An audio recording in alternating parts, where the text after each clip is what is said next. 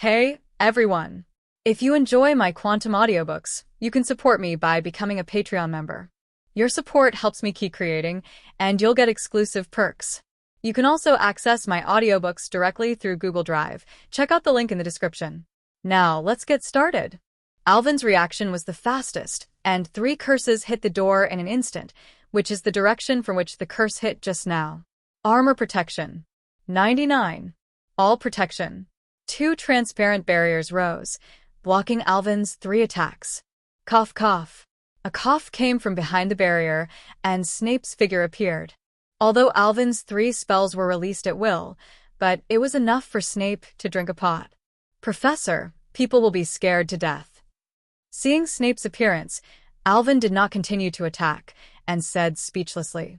However, no one would let him off like that. Thunderbolt explosion. Relax your strength.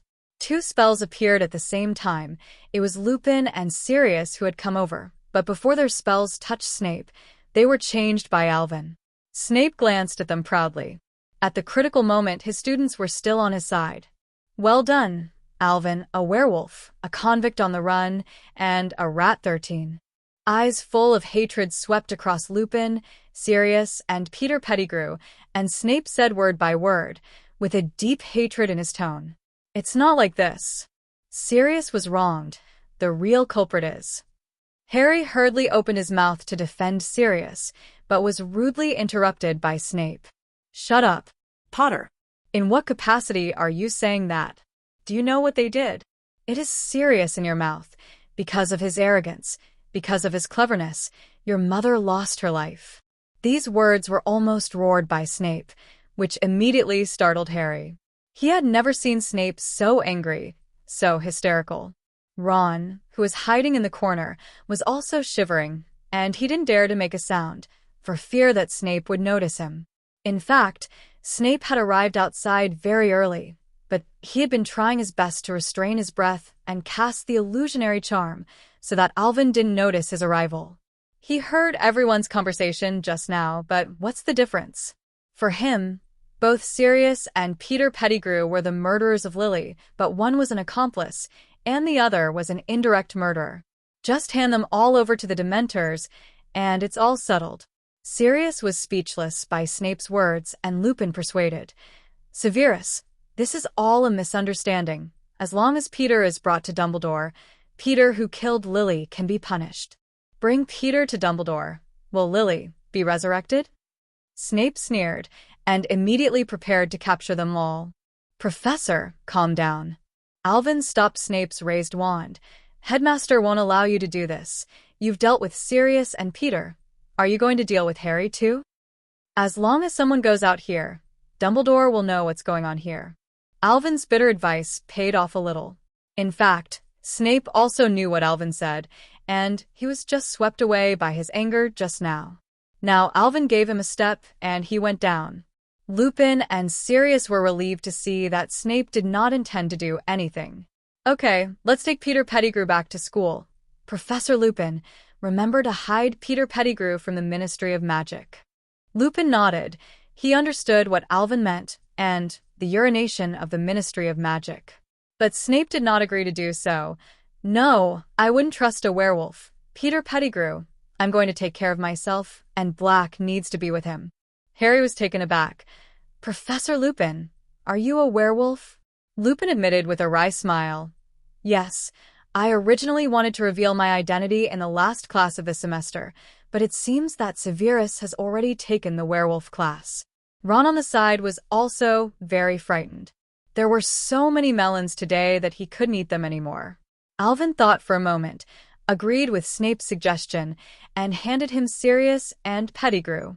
Sirius wanted to say something, but was glared back by Alvin. Several people passed the secret passage again, and returned to Hogwarts all the way. Snape took the lead, deforming 2 ropes out of a branch, tightly binding Sirius and Peter, and floating behind him under the command of his wand. Lupin, somewhat worried that Snape would torture Sirius, followed suit. And Harry pulled Alvin and whispered, Alvin, why is Snape so angry about my parents' death? Is he good friends with my parents? Alvin gave Harry a weird look. Do you think he would treat you like this if he was good friends with your father? Harry was speechless, and he couldn't refute what Alvin said. Actually, Snape and your mother Lily have a very good relationship. It can be said that they are childhood sweethearts. If it wasn't for Snape's mistakes and your father's love, maybe you should be called Ha now. Lee Snape. Alvin casually threw out an explosive gossip, and Harry and Ron, who were listening directly, were stunned. Harry Snape? Thinking of this name, both of them shivered in unison. Impossible. How can my father be a third party, Alvin? You must be joking. Harry shook his head like a rattle. He couldn't believe his mother had such a story with Snape. Alvin looked at Harry sympathetically. If you don't believe me, you can ask Professor McGonagall. Your mother was her most proud disciple back then. Hearing that Alvin had moved Professor McGonagall out, even if Harry was reluctant to accept it. Looking at Harry, who was hit hard by himself, Alvin snickered in his heart and walked out of the secret passage with brisk steps. Hermione and the others should not have come back yet. Alvin decided to go back to the dormitory to rest for a while, and then go directly to the auditorium for dinner. But when he first arrived at the door of the Ravenclaw lounge, Professor Flitwick found Alvin and told him that Dumbledore asked him to go to the headmaster's office. Hogwarts headmaster's office. Alvin looked at the old man sitting behind the desk with a look of "You are joking." Not only him, but even the portrait on the wall looked like a hell. Are you serious? Headmaster? Yeah, Albus, he's just a third grader. 99. A portrait of the headmaster also speaks, echoing Alvin. Just now, Dumbledore, who had not been at the school for a long time, called Alvin to his office, and the first sentence he said shocked Alvin. Gaunt, I need you to be the headmaster of this school. Could it be that Lao Deng is testing my ambitions? This is the first thought that popped into Alvin's mind, but then Lao Deng also explained to him the meaning of this sentence. It turned out that Dumbledore needed to go to Albania, where his informant found Bella's trail with a baby by his side. He had good reason to suspect that the baby was Voldemort. For such an important matter, he must go to confirm it in person. However, just next week, officials from the Ministry of Magic will come to Hogwarts to discuss the punishment of Buckbeak. As the principal, he could not be absent, so he found Alvin and asked him to replace him for a while. But even so, it frightened Alvin. Headmaster, you can also ask Professor McGonagall or Professor Snape to impersonate you. 35. Let me tell you a secret. Snape has coveted your position for a long time, and as long as he becomes the headmaster, he can go to be a professor of defense against the dark arts. Dumbledore's mouth twitched when he heard that. If he had known that Snape and Alvin had a good relationship, he would have thought that the two had some deep hatred. Ignoring Alvin's ranting, Dumbledore calmly explained the reason to him. Minerva and Severus are also present that day, and they are not suited to the task. Then you think I'm suitable? Dumbledore smiled. I always thought that after you graduated, I could retire. Generate anime-style Harry Potter in half-body dark background. Headmaster, how long are you going to be? Dumbledore shook his head. I'm not sure right now, but I'll definitely be back before the semester ends. It's already mid-April, which means that Alvin is likely to be the principal for over a month. Boy, I support you. Isn't it just being the principal? We have a few old guys to help you, and I promise not to reveal anything. Phineas Black hanging on the wall instigated, and several portraits followed suit. All of them were a group of guys who watched the fun and didn't take it too seriously. Principal, if I cause any trouble, don't bother me afterwards. Alvin suddenly remembered the matter of Sirius. It would be a good solution if he could take advantage of this opportunity, but he also vaccinated Lao Deng in advance. Dumbledore smiled indifferently, just being the headmaster for a few days. What could Alvin cause? Naive, he didn't know at this time how much trouble Alvin was going to make. I wonder if Dumbledore, after returning from Albania, saw that Alvin made a mess. Would he want to kill himself now?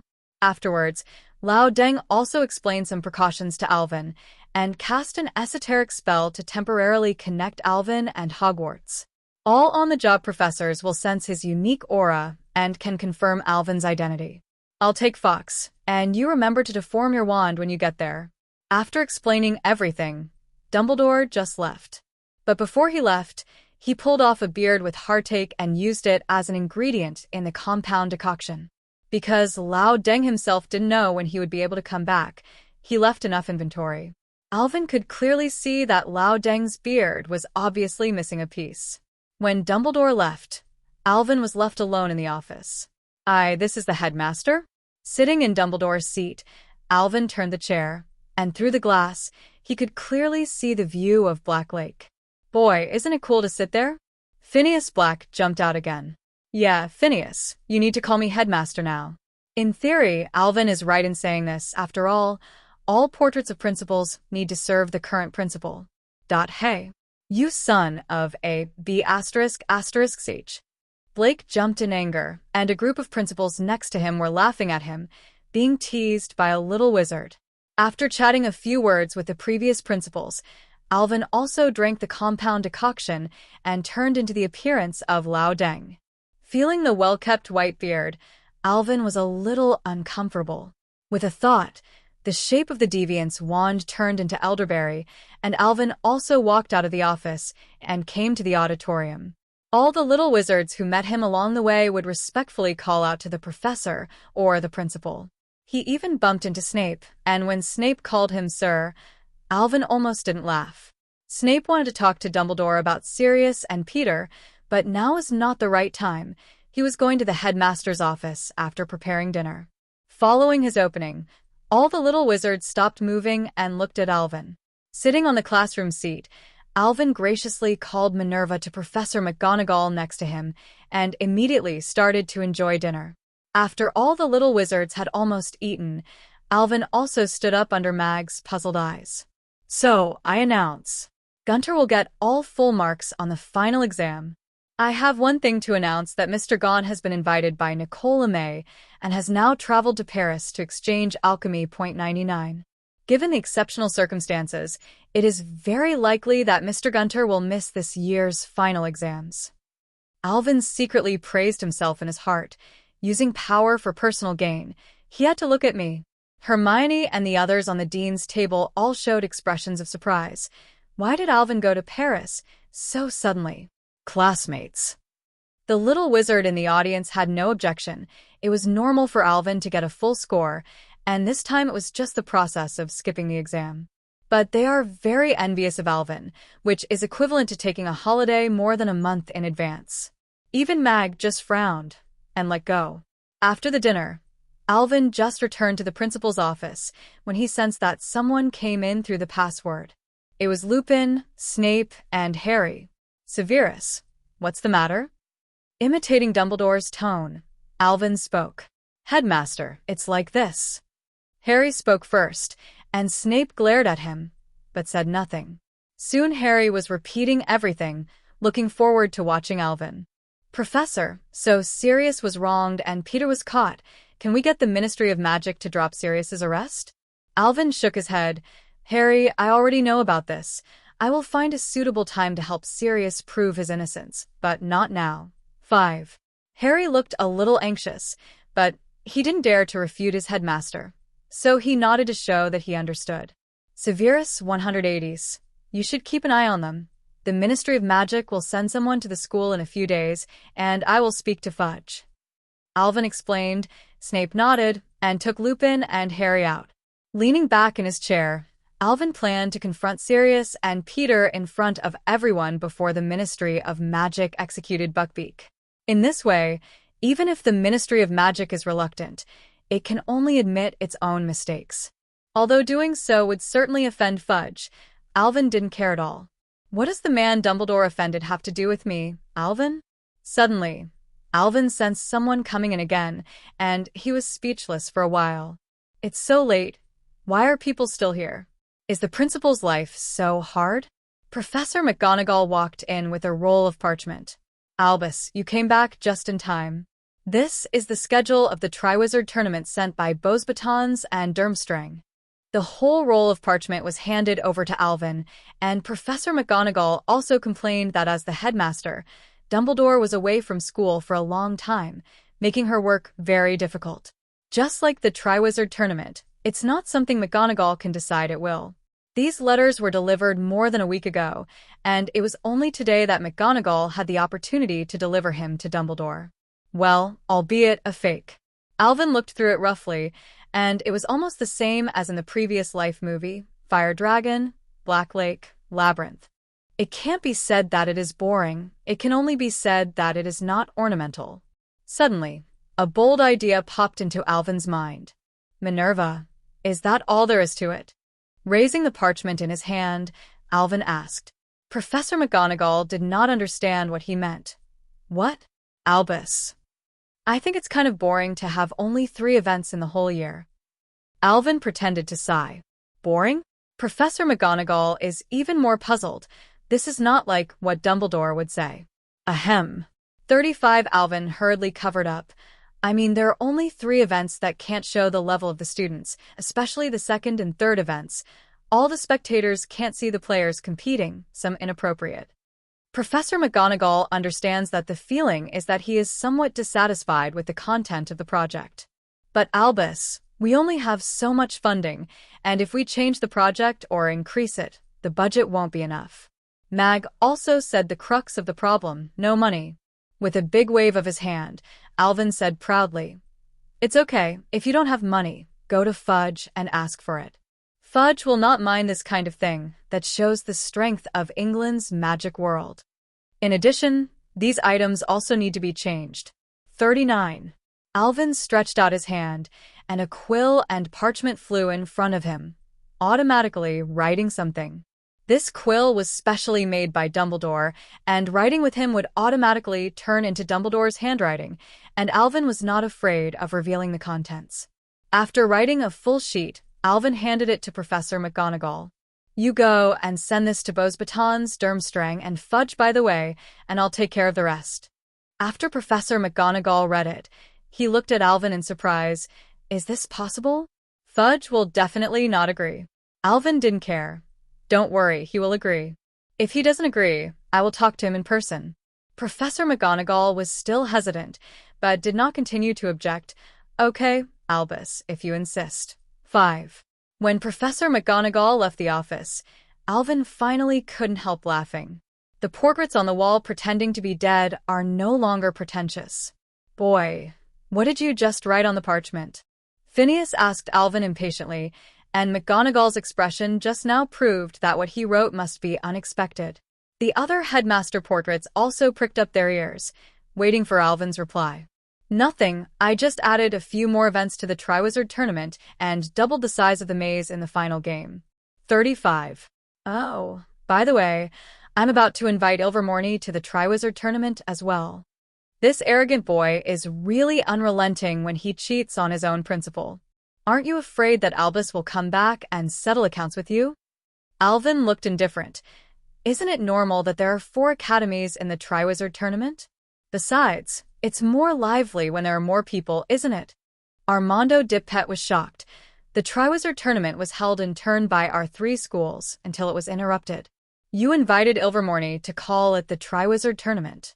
All the principals were stunned. They didn't expect Alvin to play so big. Don't worry, I will finalize these things before the principal comes back. By then it will be done, even if he has nothing to do. A Ravenclaw-born headmaster was a little worried that Alvin would make such a big deal, and Dumbledore would not end well when he returned. Alvin replied with a smile on his face, but with that Dumbledore face, it looked a little weird. The other portraits are eccentric. Beauxbatons. In a very ornately decorated office, Maxim was holding a letter in his hand, browsing carefully. However, her tightly knitted brows indicated that she was not at peace in her heart at the moment. Ma'am, is there something wrong with the Triwizard Tournament? Farong, who was sitting beside her, asked nervously. Farong has been thinking about it day and night, hoping that the time will quickly arrive at the start of the Triwizard Tournament. Seeing Madame Maxim's expression, she is also a little worried. Maxim shook his head. Don't worry, Fleur. The Triwizard Tournament will be held as usual, but Dumbledore said in the letter that there will be some changes to the events of the Triwizard Tournament. In addition, he invited Ilvermorny to participate in this competition. Hearing that the Triwizard Tournament was held normally, Farong felt relieved. As for changing the competition items, one more school participated. It doesn't matter to her. Don't worry, ma'am. No matter what the event becomes, or how many schools take part, as long as that stinky guy doesn't participate, I'll bring you back the goblet of fire. Furong's confident words reassured Maxim. She has also seen the progress of Furong in recent years. If there were a few senior students in the school before, you can compare her with Furong. So, after Alvin's training, she is now the undisputed number one of Beauxbatons. Don't worry, your fiancé should not participate in the competition. If he participates with his strength and status, it would be a bit too bullying. Maxim also made fun of Furong, making the girl's pretty face blushed, but her eyes were full of longing. Durmstrang. This is a very mysterious magic academy, and no one knows its specific location until now, only that it is located in the northernmost part of the continent.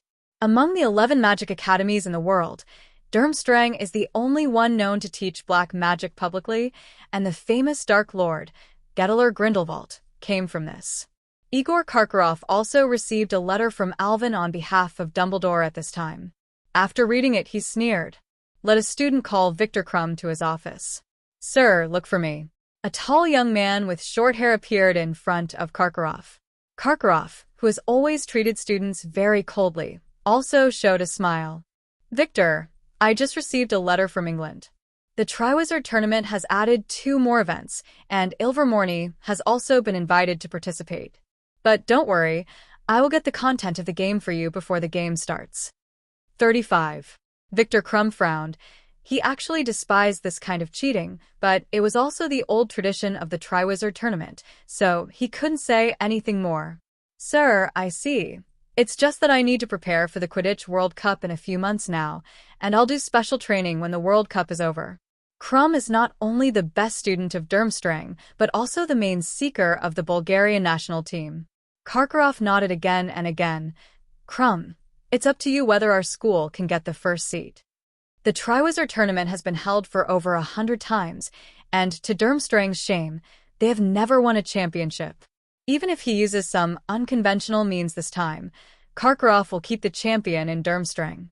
In that case, he will definitely leave a strong mark on the history of this school.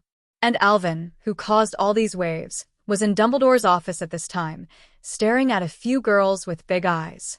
Luna, how did you find me? Alvin called the girls to the principal's office, originally wanting to tell them the truth, so that the girls would not worry about him leaving without saying goodbye. As soon as they entered the office, Luna stared straight at him. Her blue eyes seemed to see through his disguise. For Flower Zero. And the little witch's next words also confirmed his feelings. Alvin, is this some new kind of prank? 9. Hermione and Cho were stunned when they heard the words, and then looked at Luna, with a blank expression on their faces. Alvin, are you referring to Headmaster Dumbledore in front of you? Alvin is also helpless. Luna's ability to see through everything is too buggy, motivating the magic in the body to volatilize the medicinal effect of the compound decoction. Alvin also turned into his original appearance. Is it really Alvin?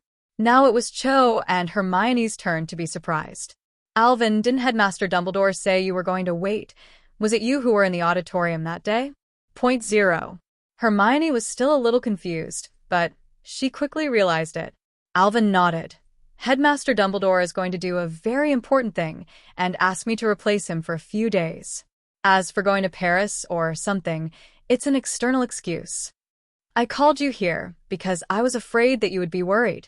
In addition, this matter must be kept strictly confidential, and no one else should know about it. After explaining the reason, he looked at Luna again. Luna, how did you recognize me? You must know that Professor McGonagall, who has been in contact with me a lot these days, has not noticed my abnormality. You can see it at a glance. 99. Hermione and Cho also looked at Luna curiously, and they didn't notice anything wrong just now. Very cute, tilted her head, Luna said with a natural tone. The eyes. Alvin's eyes are different. Alvin was taken aback. Is that so? Cho and Hermione both blamed themselves a bit. They had been with Alvin much earlier than Luna, but they didn't recognize it. The two women were secretly determined to pay more attention to some small details in the future. Luna looked at the furnishings of the principal's office curiously. This was the first time the little witch had come here, and it was also very novel. Alvin, is it fun to be the principal? Plus. Alvin nodded, then shook his head quickly. Being the principal was fun at the beginning, but there are a lot of things to deal with every day, and you get tired of sitting for a long time. It had been a few days since Dumbledore left, and Alvin was already quite familiar with the headmaster's job. Aside from his initial stint at the Triwizard Tournament, he became a ruthless stamping machine every day. Snape needed a batch of lacewings and bicornuate horns and got them. Professor Flitwick needs some teaching aids for the class, approved. Although the work is not complicated, there are really a lot of miscellaneous things. Luna nodded understandingly, while Cho rolled her eyes. The headmaster of Hogwarts, his status in the magical world in England is even more aloof than the Ministry of Magic. These two guys are actually discussing the question of whether it is fun or not. 180. In order to avoid other people's suspicion, a few people said a few words briefly, and Cho and his group left. Before leaving, Alvin asked them to tell Hagrid that Dumbledore would prepare a stand-in for Buckbeak tomorrow before the group from the Ministry of Magic came. Since he promised Hagrid, Alvin will definitely do it. The next afternoon, officials from the Ministry of Magic arrived at Hogwarts. To Alvin's surprise, it was not Fudge who led the team this time, but Rufus Scrimgeour, the head of the Auror's office. Despite some doubts, Alvin received the armed head of the wizarding world in his office. Well, Alvin has made this his office. As Dumbledore, receiving Scrimgeour in his own office was already very good for him. As the head of the Auror's office, Scrimgeour holds the largest armed force in England and is naturally a high-ranking person. But Scrimgeour was not satisfied with who he was, an ambitious wizard. He has always opposed Fudge's appointment as Minister of Magic, and in his opinion Fudge is a cowardly and incompetent politician. If it wasn't for Dumbledore's support, how could he possibly be the Minister of Magic? Only a tough self can make the Ministry of Magic go to the next level. It is also because of this that he is also wary of Dumbledore. In Scrimgeour's view, the Ministry of Magic should be the highest authority in the wizarding world in England, and no one can go against it. But Hogwarts is a bit out of control because of the existence of Dumbledore. This time he went to Hogwarts, and it was not just the trivial matter of executing Buckbeak. He has a more important purpose to achieve, that is to challenge Dumbledore and defeat him. It's no secret that Dumbledore has rarely appeared at Hogwarts in the past year, and he has come and gone every time. There have been many people speculating whether there is something wrong with the headmaster's body. After all, he is already 100 years old. Scrimgeour does not deny Dumbledore's power, but how can a wizard who is so old be so powerful? So this time, he decided to test the depths of Dumbledore. If he wins, he can bring the momentum of defeating Dumbledore and encourage Fudge to step down. It's no big deal if you lose, and it's no shame to lose to the greatest white wizard of the century. Scrimgeour strode into the Hogwarts castle, followed by a squad of Aurors. All the little wizards he met along the way were shocked by his aura and avoided a path one after another. Standing outside the headmaster's office, Sterling took a deep breath and asked the statue to inform Dumbledore. When he walked into the office, he saw Dumbledore's aged appearance, which strengthened his heart even more. "Long time no see, Dumbledore." Alvin raised his brows. He felt that the visitor was not good. Scrimgeour's tone of greeting just now was completely in a tone of equality, which was almost impossible in Dumbledore's position. But he didn't think much about it. The Auror Chief of Staff knew when Alvin was watching a movie in his previous life that he and Dumbledore were very different. "Long time no see, Scrimgeour. I didn't expect the Ministry of Magic to ask you to come forward this time. I came here on purpose, Dumbledore. The spirit of this event is very bad, and it is worth my trip." Answering Alvin's question meticulously, Scrimgeour's expression was very serious. "Before I came, Fudge explained to me that the result of the trial will be announced in front of all teachers and students. After all, this matter is very noisy, and we have to give an explanation to the magic world." Alvin nodded. He didn't care. "Then, right after the dinner party, what do you think? Besides, you can't take Buckbeak's body with you. Otherwise our professor, who protects magical creatures, will be very sad." It was just a dead animal, and Scrimgeour didn't care at all. He nodded in agreement and left the office immediately, with no intention of staying at all. And Alvin also took advantage of this time difference to drop Buckbeak. At the dinner, there were many more people outside the Hogwarts Great Hall. There were reporters from the Daily Prophet and some purebloods who supported the Crabs and Gowers. Hagrid, who was sitting in the professor's chair, was a little restless, for fear that something might be revealed in a while. But thinking that it was Dumbledore himself who shot it, he could still keep his composure. And those of the pureblood family are full of fresh air. They think that this confrontation with Dumbledore is already their victory. As long as they are united, what can even Dumbledore do? Soon, the dinner was over, and Alvin also stopped all the little wizards who were leaving. Scrimgeour stood up slowly, his falcon-like eyes scanning the audience. Nodding to Scrimgeour, Alvin was in his place. Before the verdict is read, I have one very important thing to do. At this time, Professor McGonagall's face was a little unsightly. She thought that this time the Ministry of Magic was here to beat her 1.0 Gwarts and Dumbledore's face. Dumbledore. Today, right here, in front of all Hogwarts teachers and students, let's have a wizard duel. Alvin stood up and said to everyone, the Ministry of Magic's verdict for Buckbeak's wounding incident has come out today. Sorry, I still need to take up some of your time. The head of the Auror office, Rufus Scrimgeour, is here to read. After saying this, he turned his eyes to the somewhat puzzled Alvin and said loudly. Alvin's expression now is confused. Who am I, where am I, and what is this person on the other side of? How good, this person is going to fight him. No, not for him, but for Dumbledore. That's even more problematic. Even the current Alvin dare not say that he can win Dumbledore steadily.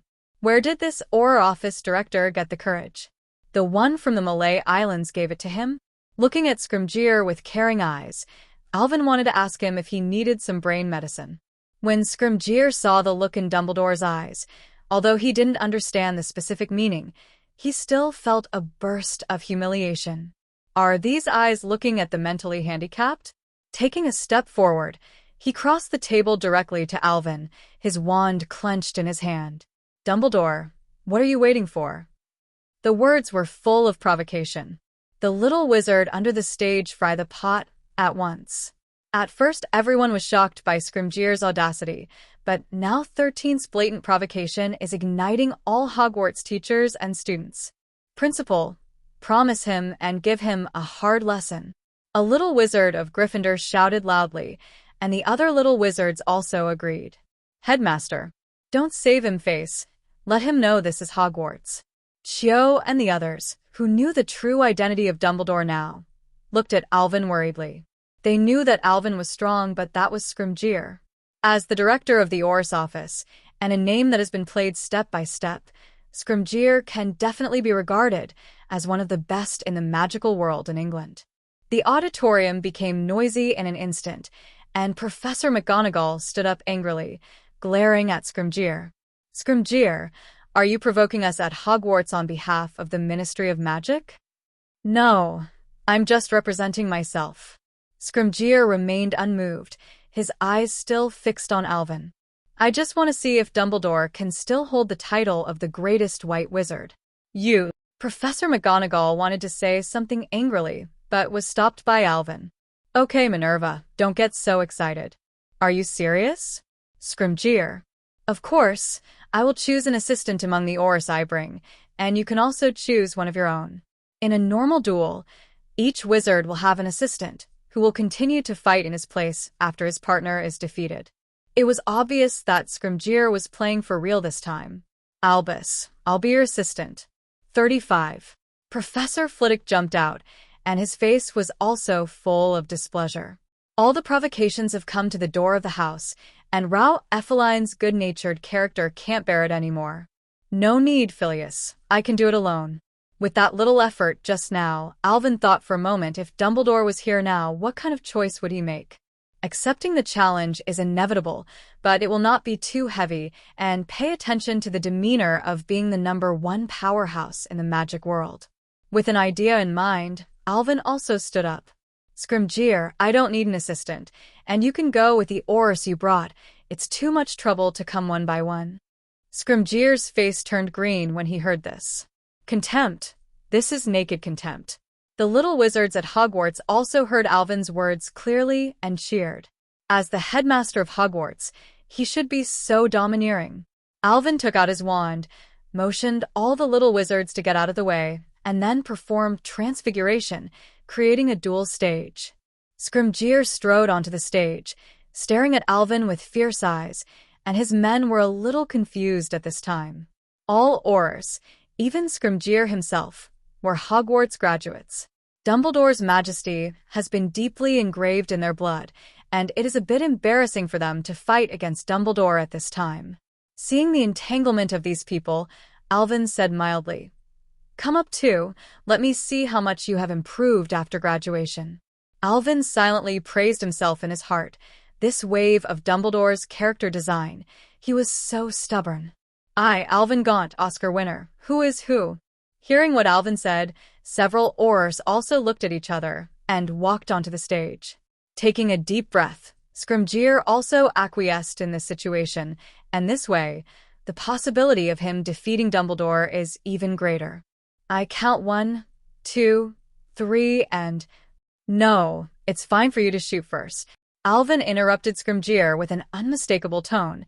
He had to look at the opponent's level before deciding how strong he was. If they shoot together, Alvin is afraid that he will not be able to control them well, and he will kill the person with one move, then it will be a big trouble. Although Striglin was annoyed, he didn't object. These Aurors are all his confidants, and they cooperate with each other naturally. Several Aurors immediately dispersed their positions, and in the process of running, they continued to apply bonus magic and iron armor spells to themselves, reflecting their good fighting qualities. After surrounding Alvin 180, almost at the same time, several powerful spells of different types flew towards Alvin. The Shield of Achilles. With a flick of his wand, Alvin summoned a silver shield that blocked all attacks. Now that there are finally people who are not afraid of death to stand up and provoke, they also have the opportunity to see how powerful their principal is. All the students did not dare to blink for fear of missing some wonderful pictures. But no one has ever seen Dumbledore make a shot, and he has no concept of this power. Scrimgeour was not surprised to see this scene. If Dumbledore was defeated so easily, then he wouldn't deserve to be called the greatest white wizard. The movements in his hands did not stop at all, and together with several Aurors, they continued to cast spells. The colorful magic spells are like fireworks blooming on the silver shield. Even young Muggle-born wizards who come to the wizarding world are told that their headmaster is the most powerful wizard in the world. Most of the people here grew up listening to the legend of Dumbledore. Professor Flitwick and Professor McGonagall hurriedly worked together to hold up a shield to stop the bounce spells one by one, so as not to accidentally injure the little wizard's onlookers. Inside the silver shield, Alvin silently endured all the Aurors attacks and stood still. In his heart, he felt that it was almost the same. He already had an understanding of the level of these people. "Scrimgeour, be careful, I'm going to shoot." 35. Before starting, Alvin also reminded in a graceful manner. Hearing him say this, everyone on the dueling platform tightened their expressions, and their expressions became very dignified, and they cast all their defensive magic spells over and over again in the interval between attacks. Extending his arm gently, without even taking out his wand, Alvin said a word softly. "Wind." 35. On the stage, a strong wind blew in an instant, and the wind containing magical power blew the incoming magic spell away and bounced onto the protective cover one after another. Flitwick and Mag hurriedly delivered magic power, stabilizing the somewhat collapsed protective cover, and fine beads of sweat had already appeared on their foreheads. Even if they were suddenly attacked by 10 Aurors and elite Aurors, they felt a lot of pressure. The wind continued, and Scrimgeour and a group of Aurors were blown to and fro. After barely holding their bodies, everyone gathered together and used the wind spell to fight against the wind brought by Alvin. Just as they were barely holding on to the situation, Alvin pointed to the sky again. A streak of blue lightning condensed in the air and slashed towards the skeletons and the others. Everyone was taken aback. No matter where they were, the power of thunder and lightning was terrifying. Boom! When the thunder and lightning hit the iron armor curse, a huge roar suddenly sounded. Damn, everyone, fully support the shield. Feeling the huge attack power attached by the lightning, Scrimgeour's face sank, and he shouted to everyone. All protection. Iron armor. All curses end. Alvin glanced at it. Flitwick and McGonagall wouldn't last long, and he had dragged on long enough. It was time to end the fight. Arms raised, arms down. Like a conductor is finishing a show, Alvin is also marking the end of the battle. The continuous lightning suddenly doubled in size, and the power brought by the thunder made everyone's heart tighten. The pressure on Scrimgeour and the others, which was originally made with effort, increased sharply. Countless defensive spells shattered layer by layer within a few breaths, and lightning bolts slashed straight at them. 39. What? Several screams came from their mouths, and then fell to the ground, losing the ability to resist. At this time, Alvin also retracted his arm. The sound of magic collision stopped, and the little wizard under the stage did not make any sound because of the wonderful battle, and the entire auditorium suddenly seemed very quiet. Scrimgeour, the duel is over. Alvin said softly, awakening the audience who were immersed in the battle.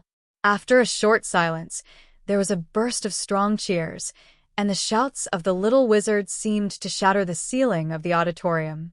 Powerful. Too strong. After a normal battle, Dumbledore used only 3 spells to defeat 10 Aurors in a devastating way.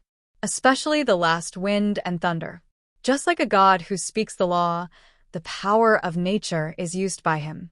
Professor McGonagall was also very excited, although she was a little surprised that she had never seen Dumbledore use these spells. But what's the point? Dumbledore hasn't shot for so many years, and it's no big deal to just develop a few new spells. But while she was happy, she was still a little worried about the Aurors and Scrimgeour on stage. Although he was annoyed by the opponent's provocation, it would be too disrespectful to the Ministry of Magic if he hurt people too badly. Hurrying to the duel stage, Professor McGonagall checked the status of everyone and found that they were only temporarily paralyzed by lightning, and he was relieved. Albus, what should we do next? Mag asked Alvin's opinion, looked at the collapsed crowd, and Alvin knew that this was the end of the day. Minerva, help Scrimgeour and the others find a place to rest first, and wait until they recover from the reading of the Buckbeak trial. Professor McGonagall nodded and left with a group of Aurors. Immediately afterwards, Alvin dispelled the high-spirited little wizards, gave Cho a look, and returned to the principal's room. When he entered the principal's room, he heard the shout of Principal Phineas. Well done. Those stinky mice from the Ministry of Magic should be repaired. You've done a very good job, Alvin. The majesty of the headmaster of Hogwarts is not something anyone can provoke. A principal whose name Alvin could not name agrees with Phineas. The characters in the portraits are free to move around, and they can appear in any Hogwarts picture, even outsiders. Obviously, these principal portraits also appreciate the duel just now. You have won awards. These are all made by Headmaster Dumbledore and have nothing to do with me, Alvin. When Professor Dumbledore comes back, you have to testify for me, and the other party did it first. 5. Alvin returned to his original appearance and looked at them with a smile. The principals were also choked by Alvin's words. It's all this time. This kid still hasn't forgotten to throw the pot. Don't worry, we will testify for you this time, and we will never let Dumbledore trouble you. Armando Dipet assured Alvin. For his performance just now, Alvin is still very satisfied, not only showing Dumbledore's demeanor, but also showing the strength of the magic world. Because he didn't know what magic Dumbledore would use to meet the enemy, Alvin could only come up with some brand new magic, so as not to be seen by Professor McGonagall. In this way, even if the other party asks him, he can shirk from the recent research. And the 2 exhales just now were the innate magic that the Thunderbird bloodline brought to Alvin. And Alvin has already paid great attention to his strength. If he is allowed to let go of the fight and go down with a thunderbolt, it is estimated that these few people will not even be left with scum. At this moment, there was a sound from the door at the door, and Cho, Hermione, and Luna walked into the office together. Alvin, are you going to hit too hard today? After the children came in, Hermione asked Alvin anxiously. At the beginning, after Alvin agreed to a duel, they were still worried about whether Alvin would be in danger or expose his true identity. But when Alvin won easily, they were worried that Alvin's hand was too heavy to explain to Dumbledore. Even Dumbledore himself here would not turn down Scrimgeour's challenge, which represents his dignity. Besides, I've been merciful, and those people will recover early in the morning. Hearing his confident answer, the girls were also a little relieved, and then they discussed the spell that Alvin cast just now. Luna was very interested in the magic he used just now, but unfortunately it was a talent brought by the Thunderbird bloodline, and Alvin couldn't teach it. However, he does know some simple thunder and lightning spells, which can be given to them. On the second day, Scrimgeour and the other Aurors returned to their original state. In the auditorium at the moment, they all looked awkward and restless. The little wizards around them looked at them like a little 180 ugly in a circus. The way she was whispering was talking about yesterday's duel, without guessing. Scrimgeour now deeply regrets why the Ministry of Magic's verdict was not pronounced yesterday, and then challenged. No, he shouldn't challenge. Dumbledore, this bad old man, is very bad. He clearly has nothing to do, and he deceives this young man by pretending that he is about to die. Cursing Dumbledore secretly in his heart, Scrimgeour got up and quickly announced the Ministry of Magic's verdict, then left 2 Aurors to execute it, and he was about to leave. Today's audience is much smaller than last night. Yesterday, the pure-blooded nobles of Slytherin slipped away overnight after seeing Dumbledore's strength. They were afraid to stay here again, and when Dumbledore didn't like them, he might have a discussion with them. And the reporter of the Daily Prophet also faithfully recorded the whole process of yesterday and the embarrassed expression of Scrimgeour just now.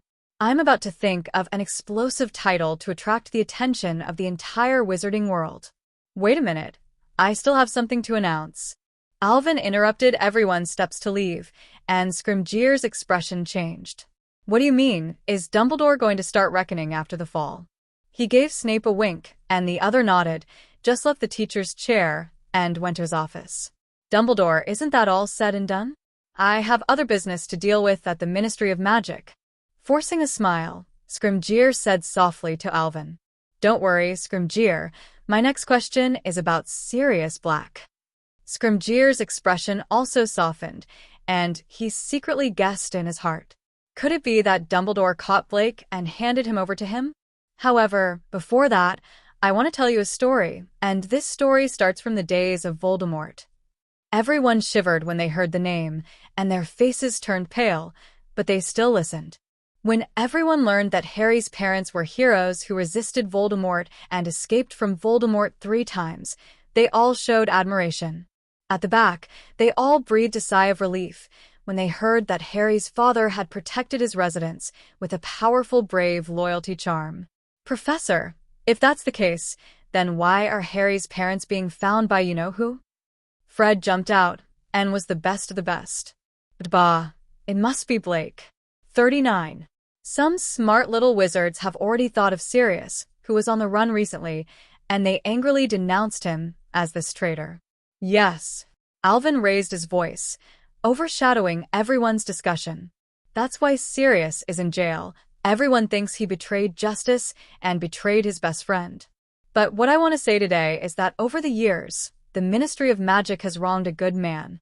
The real murderer is actually Peter Pettigrew, who disappeared 13 years ago.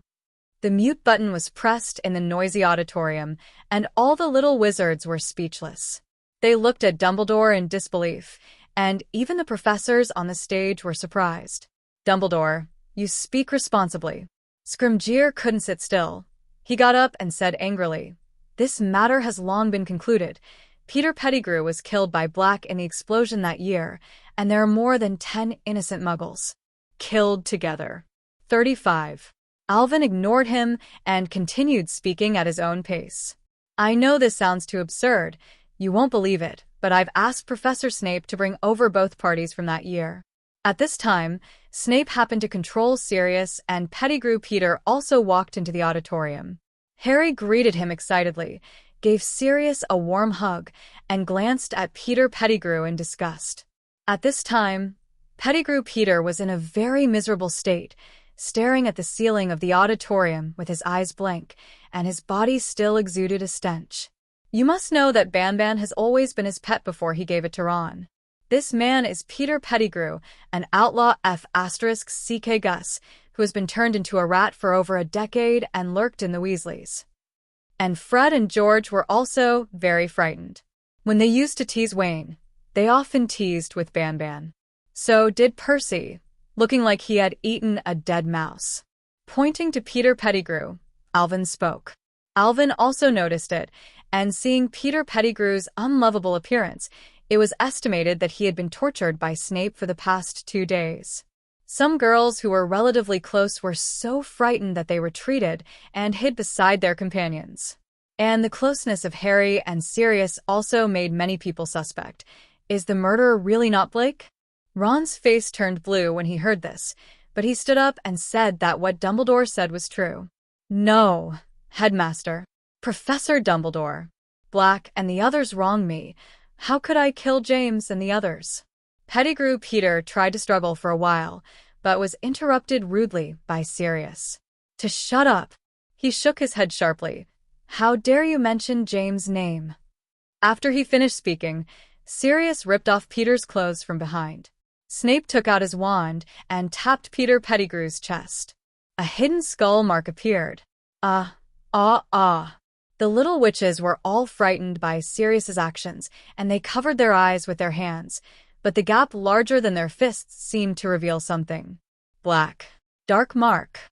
The knowledgeable little wizard immediately recognized the mark on Pettigrew's chest. Yes, this is the dark mark. It's just for the convenience of Peter Pettigrew's undercover. This is a dark mark that can be hidden, and it will only appear when the magic is activated. Alvin affirmed the little wizard's words, and Snape cooperated with Peter Pettigrew slowly in a circle so that everyone could see the mark. The shape of the black magic mark is very terrifying. The mouth of a skull has spit out a poisonous snake, which is wrapped around and tied in a knot. Under the urging of Snape's magic, the poisonous snake is still moving nonstop, scaring a lot of people. Student. At this moment, even Scrimgeour was speechless. The party's appearance, coupled with the ironclad mark of the Dark Demon. This mistake by the Ministry of Magic is really big. Although he was very dissatisfied with Dumbledore's publicity of the scandal, he would never wrong a good person or miss a bad person, jealous of hatred. Dumbledore, if it's what you say, the Ministry of Magic will give Black justice. But how did you find out about all this? Hearing this, Harry hugged Sirius excitedly, and Sirius also patted Harry's back with a smile. Alvin nodded. So many people knew about it, and the matter was basically settled, and Scrimgeour's words were just to find a little more for the Ministry of Magic. As for his last question, how can people cooperate so much now? It happened that he was going to borrow Dumbledore's mouth so that he could get a little benefit. You can't be the principal for so long in vain, right? After a few coughs, Alvin spoke up. This time Blake can clear his name and catch Peter Pettigrew, thanks to one person. Alvin deliberately paused for a while when he said this, and drank everyone's appetite before continuing. He is the best student ever at Hogwarts. Proud of Ravenclaw.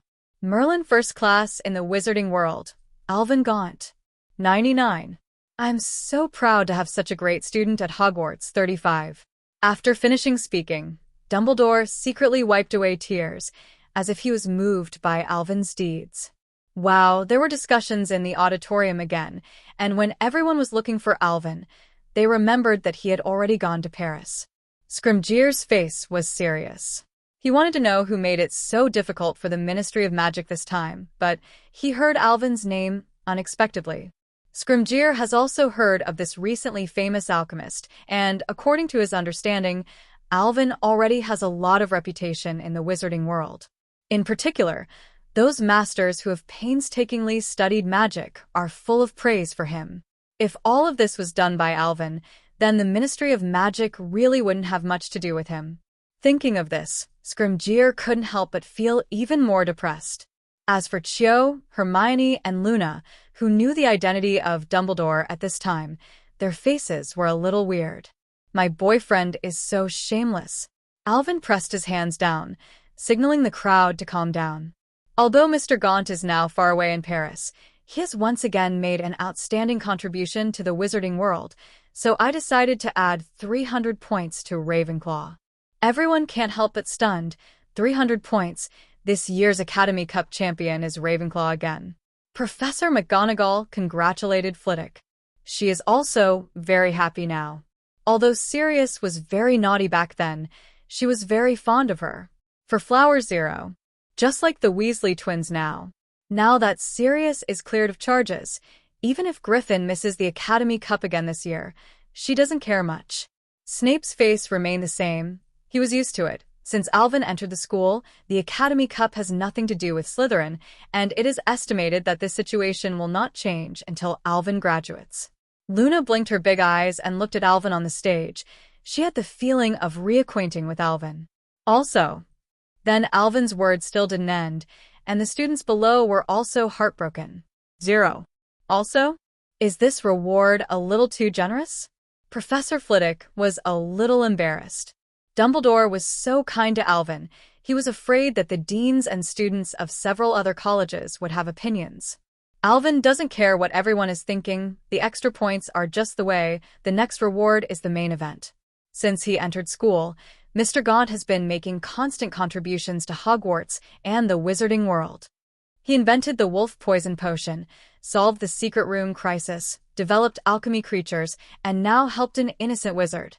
Here, as the chairman of the International Federation of Magicians and chief magician of Wizengamot, I invite Gaunt to join the Wizengamot Order. That's right, that's what Alvin is for, joining the Wizengamot Wizards. The Wizengamot Wizards are a group of wizards independent of the Ministry of Magic.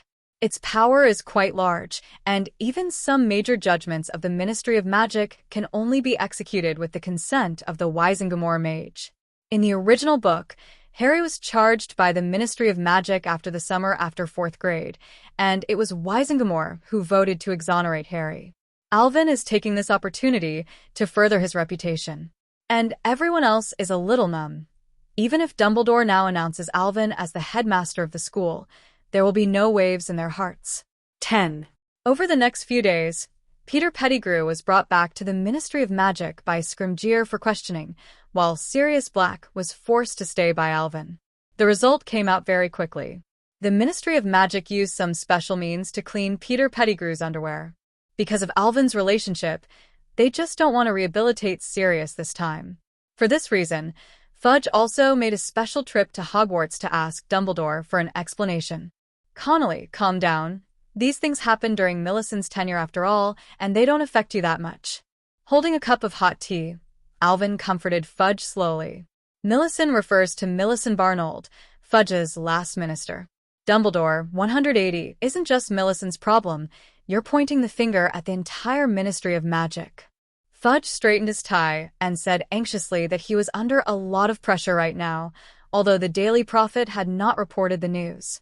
But so many students at Hogwarts have seen it, and many already know the truth. Connolly, why don't you think about it from a different angle? The Ministry of Magic itself has problems. You just need to choose yourself. Albus, what do you mean? Fudge's eyes lit up, and he somewhat understood what Alvin meant. Tomorrow, you will publish an apology message in the Daily Prophet, indicating that the Ministry of Magic has made a mistake. Be more sincere, and then your condolences to Sirius, and I will let him cooperate with you. Fudge understands that, according to this operation, although the reputation of the Ministry of Magic is damaged, his attitude and behavior of the Minister of Magic will definitely get a lot of praise, and it will not affect his position. Maybe even more solid. Thank you so much, Albus. Fudge replied with a smile on his face, which made Alvin sigh a little. It's all right, you can apply for Wizengamot and Gaunt. For the past few days, in order to retaliate against Dumbledore, Fudge has been stuck with Alvin's application and refused to give Tonda. Of course, I just hesitated for a few days because I was afraid that the people would not be happy to see such a young wizard of Wizengamot.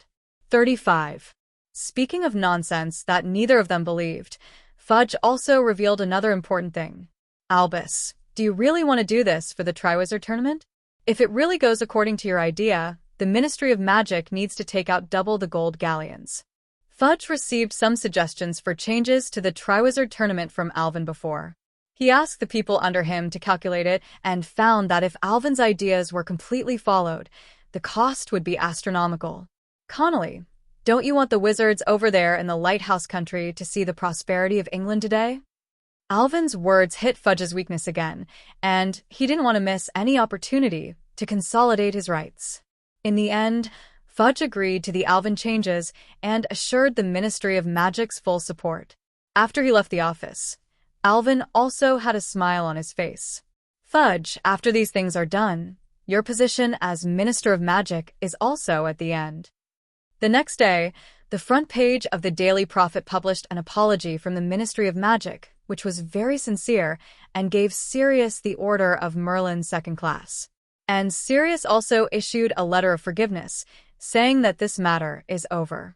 Now he has no time to act with Fudge, and he puts all his energy on accompanying Harry. These few days are Harry's happiest days. He felt the affection he had never had before in Sirius. He had fantasized about moving out of Uncle Vernon's house during the summer and living happily with Sirius. And in a small town in Albania, an old man also received a newspaper from England. Dumbledore looked at the latest Daily Prophet in his hand and fell into silence. Didn't you just leave Hogwarts for half a month? How did so many things happen? The newspaper not only introduced the whole process of the Sirius incident, but also detailed news about Scrimgeour's challenge to Dumbledore that day. This was also a little thought by Fudge. He knew that Scrimgeour had always coveted his position, and this time, making him embarrassed would be considered to suppress his political opponents. Dumbledore's heart was a little complicated at this time. He had only been out for half a month, and Alvin had come up with so many things. If Alvin really became the headmaster of Hogwarts, would he still have to make a mark on the Ministry of Magic? But Sirius' acquittal also made Dumbledore a little relieved, and this was the only thing that made him happy. To be honest, Alvin at this time was a bit confusing for Dumbledore. This time, Alvin successfully entered Wizengamot through his own identity, but he helped Sirius again. You could say he was passionate about power, or you could say he was helpful. In short, Alvin is like being in a fog.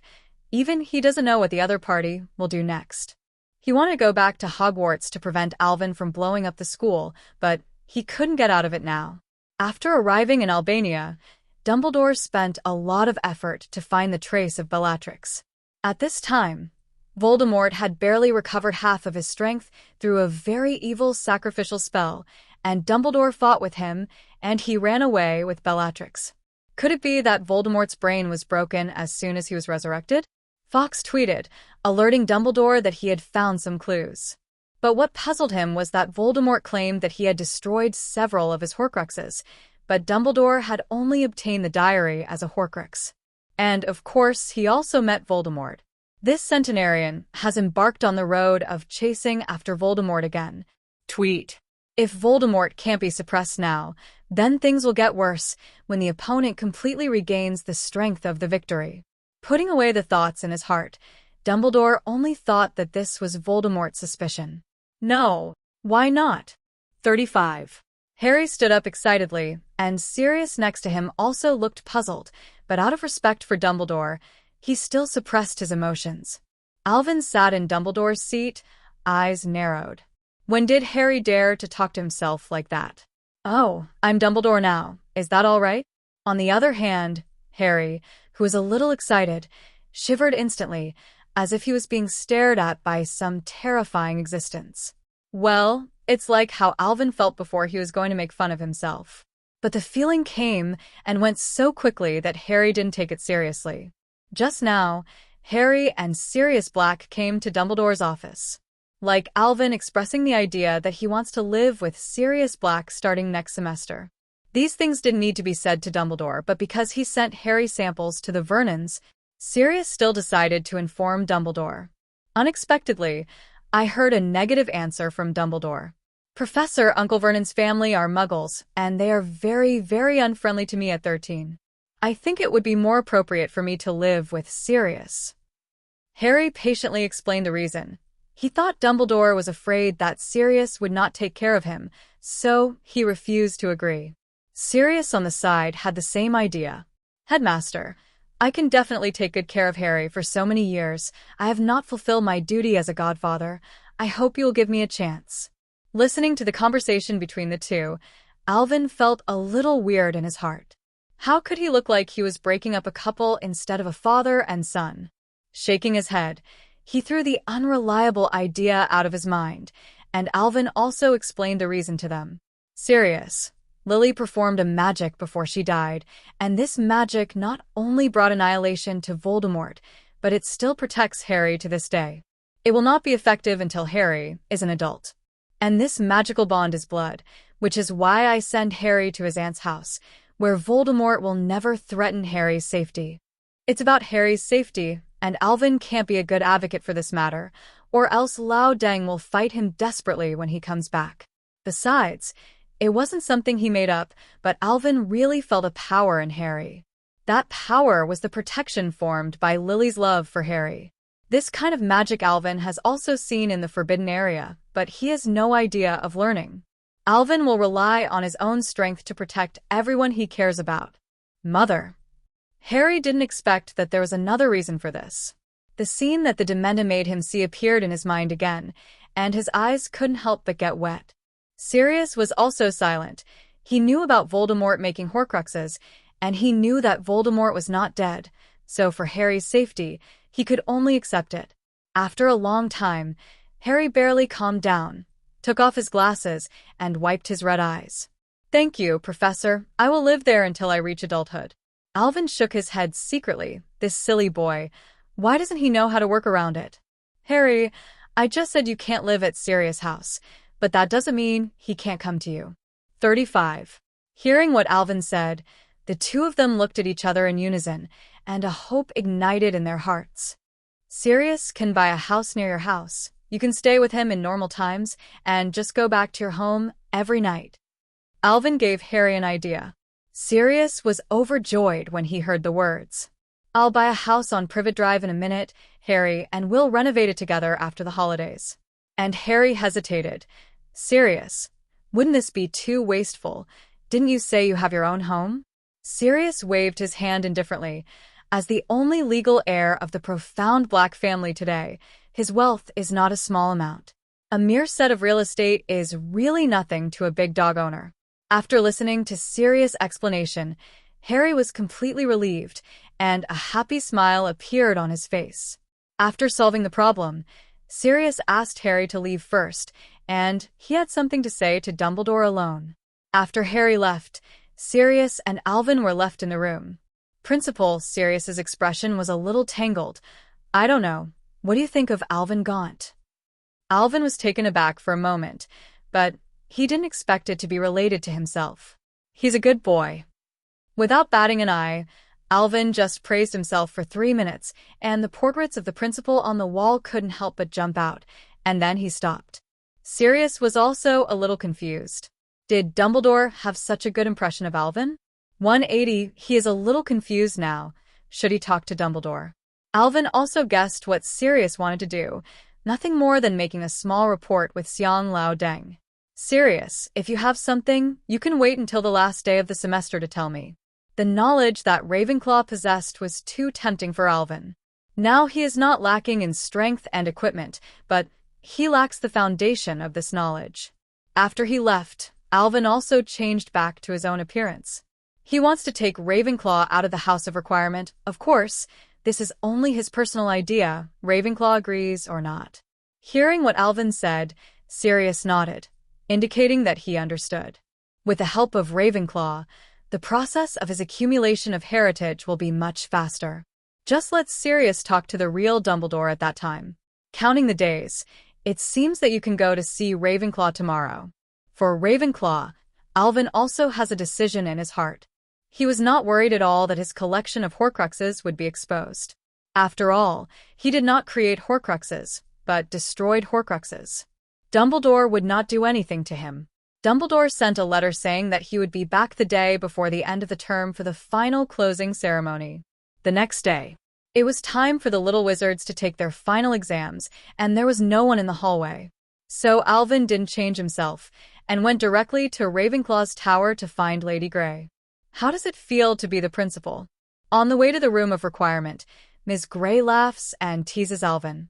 Since the last time she saw Ravenclaw, Ms. Grey has untied the knot in her heart for thousands of years, and she has become a lot gentler, who is a little cold and arrogant. When some young wizards asked Ms. Grey for advice, they also discover her change, which made a group of senior students shout for a long time. Alvin was not surprised that Ms. Grey knew that she had been a stand-in principal for more than a month. In her capacity, it was normal to know these things from the portrait of the principal. It doesn't feel like it, after all. It's just the acting principal, and I don't dare to do too much. Alvin also jokingly responded to Ms. Grey's quips. What he said is also true. Since the beginning of a wave of things, Alvin has become much more stable, and he is stamping and writing letters every day.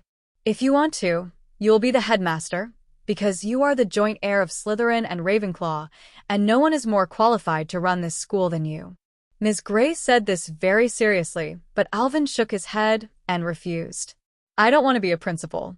There are too many chores every day. This time, I'll just enjoy myself. I don't want my future to be trapped in a school. Lady Grey listened to him and did not continue the subject. Inside the room of requirement, Lady Grey had already left, leaving only Ravenclaw and Alvin. To be precise, one person and one soul. Ravenclaw looked at Alvin apologetically. I'm sorry, I was going to answer your question, but who knows that after chatting with Helena for so long, there is not much time left.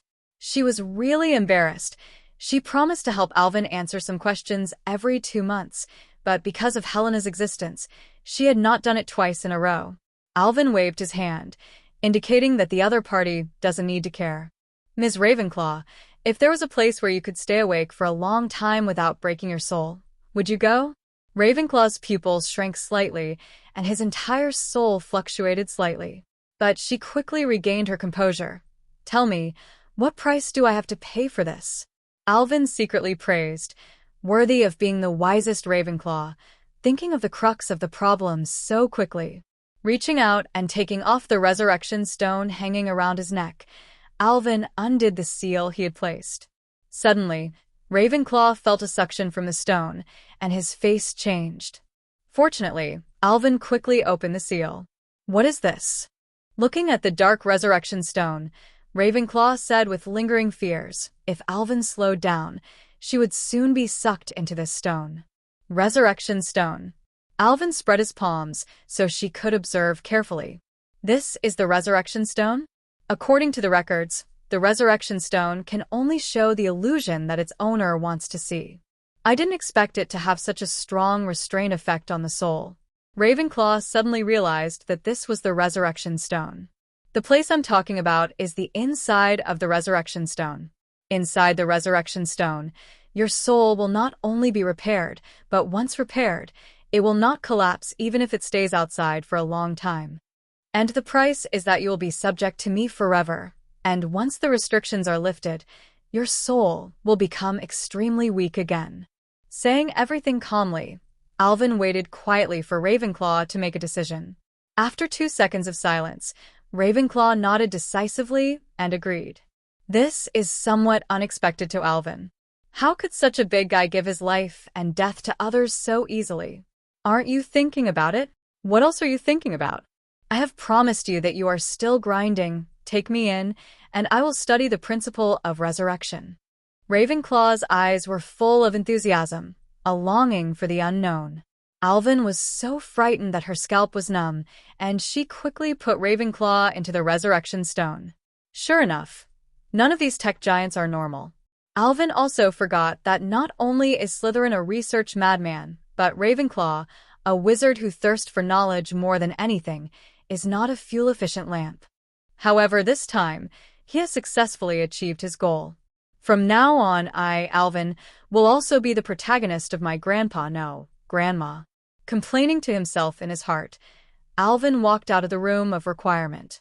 Let go of some restrictions on the Resurrection Stone so that Ravenclaw's spiritual power can be released. It has been nearly half a year since he obtained the Resurrection Stone, and Alvin has not been in vain in the past 6 months. He can still do this kind of basic operation. Is this Hogwarts now? It looks a lot neater than it was back then. Ravenclaw looked around along the way, and there was a hint of emotion in his voice. After 1,000 years, Ravenclaw was once again able to see the foundation she and her companions created together. In the Resurrection Stone, she has felt strange energy repairing her soul origin, although the speed is not fast, but it is enough to prove that what Alvin said is true. And the first thing he did when he came back was to see Alvin. Even Professor McGonagall was a little worried when he saw the Dumbledore he had become and asked if he was ill, and was excused by Alvin. All the way back to the dormitory, Alvin didn't go to the principal's office, where the portraits were full of eyes, and he didn't want to expose the existence of the Resurrection Stone when he temporarily got the money. Ralvink said Alvin needn't be so polite. Alvin said to the Resurrection Stone, "Ms. Ravenclaw, I have now repaired your soul, and you can appear in this world." His mana was drained over and over again, and even with the potion's replenishment, Alvin looked haggard. "Don't call me that, just call me Rowena." On the last day before the end of the term, Dumbledore also returned from Albania and returned to Hogwarts. It took Alvin 2 full days to repair Ravenclaw's soul. True Dumbledore, sitting in his office, looked very tired. High-intensity chasing and killing Voldemort for more than a month has caused the 100-year-old old man to spend too much energy. Worst of all, he ended up letting Voldemort escape. I don't blame myself for being weak, it's just that Voldemort is too cunning. Through several anti-ambushes, Voldemort skillfully used several wizards as human bombs, almost injuring Dumbledore. In the end, he cut off Bella's tracking magic and escaped without a trace. This action can be described as a failure. What made him even more depressed was that when he returned to his office, the portraits of the principal actually called Alvin's name. Could it be that after more than a month, Dumbledore was forgotten? The principal's portraits were a little embarrassed when they saw that it was the real Dumbledore. For a while, they forgot that old Deng would be back today. "Albus, long time no see." Armando Dipet laughed and hurriedly changed the subject. "How is it? Did you succeed in catching that person this time?" Shaking his head with a facial expression, Dumbledore said to Headmaster Black, "Phineas, please help me call Gaunt to the office." Headmaster Black nodded, and Alvin returned to Hogwarts as himself yesterday. He only needs to go to the Ravenclaw lounge to find a little wizard to find Alvin. Soon, Principal Black was back in his frame, and Alvin was in the principal's office not long after. "Professor, you are finally back." Alvin showed a bright smile, but he felt a little guilty. Lao Deng would not come to trouble him. "Gaunt, a lot of things happened during this time, although I also saw the Daily Prophet, but something still need your explanation." Dumbledore said something meaningful, and he almost pointed at Alvin's nose and said that it is lenient to confess, but strict to resist. The portraits of the principals on the wall were all dozing off at this time, but the smiles on the corners of their mouths from time to time indicated that they were gloating. Alvin scratched his head. "Professor, which one would you like to hear first?" 35. Dumbledore's breath was stagnant. His hands were shaking a little. "You can start from the beginning one by one. We still have time." Glancing at Alvin, Dumbledore increasingly regretted his decision. How much he thinks he can't, to choose Alvin to replace him. Alvin pondered for a moment, but let's talk in chronological order. "Then let me talk about the Triwizard Tournament first. Just as he was about to explain the situation, Lao Deng interrupted him. "What's the matter with a Triwizard Tournament here?" Alvin was dumbfounded. Co-author Lao Deng didn't know anything? That's right. The Daily Prophet wouldn't know about such a secret thing as the Triwizard Tournament, so he didn't count himself exposing himself. Biting the bullet, Alvin recounted his glorious deeds. Call. Dumbledore felt a little pain in his heart and a little dizzy in his head. "Professor, are you all right?" Alvin was a little embarrassed when he looked at Lao Deng, who was about to be mad at him. Dumbledore opened his mouth and wanted to say something. "Do you think I'm fine?"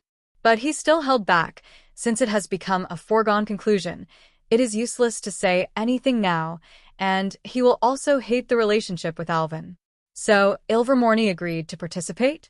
Well, they were very happy and said they would sponsor a fee. 99. How did you get Fudge to agree to the grant? Well, I asked Sirius to accompany him in a play, and he agreed.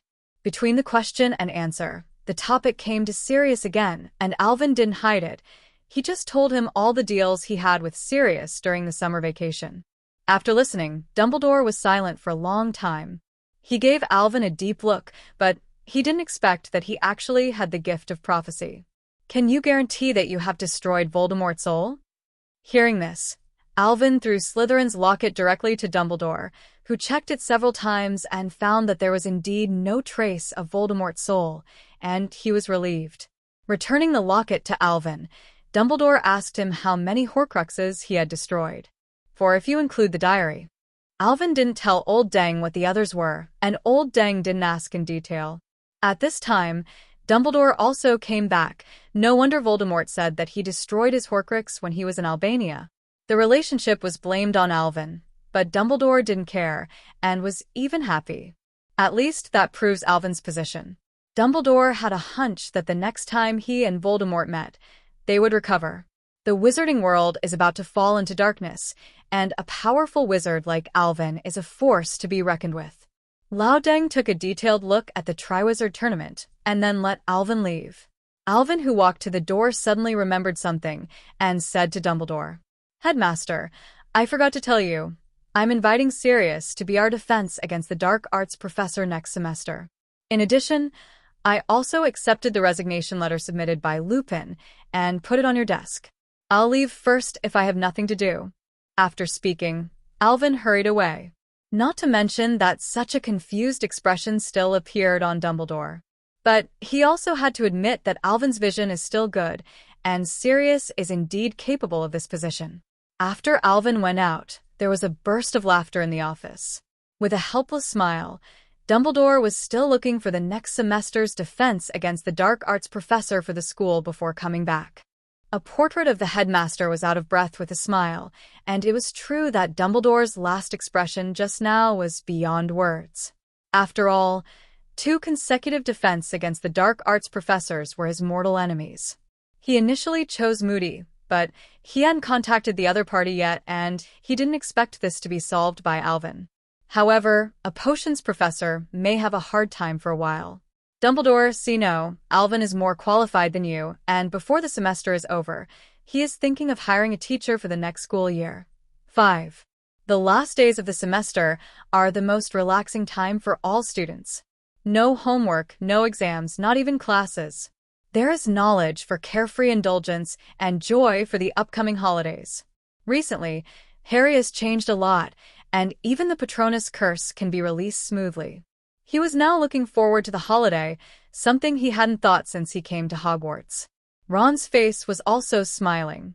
In order to compensate for his loss of pet, Sirius wanted to give Ron a mouse all the time. However, Ron strongly rejected it.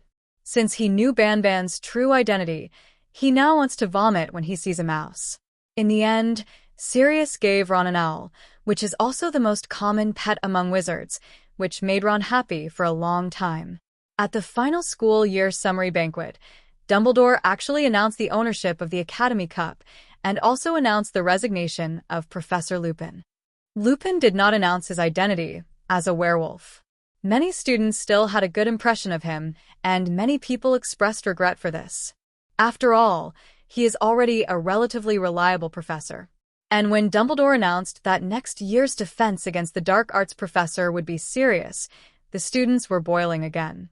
For the past month or so, Sirius has been a figure in the magic world. His legendary experience also gave him countless small fans at Hogwarts. Sirius, who looked like a handsome uncle, stood up and waved at the students of the 4 academies. He regained his youthful spirit. "My classmates, believe me, from me next semester, you will definitely be able to learn what is called true defense against the dark arts." Seeing his flamboyant appearance, all the students present not only had no disgust, but applauded again for their face. Snape, who was sitting on the other side of Dumbledore, had a stinky face the whole time. On the train, Alvin was sitting in a box with a few girls, discussing the Quidditch World Cup. My mother made a reservation a long time ago. We want to travel there with Banya, so you can just go and play. Hermione said with some pity that it wasn't that she couldn't watch Quidditch, but that she couldn't go with Alvin. Alvin understands Hermione's difficulties. She only spends so much time with her parents every year, and Hermione will naturally not change her schedule because of the Quidditch World Cup. What about you, Luna? Looking at Luna, who is flipping through a copy of the Quibbler, Alvin asked about her arrangement. The little witch stayed for a long time before slowly shaking her head. I should see my father's arrangement. 35. Okay, then you can decide when the time comes. Me. Astoria raised her hand excitedly. I'll go with my mother, but she's definitely going to sit with those Ministry of Magic officials, and I'm going to your box. Alvin nodded in agreement. He had already got a package for the top box, enough to accommodate a lot of people. He is not very interested in the World Cup, but his interest in joining in the fun is not small. Suddenly, the door of the box was pushed open. Alvin, I didn't bother you, did I? 35. Fred winked at Alvin and said, receiving a shudder from Alvin, if you have something to say, don't be funny. Covering his head, Fred was not angry and asked with a smile, have you received a notice from the Ministry of Magic that we are prohibited from using magic during the holidays? Everyone shook their heads, and Fred happily announced, I think they forgot. Guys, celebrate the first time we can cast spells in a carefree holiday. 35. Hermione looked forward. If that's the case, I'll be able to preview the spells I'm going to learn next semester during the holidays. Alvin rubbed his forehead, as expected of Hermione. Even the Ministry of Magic's trick is to learn. Soon, the Hogwarts Express reached its end, and a group of students quickly rushed to the platform after getting off the train. Obviously, they also realized that this year's Ministry of Magic had forgotten to do something. However, as expected of the Ministry of Magic, when it comes to disappointment, he never disappoints. When the students reached the exit, they were stopped by Ministry of Magic staff and watched as they signed the agreement. As for Alvin, as a holder of the Merlin Medal and a member of the Wisengamot Mage Order, he still has some privileges. A group of dejected students walked out of the train station, causing the parents who came to pick them up to think that they had failed the exam. This is the expression. Several parents have secretly decided to go home and treat their cubs to a meal of fried bamboo shoots. Meat. For Flower Zero. Just as Harry was about to say hello to Alvin and say goodbye, his Uncle Vernon showed up. Boy, hurry up. It's not easy for me to waste my precious time to pick you up. How dare you linger like this? Vernon's rude roar caused dissatisfaction among some people around him, but everyone didn't say anything, just looked at him with contempt. Suddenly Vernon looked at Sirius standing beside Harry with some uncertainty, and said with some uncertainty, Are you the new neighbor? Then he thought of something. You moved here for this kid? Sirius hated Vernon's attitude towards Harry, but after all, he had raised Harry for so many years, and he was not easy to attack. 0. He still introduced himself calmly and said, I'm Harry's godfather. 35. What godfather? Why haven't I heard of it for so many years? Vernon said impatiently, but a little girl next to him helped him. Mom, that's Sirius. The little girl said in a milky voice, with a little more crying in her voice. Let's run. Sirius is a murderer. Will he kill us? Alvin refrained from laughing. Although many people now know that Sirius is innocent, there are still people who have not changed their minds. The little girl's mother looked at Sirius apologetically and said to her daughter, Tiffany, don't talk nonsense. Mr. Sirius has been released from Azkaban, and the Ministry of Magic says he does not kill. The corner of Sirius's mouth twitched. He was about to explain when Vernon quickly said, Since you are here, you don't need us to borrow Potter, so let's say goodbye first. Vernon swallowed and greeted Sirius cautiously, completely different from the arrogance just now. Murderer, jail, don't kill. Why does this sound wrong? After he finished speaking, he ran away with his fat son in his hand. Alvin couldn't take it any longer and laughed 10th. At this time, Uncle Vernon was pale and trembling. Hello, Mr. Sirius. Everyone will be neighbors in the future. Don't be impulsive when you have something to do. 35. No wonder I've never heard Harry mention this godfather before. It turns out he's been in the chant. Harry saw Alvin laugh so arrogantly, he finally couldn't hold it back and laughed freely. The scene where Uncle Vernon misunderstood Sirius just now was too funny, and Harry would have been unable to bear it if he hadn't been concerned about Sirius' face. Sirius stared at the two people who were laughing wildly and shook his head helplessly. He has experienced this situation many times recently, and he has gotten used to it. Alvin, then we'll see you at the World Cup. Harry waved with Sirius as he boarded a cab and left. Alvin didn't directly apparate back to his home because his grandfather with him, granny with him, wanted to see the changes in Muggle society. Anyway, there is nothing to do after returning home, and Alvin will accompany Ravenclaw to wander the streets of London and start 180. Looking at the heavy traffic on the streets of London and the towering steel-reinforced buildings, Ravenclaw's original novel mood could not help but become heavy. Is this what you mean by Corgi's power? Alvin was speechless. It's technology. You can also see that Muggles are gradually changing the world, and the living space of wizards will be infinitely compressed. Ravenclaw was speechless for a while. Before, Alvin wanted Ravenclaw to help him study how to turn Muggles into wizards, but she refused without hesitation. In her heart, how high the wizard is, Alvin's approach is undoubtedly to make all the ants become dragons. In Ravenclaw's time, even opening a school to teach magic knowledge publicly was quite advanced, and people like Alvin would be destroyed by humanity at that time. But now she has seen the creativity of Muggles and the steel jungle that covers the sky, and her inner thoughts can't help but shake. Alvin also seemed to sense Ravenclaw's hesitation, but he didn't take the opportunity to add fire. He was sure that the more Ravenclaw knew about the present world, the more he would support his ideas. After walking on the streets until night, Alvin came home. Tomorrow Alvin will try to break the space again and go to the underworld. Now he still has 10,000 gold coins on his body. Alvin decided to take all of them out to increase his strength. The familiar light flashed, and 3 gold cards and 1 diamond card caught Alvin's eyes. He didn't expect that his luck would be so good today. Before, he had saved enough 5,000 gold coins to draw a card once, but this time the bottom line was guaranteed, which made him think that he had already left the EU and entered the Philippines. Several gold cards are character cards, and Alvin is directly integrated into the body, increasing the magic scale. When the card cannot improve talent, Alvin can also choose a spell to improve understanding, or choose nothing to maximize magic. With his current level of magic spells, many gold cards are just a means of improving magic power for him.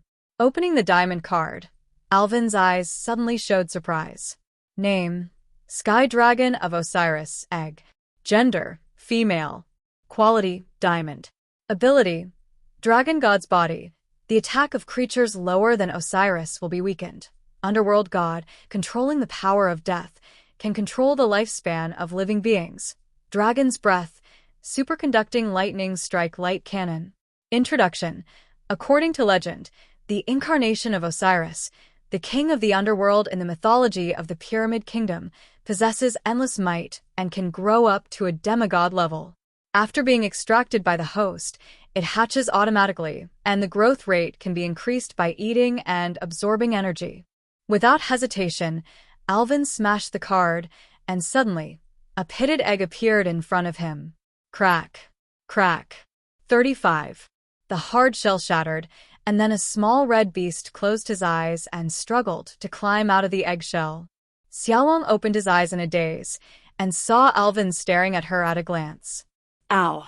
With a cheerful cry, Xiaolong stumbled and ran towards Alvin. Alvin was afraid that he would fall, so he hurriedly hugged Xiaolong. Feeling Alvin's embrace, Xiaolong let out a soft cry and closed his eyes comfortably. Seeing her like this, Alvin was dumbfounded. Through the baptism of Fei Lu in the previous life, Alvin also knew that this little guy should eat his own eggshell after birth to replenish some energy. As a result, she saw that she didn't even eat rice, so she rushed over. Come on, eat your nest first, or the energy in it will dissipate in a while. Alvin put the little dragon next to the eggshell, motioning her to eat quickly. Between gourmet food and Alvin, Xiaolong hesitated for a while and chose gourmet food, but she looked at Alvin from time to time, just for fear that Alvin would leave. Okay, I'm not leaving. Kai understood her eyes, and Alvin also comforted. I'll call you Osiris in the future. I hope you can eventually be in charge of life and death like the god of the underworld and myth. Alvin named Xiaolong, looking at her string of talents and abilities and the ability to become a demigod when she grows to a full body. Her eyes are red with envy. This is a natural god. Unlike him, even with systematic assistance, he still needs to complete 2 missions to become a demigod. The Ravenclaw in the Resurrection Stone was not shielded by Alvin, and she also saw the birth of Osiris. At this time, she was speechless in shock. Even in the Resurrection Stone, she could faintly feel the oppression Osiris brought her. It is not caused by the difference in strength. Now that Osiris was just born, he has no strength at all. Thanks to all readers for their subscriptions, rewards, and various data. Fantastic Beasts 3 will be released in a few days. The little author is going to take a look and see if he can add the plot. Just being born can give her such a sense of oppression. Ravenclaw can't imagine how terrible the little guy in front of him will become when he grows up 1.0. Alvin also summoned Fury and Celestia to let them get to know each other. Maybe they both signed a contract with Alvin, although Fury and Celestia's life status is a bit lower than Osiris. And Alvin didn't care that Ravenclaw knew his secret. It was just a pet, and she was not aware of the existence of the system. It is a kind of blood pressure, as if Osiris is like a god descending into the world, and she, Ravenclaw, is just an ordinary muggle. But it was completely unaffected, and the 3 little guys soon became one. Seeing Osiris eating his eggshell cleanly, his aura became much stronger. Are there really such terrifying creatures in this world? After hatching Osiris, Alvin felt his pressure suddenly doubled. There is no other reason. This little guy is really too edible. In just a few days, Alvin spent thousands of eagle pounds. If he hadn't been earning money in the Muggle world, he would not be able to support Osiris. For her, Alvin specially acquired several farms as a backup granary for the little guy. At the same time, it also made Arya buy potions wantonly. Just relying on ordinary meat can also promote the growth of the little guy, but the effect is still too slow. Alvin just thought of it as a snack for Osiris. And his special potion containing energy is the best food. After finishing all this, Alvin also came to the mountain where he tried to break the space last time.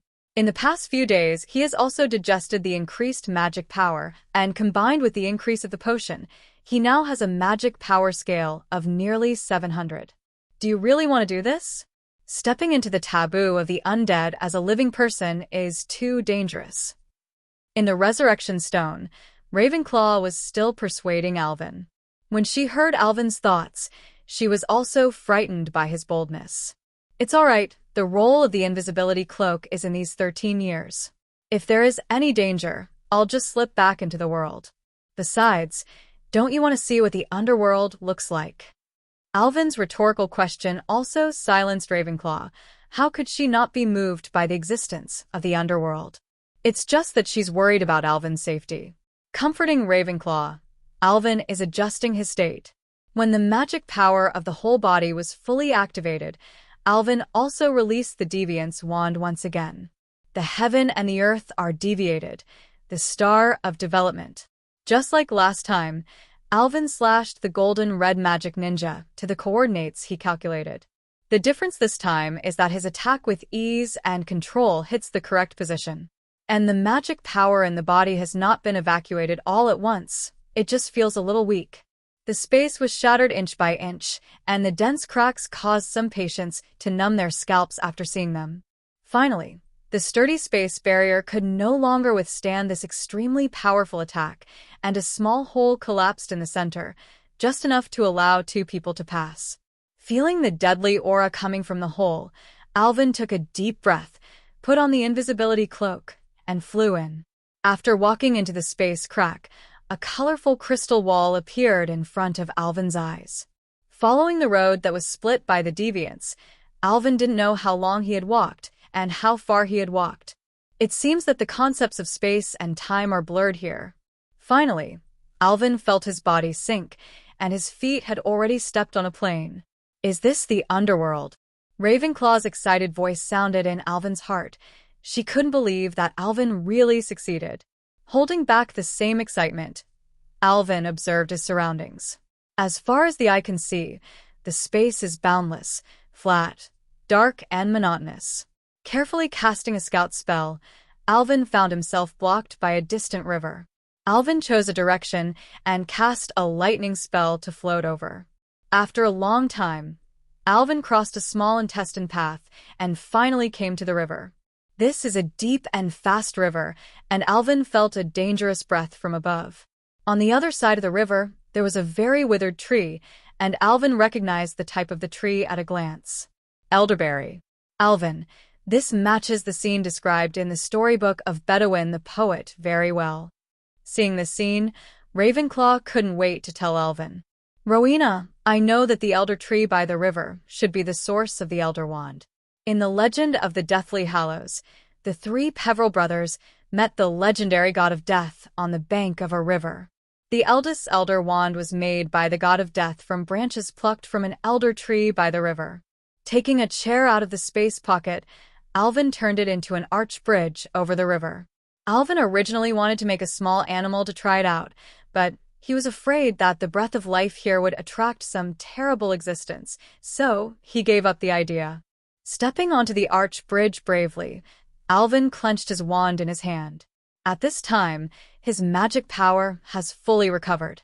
Once he finds anything wrong, he will immediately open a space channel to escape back to the world.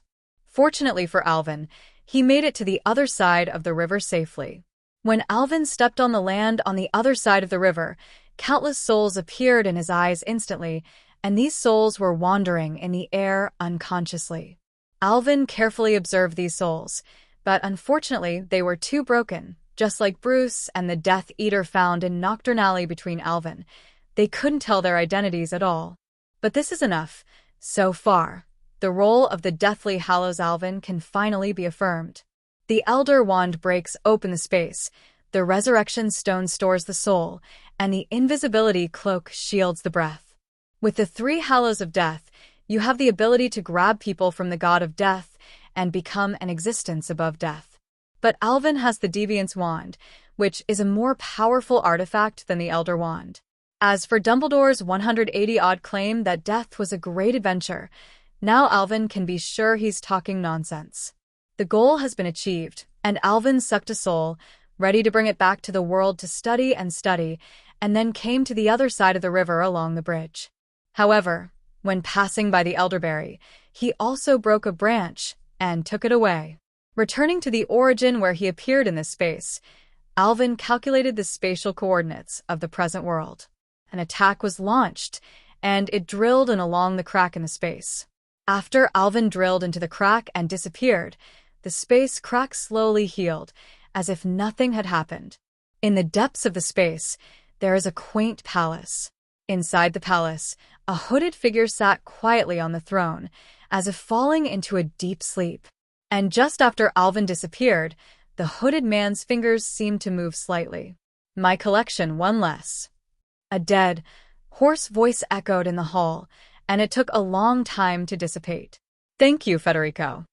Alvin nodded to the spirit in the air, before taking him back to the Resurrection Stone. I thought it would be another great adventure after death, but I didn't expect it to be so murky. Ravenclaw floated by Alvin's side, his tone a little emotional. Alvin shrugged. I prefer to touch all the unknowns as a living person. 2 days have passed since Alvin returned from the underworld. During these 2 days, Alvin repaired the soul body he brought back and learned a lot of information from him. Well, this is what the legend says about the appearance of the dead. The soul's name was Maxon Federico, an 18th century wizard. After all, he is still Senior Alvin because Frederick is also a graduate of Ravenclaw College. According to Frederick, he did not resist death, so he entered the underworld soon after death. However, the way he entered was somewhat different from that of Alvin. After Frederick's soul was picked up, he first walked through a long palace before entering the underworld. In the underworld, his state is like Ravenclaw sleeping in the room of requirement, and he has no sense of the passage of time outside. When Alvin woke him up, he knew that more than 200 years had passed since his death. "Irina, what do you think of that palace?" Alvin asked Ravenclaw. He didn't see any palace when he entered the underworld. "It should be the palace of the god of death, but I don't recommend you to explore now, although you are already very strong, but that is the legendary god of death." Ravenclaw acknowledged Alvin's strength, and even Gryffindor couldn't match him in terms of attack. That magic blade that cuts through space is already another level of power. However, compared with the mysterious god of death, Alvin still has some gaps. Through the 3 holy weapons of death, you can know how powerful the god of death itself is. "Don't worry, I won't be so deadly. Write it down first, and explore it later when I'm stronger." Alvin replied indifferently that he would not be stupid to go to the underworld to make trouble now, although with Avalon he was already invincible. But he wouldn't do such a thankless thing. After stretching, Alvin was also a little tired. The 2 consecutive broken spaces still made his spirit a little tired. "I'm going to rest first, Rowena, and you can do whatever you want." 35. These days, Ravenclaw will go to the Muggle world when she is free and study the current Muggle world, and Alvin will not care about her. Anyway, with the wisdom of the other party, there is definitely no risk. The next day, Alvin came to Luna's house early in the morning. "Alvin." The little witch Ruyen threw herself into Alvin's arms like a forest. This was the first time the two had been separated for so long after their relationship was established. Rubbing Luna's hair, Alvin's eyes looked into the house. At the crack of the door, one eye is staring at Alvin badly, and you don't have to guess to know that this is Luna's father. Alvin couldn't help but smile bitterly in his heart. Every girl's father has this attitude towards him, and he is used to it. If he has a daughter in the future, he will definitely break each other's legs. He wanted to see who had the guts to think about his daughter. The joy faded a little, and Luna also asked why Alvin came to her suddenly. "Come with me. I have a surprise for you." Alvin sold out and operated away with Luna, leaving Luna's father jumping around the house. In a mountain range, Luna wonders why Alvin brought her here. "Luna, if you don't let you see your mother, can you still remember her breath?" Alvin solemnly asked the little witch. Luna was stunned when she heard Alvin's words, and then nodded heavily. "Okay, let's go get your mother home now." 35. After Alvin finished speaking, he took out his wand, covered the two with an invisibility cloak, and opened the passage to the underworld again. With the previous experience, this time he is very familiar with it. Take Luna all the way through the Plains of Ashes, which is the name Alvin gave to the plains on this side of the river. Across the river, Alvin casts a spell on Luna's eyes, allowing her to see every soul. This is a small spell he picked up from Ravenclaw, called True Sight. It allows the subject to see some things that ordinary wizards can't see, such as spirit bodies, ordinary invisibility cloaks, or disillusionment spells. Luna, it's up to you next. You think the breath of that soul is the closest, so we'll take her away. Alvin said to Luna. The little witch's eyes were full of tears, and she nodded vigorously. With her intelligence, she has already guessed where this place is, and she is also very excited to think that she will be able to bring her mother back soon. With Luna's superhuman intuition, after they penetrated hundreds of kilometers into this plane, Luna suddenly looked in a direction where there was only one soul, sleeping quietly. And the moment Luna saw that soul, she was absolutely sure that this was her mother. However, in order to prevent mistakes, Alvin first put the soul into the resurrection stone and then mobilized magic to repair the soul. When Alvin repaired his soul and became a complete humanoid, Alvin could confirm her identity without Luna's confirmation. This soul is just like what Luna will look like when she grows up. Get money. After returning to the world, Luna hugged Alvin and kissed wildly. Falling in love with Alvin is the happiest choice in her life. Thank you, Alvin. Okay, Alvin said softly, hugging Luna gently. Hearing Alvin's words, Luna's eyes were also full of deep love. I promised you back then that I would help you find the horned snoring beast. Although I haven't done it yet, your wish has been fulfilled, so this is what I should do. 5. Whispering incessantly, the little witch did not know how to express her feelings, so she could only repeat her words of thanks in a vain manner. Now that he has found the right person, Alvin will not stay here. This time he stayed a little longer. According to his estimation, it has been almost half a day since they entered the underworld. There was always a voice in his heart telling him to leave the underworld quickly. Alvin asked Fury to bring a letter to Luna's home, and he took her directly back to his home. When Alvin woke up Luna's mother, her expression was still a little confused, but when she saw Luna, she was instantly surprised. "Luna, you've grown up." In a word, the little witch burst into tears again. "Mother."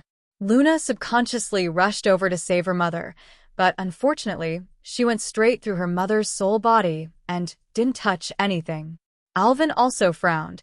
It seems that he needs to prepare a body for Mrs. Lovegood as soon as possible. With Ravenclaw's experience, Alvin can use his powerful alchemy to refine a body that is no different from ordinary people, and then Mrs. Lovegood will be truly resurrected. The two talked for a long time, and Mrs. Lovegood thanked Alvin many times again, making him a little embarrassed. Luna stayed with Alvin for the next few days, with her mother. And Alvin also told the two not to spread rumors that he could bring his soul back from the underworld for the time being, and the two naturally agreed. In the past few days, Alvin has been refining the body for Mrs. Lovegood. Although it is not difficult, it is indeed a delicate job. It is estimated that it will take some time to succeed. And on the last day of July, Alvin suddenly received a letter from the Weasley twins. The letter invites Alvin to join them at Harry's house and invite Harry to watch this year's Quidditch World Cup. Originally, Alvin was still a little puzzled. Why did he go to the Vernons to find Harry if he had let Sirius live next door to Harry? After reading the letter, he realized that it turned out that Sirius had forgotten about the Free State as early as half a month ago, and the helpless Harry returned to his old days. But one thing is better, perhaps because of the existence of Sirius, the Vernons are now a lot more polite to Harry. In the letter, Fred stated that his family did not know much about the Muggle world, so he hoped that Alvin would also go with him. And they also invited Alvin to the Burrow as a guest until the World Cup began. Alvin thought about it and agreed. Hermione traveled abroad with her family, and Chioyi accompanied her parents back to Dragon Country. It is estimated that they will not be able to return until the World Cup starts. And Luna has lived here for so long. Mr. Lovegood has long wanted Luna to go back. He is bored at home alone, so he might as well visit the Burrow. Because Luna didn't master True Sight, Alvin didn't ask Mrs. Lovegood to go back with her. After sending Luna home, Alvin also walked towards the Burrow. The Weasleys' house was not far from Luna's house, and after walking down the mountain, Alvin saw the Burrow. It was a 4-story house, and the construction was crooked, making people worried that he would fall apart in the next second. The sharp-eyed Fred saw him from the window on the 2nd floor, waved excitedly, then jumped out of the window and landed on a goblin, directly knocking the goblin unconscious. "Fred, how many times have I said it? Going down the stairs." Their mother Molly's roar came from inside the house, and Fred shouted at the door indifferently, "Got mother. But I'm George." Alvin laughed dumbly as he listened. "Come on, I'll take you to visit our burrow and show you our latest products, by the way." Alvin followed Fred through the door, and Molly greeted him with a smile when she saw him. "Alvin, Bill and Charlie will be back in the evening. You haven't seen them yet. You should get to know them when I am 35. "Okay, Mrs. Molly." The two exchanged a few words, and Alvin was led by Fred to visit a circle of the burrow, and then came to the back garden. There was a shed where George was brewing potions at this time. "Here's our newest product, Fat Tongue Toffee. We're going to take some with us when we pick up Harry and give it to that little fat guy to try." Fred pointed to the sticky substance in the cauldron and grinned at Alvin. The little fat man in his mouth was referring to Dolly. He used to hear Harry talk about how Dolly bullied him, and Fred was going to help Harry get a little revenge. "I think you will definitely be taught a lesson by Mr. Weasley. By the way, aren't you afraid of being discovered by doing this here?" Alvin felt that the two brothers were too bold to make these prank props in the backyard. Hearing Alvin's words, the twins' faces all collapsed. "Didn't you sell us last summer?" "I sold you." Alvin was confused, and then he remembered something. Could it be Mr. Weasley? That's right. The twins spoke in unison, confirming Alvin's idea, which made Alvin smirk. Mr. Weasley is very keen on transforming Muggle items into magical items, but due to family conditions, he has never had the opportunity. At a party at the Leaky Cauldron last summer, Alvin quietly told Mr. Weasley that George and Fred might be able to help him in a few places. After coming back from the summer vacation this year, we were originally conducting experiments in the bedroom, but I didn't expect to be targeted by my father, and he also discovered our secret. It's just that they required us to pass the NEWTS exam with at least 3 O's, the best possible score. George spread his hands. When we give the family enough money to cover the expenses for 2 years, of course they will not object. So now they don't object to you doing this? Alvin nodded. In fact, this is a good thing. At least the twins don't have to worry about the family's opposition to opening a store after graduation. Don't look at the frowning look of the twins now, but they're still very proud to be recognized by their family members and help the family solve financial difficulties. In the end, we paid half of the small treasury in exchange for free research space. George sighed and continued. We made a deal with Dad later, and we provided him with some funds, and he was responsible for covering US and buying raw materials. The two of you said what I said, and Alvin understood it. Who knows? In the end, Dad missed his mouth, and Mom also knew. Fred continued George's words. In the evening, Mr. Weasley and the other children returned. After meeting Alvin, he was also very happy and introduced his other 2 sons to Alvin. This is Bill, who is now a spellbreaker at Gringotts, Egypt, and this is Charlie, who now works at a dragon farm in Romania. 99. Bill is a cool, thin young man. He smiled and reached out and shook hands with Alvin, while Charlie looked a lot taller, in line with his Quidditch captain's personality. A few people got to know each other, and Alvin also asked Charlie, Charlie, are you working in the Black Sea Dragon Farm? Charlie was a little surprised. Yes, our dragon farm is there. How did you know? 35. Alvin didn't expect it to be so coincidental.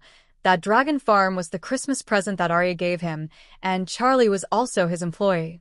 It's nothing. I just heard people mention that dragon farm. Alvin didn't tell the truth. He just hit haha, and Charlie didn't suspect him either. He said mysteriously to Alvin and his brother on the side. There will be big moves at Hogwarts this year, and the days ahead will be exciting for you. 99. One sentence hooked everyone's curiosity, but no matter how others asked, Charlie didn't say a word, and angrily Ginny slapped him hard. After dinner, Molly pulled Alvin aside. Alvin, we're going to pick up Harry these days. This is a letter I wrote to his uncle's family, but I don't know how to send it by Muggle. Do you think it works? After speaking, Molly handed him a letter. Alvin picked up the letter with a strange expression. At this time, the envelope was covered with dense stamps, leaving only a small square with the Disley family's address and recipient's name written on it. I think it's fine, but you use a little too much stamps. 99. Alvin handed the letter to Molly and said with a dry smile. Molly was delighted. So, you don't need so many stamps? I'd say it's a bit too expensive for Muggles to send a letter once, but why don't they use owls? Alvin didn't answer. He felt that these pure-blood wizard families were too out of touch with modern times. At night, Alvin did not live in the burrow, but returned to his suitcase. Although he prefers the warm atmosphere of the burrow, he still cannot compliment the living conditions there. Nagini, do you want to go to the Quidditch World Cup? In the bathroom, Alvin was lying comfortably in the bathtub, asking the little maid who was wiping his back. Nagini was startled. She knew Quidditch, but she had never seen it before. She was still curious about the most popular sport in the wizarding world. Can you? She asked Alvin cautiously. Of course you can, as I said. You can go wherever you want. Alvin's answer warmed her heart, and she agreed with a smile. 4 Privet Road. The atmosphere at this time was extremely tense, and Vernon was very irritable now. He received a letter from Molly, and a group of wizards would come to visit his home today. Originally, he didn't want to agree to what kind of Quidditch Harry would go to see. He had to know that his rule for treating Harry all these years was that the other party was not happy, so he could be happy. But thinking that Harry could leave his home 2 weeks early, he still endured the discomfort and agreed. I want you to tell them to dress appropriately. I don't want my neighbors to see a bunch of weirdos come to my house. By the way, how are they going to come to my house? Hearing Uncle Vernon's complaints and questions, Harry said he hadn't thought about it either. Ding dong! When the doorbell rang, Harry's face brightened, and he hurried to open the door, while the Dursleys looked a little flustered. Opening the door, Alvin was standing at the door, dressed in Muggle casual clothes. Alvin? Why only you, I mean Ron and the others? Harry looked around after seeing Alvin, wondering why Ron and the others didn't come. They need to come here by other means, so I came first. 4 flowers is 0. This morning Alvin asked if he needed to bring Ron and them over, but Mr. Weasley refused, saying that it had been agreed in the letter, so Alvin himself came first. When Harry walked into the house with Alvin, Vernon was relieved to see the very normal Alvin. You're here to pick up Potter. Now you can go. Alvin handed over a business card before saying, Sorry, there are a few people who didn't show up, but they'll be here soon. Taking Alvin's business card, Vernon glanced at it and said sharply, Gaunt Financial? Why do you have their business card? As a director of a company, he also has a lot of knowledge about some investment companies, and Gunter Financial is a company that has become famous in recent years. Point 0. The projects and stocks they invest in have never failed. My name is Alvin Gaunt. This company is one of my properties, and to thank you for taking care of Harry, you can practice the number on here, and they'll know what to do if you mention my name. Of course, I also hope that you will treat Harry better in the future and respect his thoughts. Vernon swallowed. He didn't expect that there was a big guy like Alvin in Harry's freak school. Nodding hastily, Vernon hurriedly put away the business card carefully and then asked Aunt Peggy to prepare dessert for Alvin. Sitting on the sofa, Harry looked at Alvin gratefully and asked in a low voice, How can you still have a company in the Muggle world? Thinking that if his company can get investment from Gunter Financial, then his career will be able to go to another level. When, of course, we will treat Potter as we did Dolly in the future. Don't worry. Alvin's very Versailles answered his question. You know, I'm an orphan, and if I want to live a better life, I'll just start a random company and make some money. Hearing this, Harry was speechless for a while. He shouldn't have asked. Damn it, he was loaded to 10 again. Alvin, who had seen the entire work in his previous life, actually had no ill feelings towards the Dursleys. In other words, I hated them at first, but with age and experience, Alvin gradually changed his views. In reality, how many relatives can take in an orphan who can be called a freak? When Dumbledore brought Harry, although the Dursleys were very unhappy, they finally agreed with Harry to stay, and they lacked all the education that he should have. As for Dolly bullying Harry, this does exist, but when Hagrid first arrived at Dursley's house, he turned a pig's tail out of Dolly's butt, and an important business partner came to the door and was harassed by Harry. Aunt Maggie, these are the same facts. Even so, every summer Harry can stay here safe and sound. Alvin felt that they had done their best. As for helping Harry this time, one is to repay Harry for giving him the invisibility cloak, and the other is to think that the family is not that bad. If you are in a good mood, please help. Please don't say that I licked the protagonist. An invisibility cloak was given, and it played a big role. This kind of help is really not a lick. Before Ron and the others arrived, Alvin simply chatted with the Dursleys. But not about the wizarding world, but some business exchanges. The atmosphere was quite harmonious for a while. Dolly glanced at Harry disdainfully, and then looked at Alvin with admiration. The meaning was very obvious. Look at people, look at you. Harry is also very depressed. Who can compare with a monster like Alvin? Not only is he extremely talented in magic, but his business in the Muggle world is also impressive. Suddenly, there was a heavy thumping and rubbing noise from the fireplace. The Dursleys were taken aback. What? Aunt Petunia had retreated to the wall, looking horrified at the fireplace. Alvin looked at the sealed fireplace and suddenly thought Mr. Weasley, they and Ron seemed to say that they would come through Flo powder. A little bit towards the fireplace, the nailed planks came out of the fireplace and 2 people rolled out from it. It was Fred and George. The 2 of them were covered in dust from the fireplace, and the entire living room was covered in dust. Huh. Thanks, Alvin. We almost thought we were in the wrong place. The twins got up and showed a big smile. There were 2 more explosions, and Mr. Weasley and Ron also appeared in the fireplace. Harry, it's great to meet you. Mr. Weasley stepped out of the fireplace and gave Harry a warm embrace, and Ron also said hello.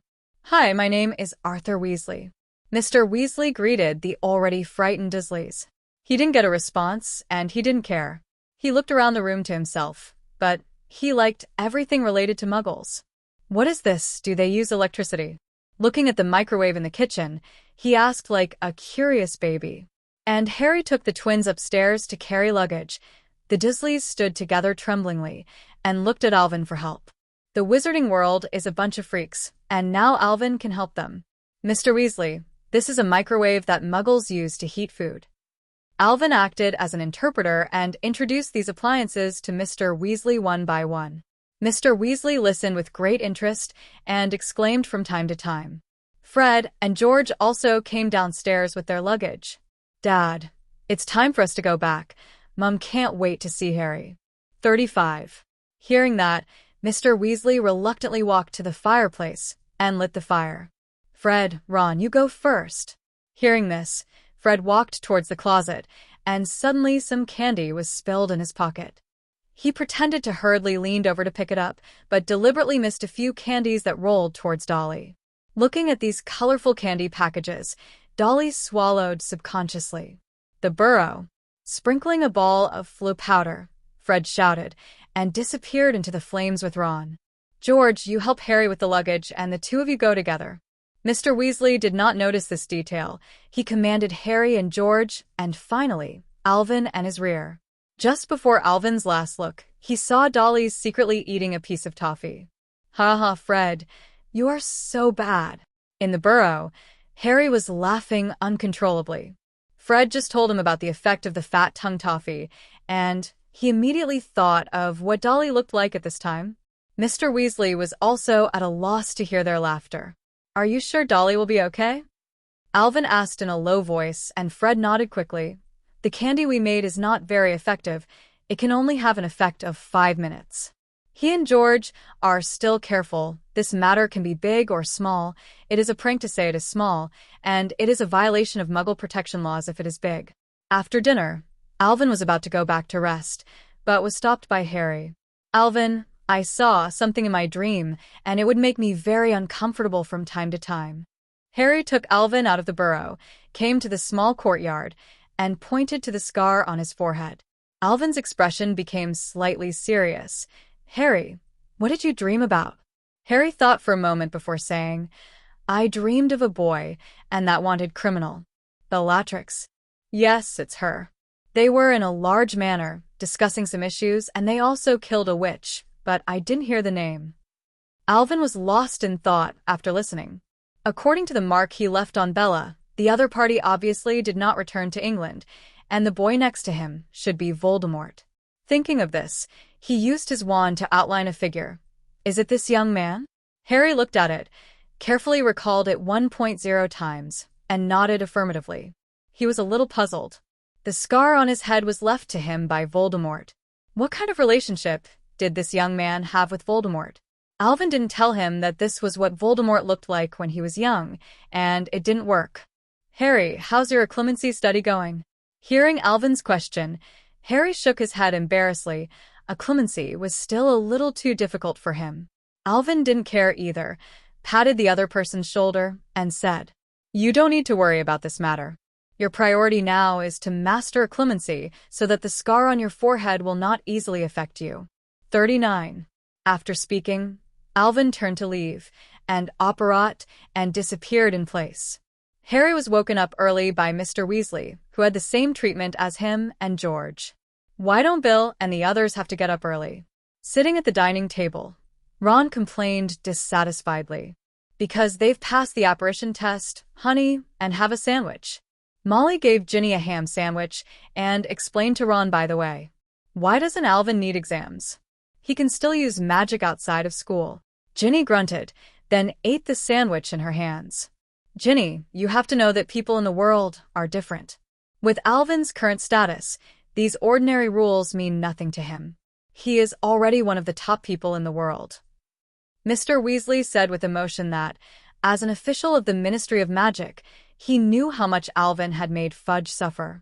Although Alvin treats him and Molly like a junior when facing him, but he can't give birth to the heart that looks down on each other.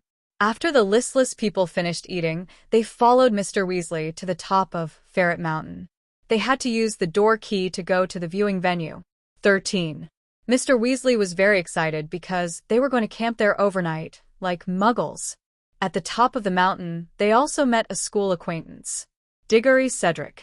Mr. Weasley and Diggory are both employees of the Ministry of Magic, and their relationship is not bad. After a few chats, Diggory's father suddenly mentioned the Lovegoods. Originally, Lovegood had to go to the venue a week in advance, and I don't know where they got a box ticket. Hearing this, several little guys looked at each other and knew that this was the reason for Alvin. And by the time they arrived through the door key, there were already quite a few people there. This time we need to host 100,000 wizards to watch this Quidditch match. This is a big project, and many people even need to arrive here half a month in advance. 99. Of course, this ticket of mine doesn't need to be so troublesome. I just need to come over on the same day. Speaking of which, Mr. Weasley also looked very proud. After getting the tools and location for camping from a Muggle caretaker, a few people went to the designated spot. Here Harry saw a lot of Hogwarts classmates, such as Demolition Wizards and Neville. But it was more wizards from all over the world, and Harry also saw several shirtless wizards of the Pyramid Kingdom, bouncing and jumping around a roasted rabbit. At the end of the camp, there was a clearing with a sign with Mr. Weasley's name on it. When Mr. Weasley unfolded the tent, everyone was amazed. The two tents, which looked torn and tattered, were indeed mysterious. I borrowed it from a colleague of mine, poor Perkins, who has low back pain and can't come to camp anymore. Okay, kids, you go fetch water. I'll be in charge of making the fire. I'm going to learn how Muggles make a fire with matches. Mr. Weasley was very excited, as if camping was the main purpose of his visit this time. And when Harry and the others came back from the water, they saw Alvin appear. Morning, Harry. Alvin greeted with a smile, Luna and Autumn beside him. Alvin, you're here too. I thought you'd come at noon like Bill and the others. Harry was happy to see Alvin appear. Chio's face flushed slightly next to him. The reason why Alvin came so early was because she was too excited and went to call Alvin early in the morning. At this time, Luna's head was still a little bit, and it seemed that she was about to fall asleep. Where is your tent? 35. Ginny ran to Luna's side and asked Alvin curiously. Yes, Alvin. Take Harry and the others to your place first. It will take a while for me to start a fire here. 5. Mr. Weasley was sweating profusely, and he was still wrestling with matches. Several people looked at each other helplessly, and then walked out of the tent. And not far from Mr. Weasley's place is Alvin's campground. At this time, a dozen wizards with hoods and moving wands set up their tents. It is not so much a tent as it is a palace. Fred and George swallowed. Alvin, it's only one day. There's no need for such a big battle, right? I don't want to. It's all kind of good intentions from others. 35. Alvin rolled his eyes and replied, these people are Arya's subordinates, and the other party learned that Alvin was going to watch the Quidditch World Cup, so he took all the trivial matters down. And his ticket was sent by Lockhart.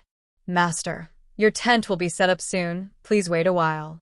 Nagini, dressed in a workplace suit from the Muggle world, walked over with graceful steps. Except for Chio and Luna, who had already met Nagini, the others spoke in unison. Owner. This is Nagini. You can be her and my humanoid elf. Alvin couldn't do anything either. He had already asked Na-180 Genie not to call him that, but the other party was really stubborn, so he could only give up. Everyone looked at Alvin with contempt, envy, eyes, admiration. These days are really corrupt. When the tent was set up, more than a dozen black-robed wizards bowed in unison, and then apparat and disappeared in place.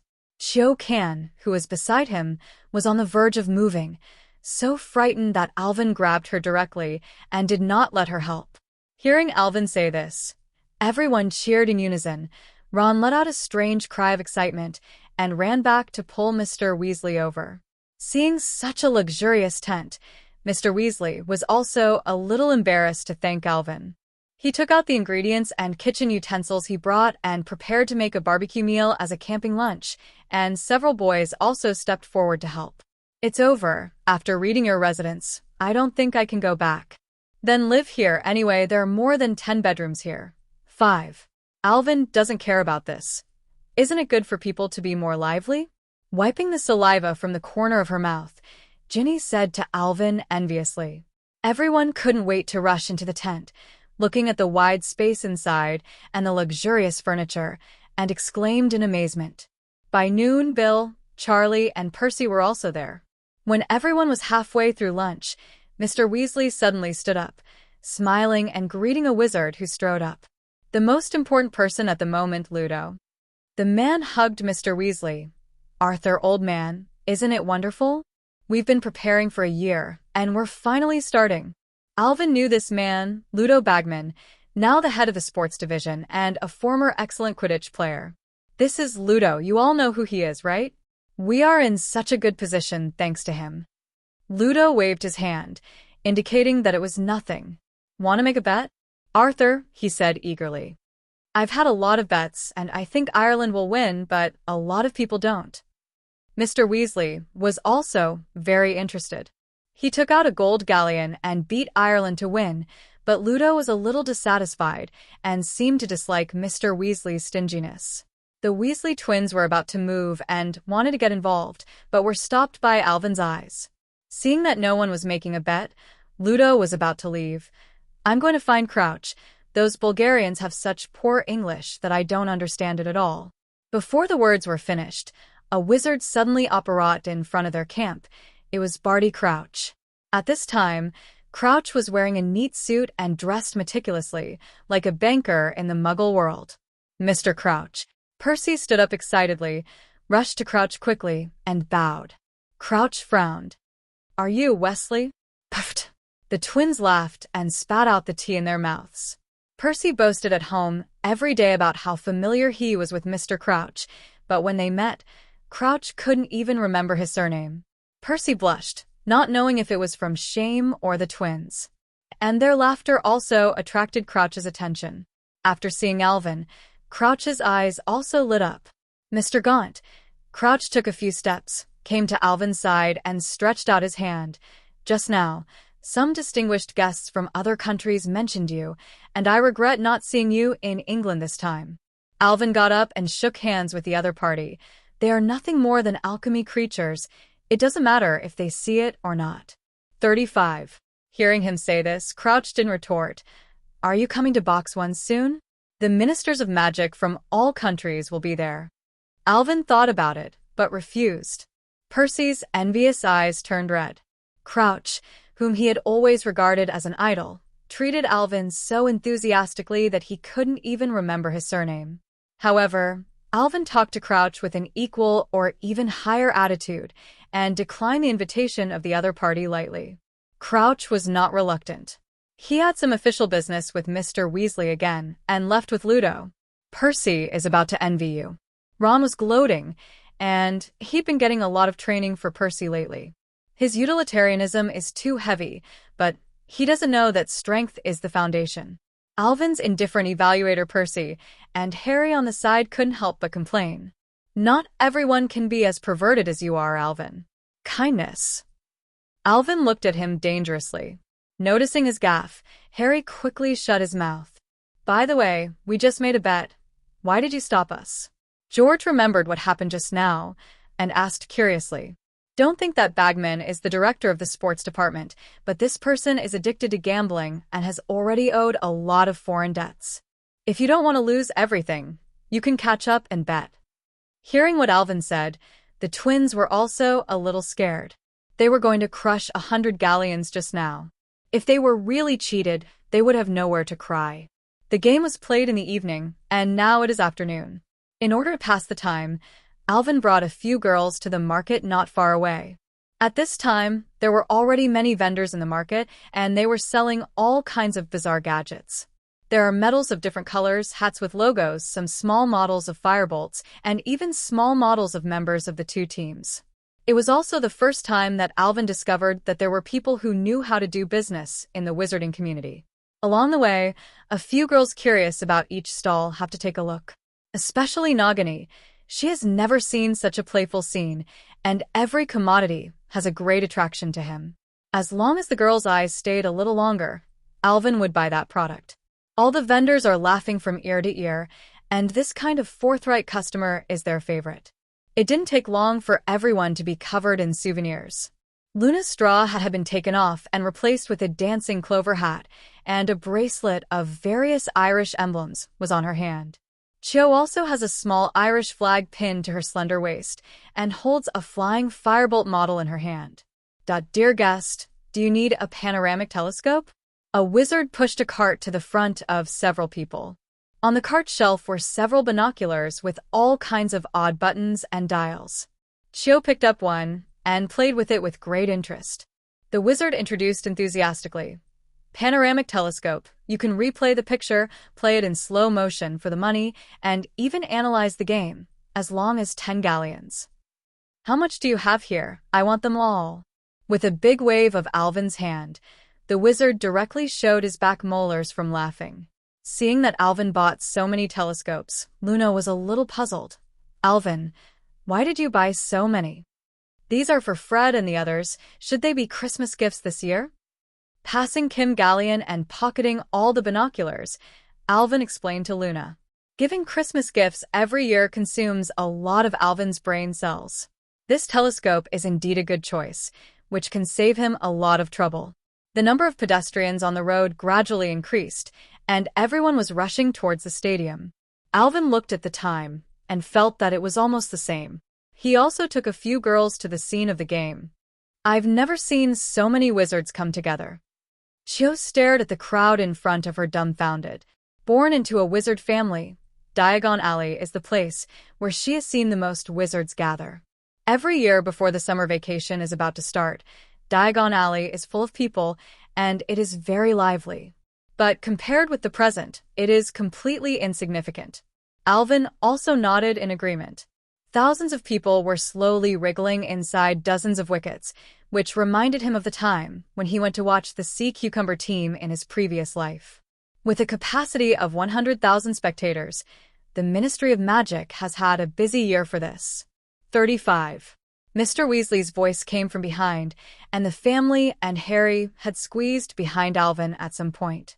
Every inch of the land here has a Muggle banishing spell cast, and it's a huge project that few countries in the entire world can do. Originally, Alvin wanted to ask if the country in the East could do it, but a force from the highest dimension made him wisely shut his mouth and no longer mention the detached land. Here, I'm not giving presents for Christmas. Distributing the telescopes to everyone, Alvin said with a smile. Panorama telescope. Ron said in surprise. He wanted to buy it just now, but unfortunately he was shy. The others also happily took 197 binoculars and thanked Alvin. Under the leadership of Mr. Weasley, they entered the stadium smoothly. Both tickets are first-class tickets, except that Alvin's box is located in the center and can see the full situation on both sides, while the Weasley's box is behind the goal on one side. Sitting in the box, Alvin saw that Chio's parents and Luna's father did not show up, and it was a little strange. They're in the box at the Ministry of Magic and won't be coming. Dad said he had to watch from the bottom. That's where the atmosphere is. The two little witches explained the reasons one after another, and Alvin nodded to show that he understood. It's better this way. There are only Alvin and 3 girls in the whole room. At this moment, the door of the box was suddenly pushed open, and a golden retriever ran in. Alvin, here I come. Thank you for the medicine. Astoria went straight to Alvin, jumped up, and hung the whole body on him. Afraid that the little witch would fall, Alvin quickly supported her. When he drew the card last time, Alvin accidentally drew a bottle of holy potion and sent it to Astoria. Bah. Seeing her current appearance, it is estimated that she has recovered. Astoria, come down. What are you talking about? 35. Mrs. Greenglass's voice came from the door. She walked into the box and bowed respectfully to Alvin. Thank you, Mr. Gaunt. The curse on Astoria is all gone. 39. Speaking of which, she was also very excited. Her own daughter was cursed and tortured, and she suffered more than anyone else. The original Astoria only had a lifespan of more than 30 years, and when it reaches the age, it will die like the ancestors of Greengrass. Now, with Alvin's help, she is finally relieved, but she is not sure whether the future descendants of the Greenglass family will still be cursed. Looking at the girls around Alvin, she made a decision in her heart. Don't say that, Auntie. Astoria is my good friend, and I won't watch her suffer. 55. He patted Astoria's little head and motioned her to come down. The mother is still here, and it is inappropriate for Alvin to take advantage of it. But the little witch shook her head vigorously and said nothing. Chio watched this scene helplessly, and she knew that she wanted another sister. After all, Astoria's thoughts were obvious before, and since Alvin saved her again this time, she couldn't escape. I have to meet some old friends here, and Astoria will ask you to take care of it. After her mentality changed, Mrs. Greengrass was also very relieved to see this scene. When my daughter is older, she knows her own happiness that she pursues. After she finished speaking, she just turned around and left the box, and when she left, she thoughtfully helped Alvin close the door. Alvin is dumbfounded. Your daughter is going to eat me, do you care? Looking at Mrs. Greenglass, who was leaving, he was completely speechless. As if to know that her mother was gone, Astoria raised her head and looked at Alvin with bright eyes. Alvin, be my girlfriend. Oh. In the room, 3 question marks appeared on everyone's head. No. Be my boyfriend. Astoria quickly corrected her slip of the tongue and stared at him expectantly. Number 39. With a look of disgust in his eyes, he placed the little witch by Chio's side, but Alvin ruthlessly refused. Why? The little witch was dumbfounded. She didn't expect Alvin to refuse. You are too young. The words hit the heart. Astoria looked at Chio, at Luna, at Nagini, and finally at herself. At this time, she seemed to understand something, but she didn't seem to understand anything. Okay, the game is about to start. Focus on watching the game.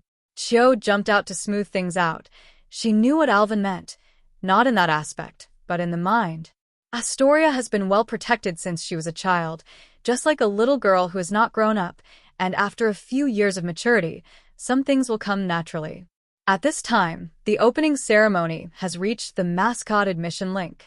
The mascot of the Bulgarian team is actually a veela. Their hair fluttered without wind, and their skin was like bright moonlight. Even as a girl, Chio had to admit that the beauty of veela was unstoppable. When the veela entered the arena, everyone went into a frenzy. Chio clearly saw that someone in the bottom auditorium wanted to rush into the arena and approach the veela, but was directly knocked over by the person next to him. She glanced at Alvin subconsciously and found that the other party looked as usual, but looked at the veela dancing with admiration and felt relieved. But Chio also remembered that Alvin's fiancée in France seemed to be a mixed-race veela. Thinking of this, the pressure in her heart also increased sharply, and she looked at Alvin a little bit badly. Feeling Chio's gaze, Alvin turned his head suspiciously, but the young lady snorted coldly and turned her head away from him. Oh. Alvin is obsessed. Who am I? What have I done? Why is Chio angry again? And Ravenclaw, who was floating in the air, witnessed the whole process and couldn't help but chuckled. It's nice to be young. The girl's mood is good and bad. When Ireland's elf withdrew from the field of play and players from both sides made appearances one after another, Chio also returned to normal. In fact, Chio knew in his heart that of course Alvin would not abandon her because of a certain girl. It was just an instinctive sense of crisis after seeing the beauty of veela. Several girls are discussing which team is stronger. I think Ireland are stronger. Their chaser has scored a lot in previous games. Looking at the introduction booklet in his hand, Astoria said with a sincere message. But Bulgarian seekers are great too. What do you think, Nagini? As a seeker, Chio paid more attention to this position. Seeing that Nagini had not spoken, Chio also asked curiously. Nagini reacted a little slowly, not expecting Chio to ask her opinion. I think listen to the master? After that, she just looked at Alvin for help. Nagini only knew a little about Quidditch, and she didn't know how to analyze strengths and weaknesses, but she still wanted to join the circle of the Mistress of Autumn. Bulgaria catches the snitch, but Ireland wins. 5. Alvin's speech like a magician caused Chio to roll his eyes. The possibility of this situation is too small. In the previous 441 World Cup, it has only happened twice. Alvin rolled his eyes and whispered something in the ear of the young lady. Chio's pretty face turned crimson, and he gave him a strange look. Did you agree? Alvin looked at her expectantly, and Chio snorted lightly and nodded. This bet, Alvin lost. Game start. Ludo Bagman's passionate voice echoed throughout the court. Malate. Troy. Ireland took the lead. Goal scored. Nice shot by Finian. In the box, everyone was watching the game with binoculars. The game was too exciting. Everyone's level was very high. It was far from the Quidditch Cup of Hogwarts. Comparable. Subtitles will appear on the panoramic telescope from time to time, prompting the tactics used by the two teams. As Astoria said, Ireland's chaser is superb, scoring 3 goals in less than 5 minutes. Look. Crumb made a move. Lynch followed. O. F ***** K. F ***** Lynch. He was tricked. 9. Ludo Bagman's annoyed voice remembered that just now, Crumb pretended to find the golden snitch and lured Alvin Seeker Lynch to hit the ground hard. The Bulgarian fans booed. So good. Go home and play toy Quidditch. Crumb is waiting for you to hit the ground. What are you waiting for? Irish fans were also not to be outdone, and the two sides launched a passion for each other. The game was therefore interrupted, and several doctors ran into the field to examine Lynch. Finally, Lynch got back on his feet to the cheers of Irish supporters. After more than 10 minutes of intense competition, Ireland scored more than 10 goals in a row. Apart from Crumb, everyone else in Bulgaria is so bad. Alvin couldn't help but complain that these Bulgarian players were being played around by Irish players and they couldn't find where the quaffle was.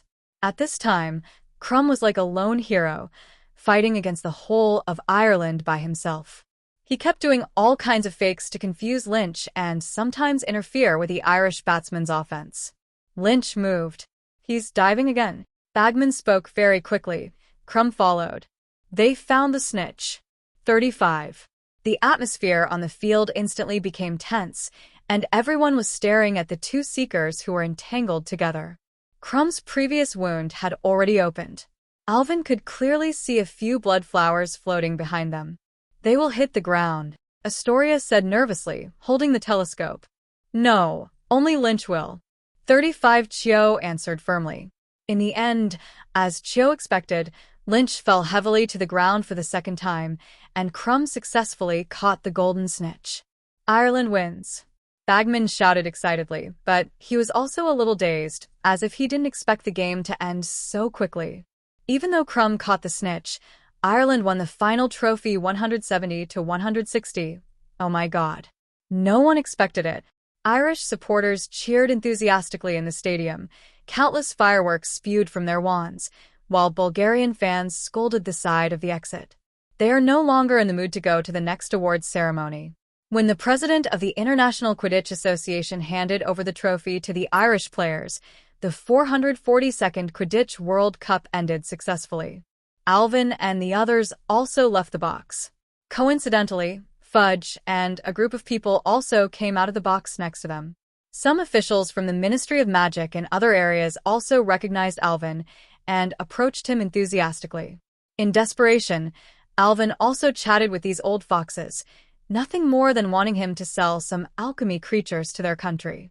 Because of his laziness, there are not many alchemy creatures circulating on the market, but every buyer is full of praise for Alvin. 4 flowers a 0. This made more people interested in his work. Alvin saw Crouch in the last position, with a house elf by his side. But what made him pay special attention to Crouch was that there was a thin man wearing an invisibility cloak beside him. This should be Crouch's son Barty Jr. Alvin thought silently in his heart that Barty Jr. was a loyal supporter of Voldemort. In the original book, he disguised as Moody and entered Hogwarts as a professor of defense against the dark arts.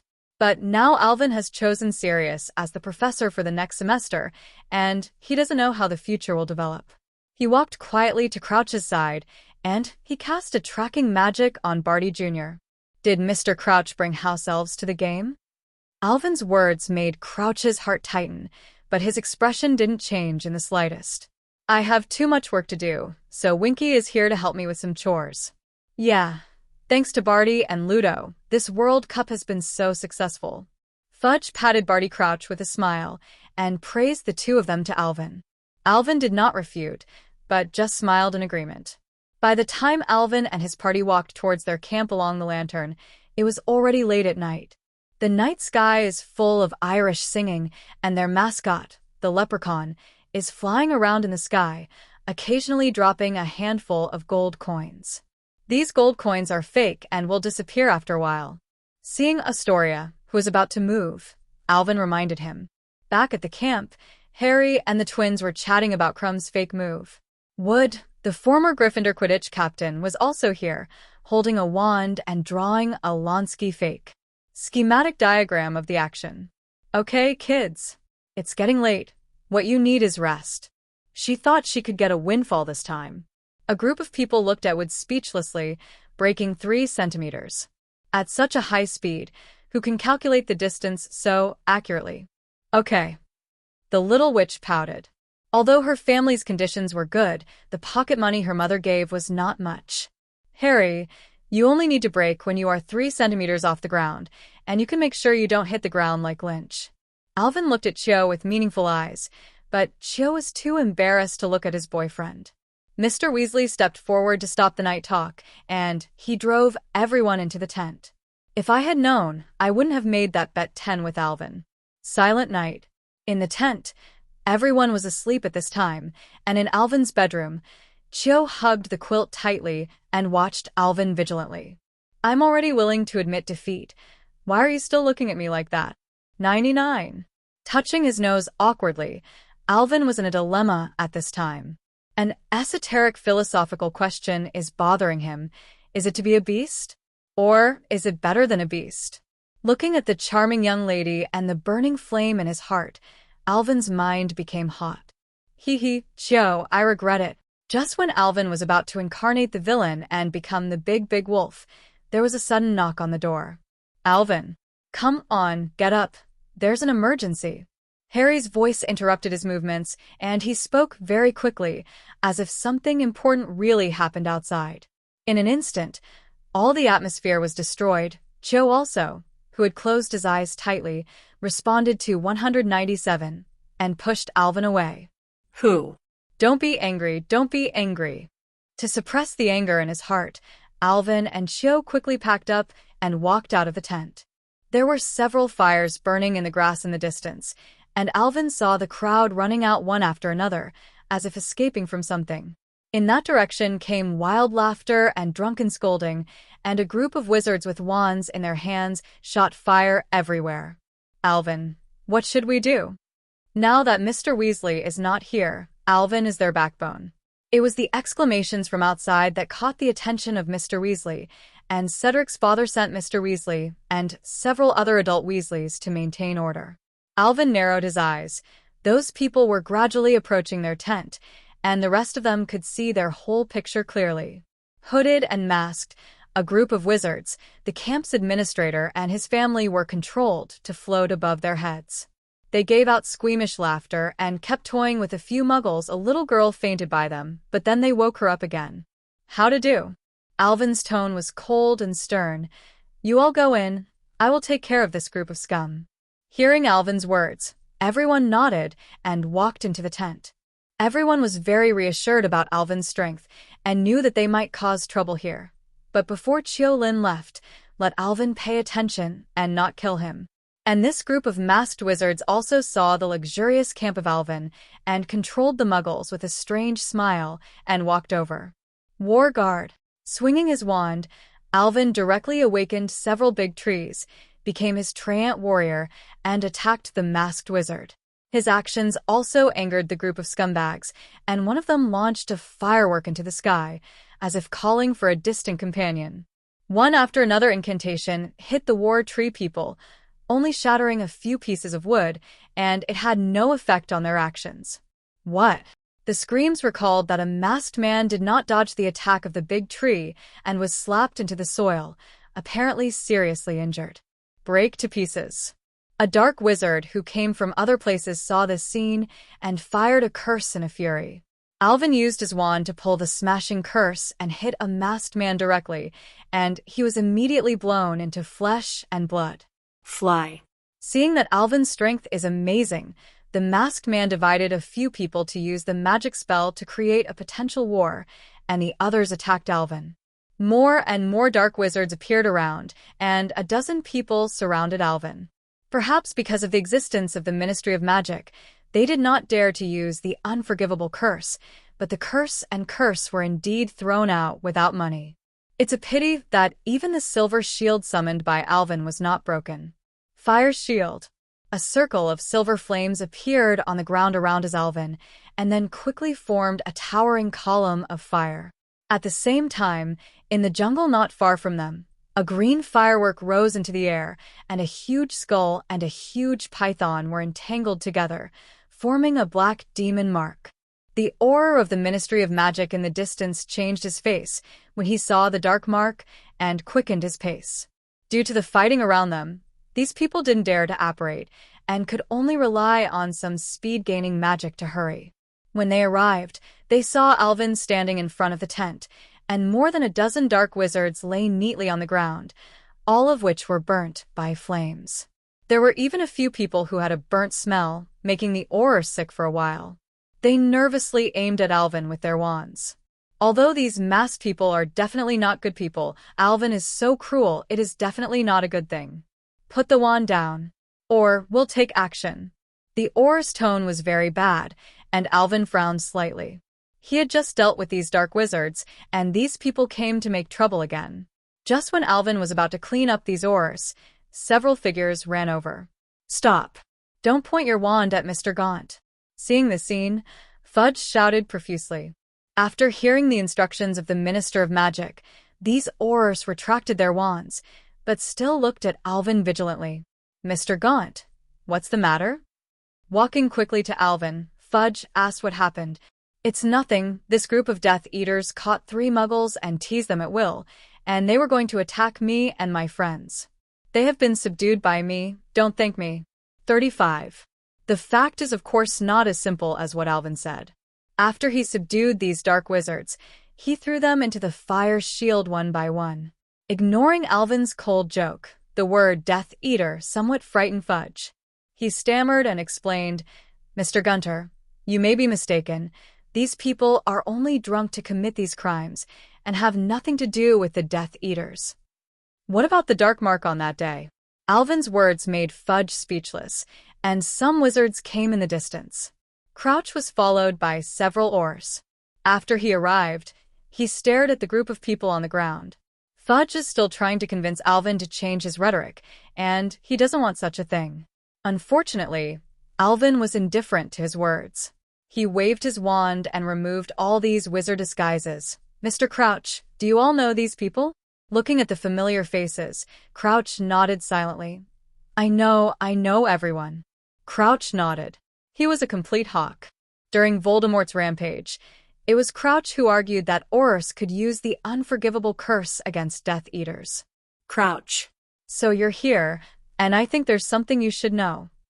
After dispatching a few subordinates to control these undead Death Eaters one by one, Crouch looked at the few who had been burned to death, and a flash of pleasure flashed in his eyes. Hearing what Alvin said, Fudger's 1.0 was desperate. Unfortunately, the fact that his son was a Death Eater took a toll on his reputation, and he lost his chance to ascend to the throne of Minister of Magic. With the light of the campfire, Crouch saw the appearance of the house elf in Mr. Diggory's hand, and his expression immediately became very wonderful. Well then, I'll prosecute these Death Eaters as first-class Merlin recipients and members of the Wisengamot. Are you charged with attacking innocent muggles or injuring underage wizards? 99. Chio and the others in the house heard the voices outside and came out knowing that the matter had been resolved. Cedric's father, Mr. Diggory, carried a comatose house elf and walked towards Crouch with a very serious look. Sparkling. Crouch said in disbelief. I found it from where the dark mark was fired, and when I arrived, she was alone, with a wand in her hand. Mr. Diggory's words made Crouch pale, and his eyes seemed to be on fire. It's impossible. Crouch defended bluntly, aiming at Winky with his wand. Recover quickly. Soon. Twinkle woke up. She saw so many wizards staring at her, and she slowly raised her head to look at the mark in the sky that hadn't dissipated. Her big eyes quickly filled with tears. Winky, you saw it too. Someone made the dark mark, and you were found right below it. With a wand in your hand, please give us an explanation. Mr. Diggory's sharp interrogation made the elf shiver. No, Winky doesn't know anything. Winky is in a coma. Winky won't do this. You were found with a wand in your hand, Diggory growled, waving the wand he had taken from Winky. Don't bother, Diggory. Crouch interrupted, raising his wand to the wand. Flashback to the previous curse. 13. Under everyone's attention, the dark mark jumped out of the glittering wand tip again. Disappear without a trace. 9. Crouch chanted the vanishing charm lightly. The dark mark vanished, and he looked at Winky with a blank expression. Do you have anything else to say? Winky. 99. The elf murmured, but he couldn't say anything. It's clothes, you should know what it means, you're released. The cold and ruthless voice completely broke through the elf's defense line. No. Winky screamed and fell at Crouch's feet. No, master. No clothes, no clothes. Her pitiful appearance made several girls present faintly feel sympathy, but this was Crouch's housework, and they couldn't say anything as outsiders. In the end, the farce ended with Winky being abandoned. Fudge said something to Alvin before he left, and his expression relaxed a lot. What did Fudge tell you? Holding Alvin's arm, Cho and her also walked back to the tent. He told me not to prosecute the wizards who were still alive, and I said yes. What conditions did he promise you? Cho knew his boyfriend very well, and he would never let go if Fudge didn't drop a piece of meat. I'm going to take a look at the Department of Mysteries. 39. Alvin didn't hide it either, stating the terms of his deal with Fudge. Department of Mysteries? Cho also heard his parents mention this mysterious department. The people who work here are called silent people, and they won't reveal any secrets inside. Do you know what's in there? Alvin shook his head. He wouldn't be so curious if he knew what was in the Department of Mysteries. This is a very mysterious place, especially the drapery where Sirius fell in the original book, and Alvin is very curious about it. The two walked to the door of the bedroom. Alvin smiled and looked at Xiang Qiu. Do you want to come in? The young lady blushed, hit Alvin, and ran into the next room. Alvin didn't care either. He was just teasing Qiu. Although it was a pity to miss some things, he wasn't so impatient. The next day, Mr. Weasley came back tired, and he and the other Ministry of Magic officials had not slept all night, keeping order here. There were a lot of troubled dark wizards last night. These are just some of them that Alvin encountered, and many others were scattered in different places and attacked other wizards. Bill and Charlie still had marks of wounds on their bodies, but they didn't care, and instead showed off the origin of the wounds. Packing up hastily, Mr. Weasley put the tent into his backpack. As for Alvin's, someone will take care of it for him. On the way out, Alvin also saw the Muggle, who was abused yesterday. At this time, he had returned to normal, but his expression was a little dazed. Luna's father and Qiu's parents picked up the two girls respectively, and Alvin did not follow the Weasleys and Harry to the burrow. He and a few people agreed to see each other after school started, and they all brought away. And Alvin didn't return to his home. He came to a country road. At this time, Winky was walking alone on the road, and his back was very depressed. As a house elf, it is a shame to be abandoned by the master. No one needs such an elf. At this moment, Winky is very dazed, and she does not know where she will stand next. Winky, do you want to go back to Mr. Crouch's house? Hearing the voice, Winky turned back subconsciously. She remembered the little wizard, who was also in the crowd watching her yesterday. Can you really let me go back to the master's house? Looking at Alvin expectantly, Twinkle pinned all her hopes on him. My name is Alvin Gaunt, and you should have heard of me. When she heard Alvin's name, Winky's mood was obviously much higher. She knew Alvin and often heard this name from the owner of the house. She knew that Alvin was a great wizard. Seeing Winky's appearance, Alvin smiled slightly. I am acquainted with your master. As long as you bring me home, I am helping you to say something nice. Maybe he'll forgive you. This is purely Alvin's flickering, and he and Crouch can only be regarded as nodding acquaintances, not friends at all. It's just that he can't find Crouch's place for a while now, and 197 can only rely on the house elf to lead the way. Lockhart was at this level for the time being at the Ministry of Magic, and it would be impossible to expect him to be the Minister of Magic, not to mention 10 years, at least 5 years. Seeing Crouch, Alvin had another bold idea in his heart. Thank you so much for your help, Master Gaunt. Winky bowed deeply to Alvin, her nose almost touching the ground. There are only 3 chapters today. The author has to consider several projects in the Triwizard Tournament and also arrange the appearance of Voldemort. We will continue to resume the 4th shift tomorrow. Thank you for your understanding. It wasn't Winky that responded, it was Alvin. Crouch's house is very large, but the decoration is very simple, in line with Crouch's always capable style. At this time, she didn't know that she was about to be crippled, walked over to Alvin's side, pulled the corner of his shirt, and Winky started operating to Crouch's mansion. Owner. Crouch didn't close the door of the study. He was burying his head in processing a file, and he subconsciously frowned when he heard the voice of Blinking. Mr. Crouch, please forgive me for taking the liberty to interrupt. Twinkle took Alvin all the way to Crouch's study. She knew that her master would definitely be working in the study at this time. Winky, you have been released, and now you are not qualified to come here. 99. Crouch Mansion, living room. At this time, Crouch sat in the main seat with a displeased face and stood in the corner shivering. At this time, she already knew that she had been deceived by Alvin, and he was not familiar with her master at all. What's wrong with the world now? Even a simple elf like her is deceiving. Won't your conscience hurt? Twinkle looked at Alvin aggrieved and looked at Crouch pitifully. But Crouch and Alvin didn't care about her at the moment. Mr. Crouch, I'm sorry to have found you in this way. I was forced to. 35. Putting down the teacup in his hand, Alvin looked at Crouch with a smile. Crouch snorted coldly and didn't eat his set. It is very rude to come uninvited, and entering his home like Alvin is tantamount to a declaration of war. Just imagine if a Death Eater held Winky and broke into his house.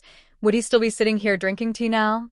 But Crouch also knew that there was his own mistake in this, and he forgot to cancel Winky's permission to enter here. No more nonsense, Mr. Gaunt. What exactly did you come to me for? Crouch's tone was very blunt, expressing his dissatisfaction in this way. But Alvin didn't care, and Crouch would be angrier in a moment. Mr. Crouch, has Barty Crouch Jr. escaped your grasp? In a word, Crouch's face changed greatly in an instant.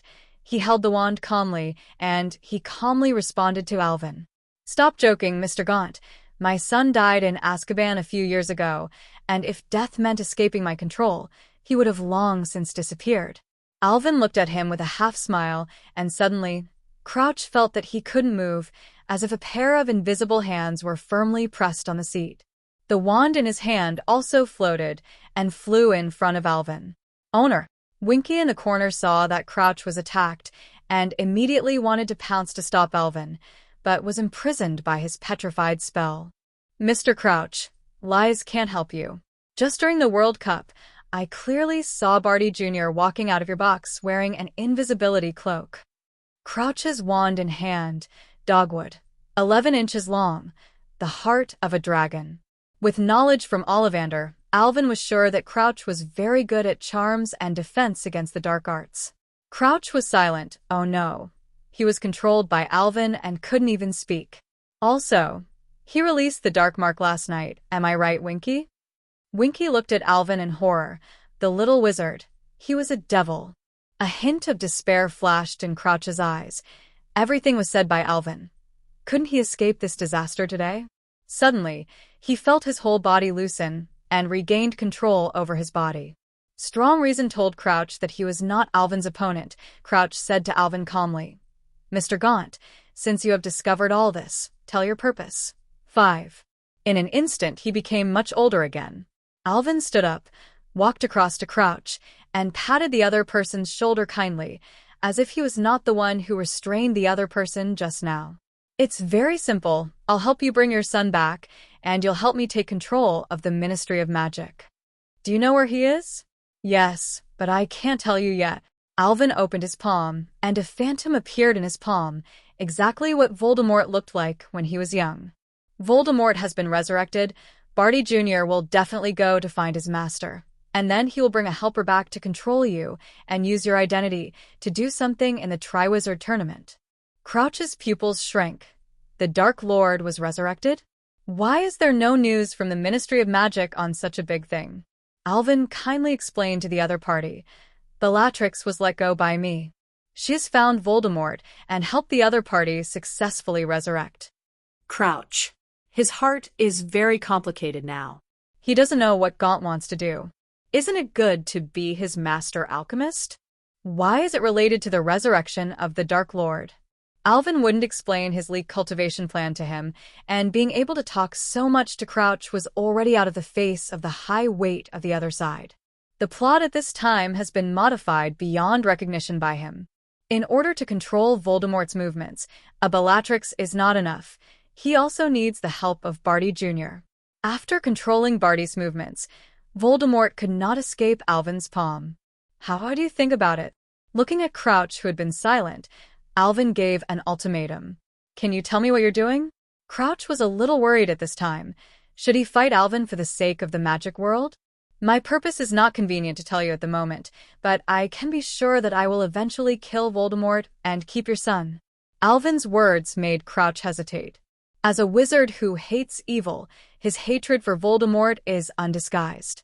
His son became the opponent's advocate, and he himself sent his son to Azkaban. In the end, it was through the sacrifice of his wife that Barty was brought out of Azkaban. And the culprit in all of this is Voldemort. Because of my son, I have no chance of becoming Minister of Magic. Crouch sighed and explained his situation. He was originally the head of the Ministry of Magic's law enforcement department, and that position was a strong contender for the Minister of Magic. Today, he is only a minister of the International Magic Exchange and Cooperation Department. Although he is not a marginal department, he is not in the center of power. You can rest assured that Voldemort's resurrection will make Fudge make some wrong decisions. When the time comes, you are showing your position and standing on Dumbledore's side, and he will help you when the time comes. This little wizard not only calculated the Dark Lord, but now even Dumbledore is not spared? The shock in his heart did not show, and Crouch thought about Alvin's plan carefully and felt that it was still feasible. By the way, Lockhart is also my man, and he will kill Fudge at that time. In an understatement, Alvin again tilted the balance in Crouch's heart. Now Lockhart is Fudge's confidant, and Fudge has been trying to push Lockhart to a higher position, such as the director of the Auror office. If Lockhart turns against the tide at a critical moment, Crouch suddenly felt a little sympathetic to Fudge. He was like a puppet, played with applause by the pure-blood family and the little wizard in front of him. He breathed a sigh of relief. He still chose to agree to Alvin's conditions, and now he can't die. On Alvin's side, he could at least keep track of Voldemort and this little guy. If he died, the magic world would be in trouble again. Inexplicably, Crouch suddenly felt some humiliation. After Crouch signed the contract, Alvin also revealed his plan. I left a mark on your son, and once they show up de nuageau near your house, I'll know. If he tries to control you when the time comes, you pretend to be controlled by him and pass their actions to me. By the way, you haven't had the experience of being controlled by the Imperious Curse, have you? In order to prevent you from revealing your secrets, let's practice these 2 days. This is a special item I made to resist the Imperious Curse. Unless Dumbledore or Voldemort shoots, he can keep your mind sane. 99. This is the doubt in Crouch's heart.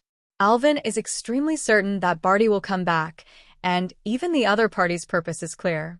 Taking the pocket watch, Crouch acquiesced to Alvin's arrangement. Why are you so sure they'll play tricks on the Triwizard Tournament?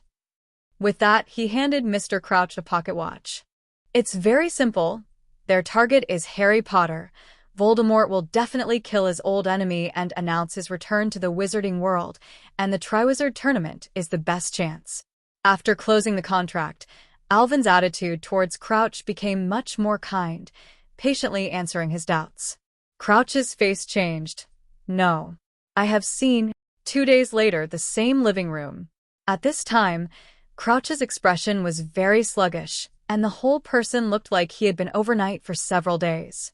In the past 2 days, Alvin cast the imperious curse on him dozens of times, and also handed him the image so that he could study the expressions on it, making sure that Barty and the others couldn't see any flaws. Seeing that he had made one shameful move after another under Alvin's orders, Crouch had the heart to commit suicide.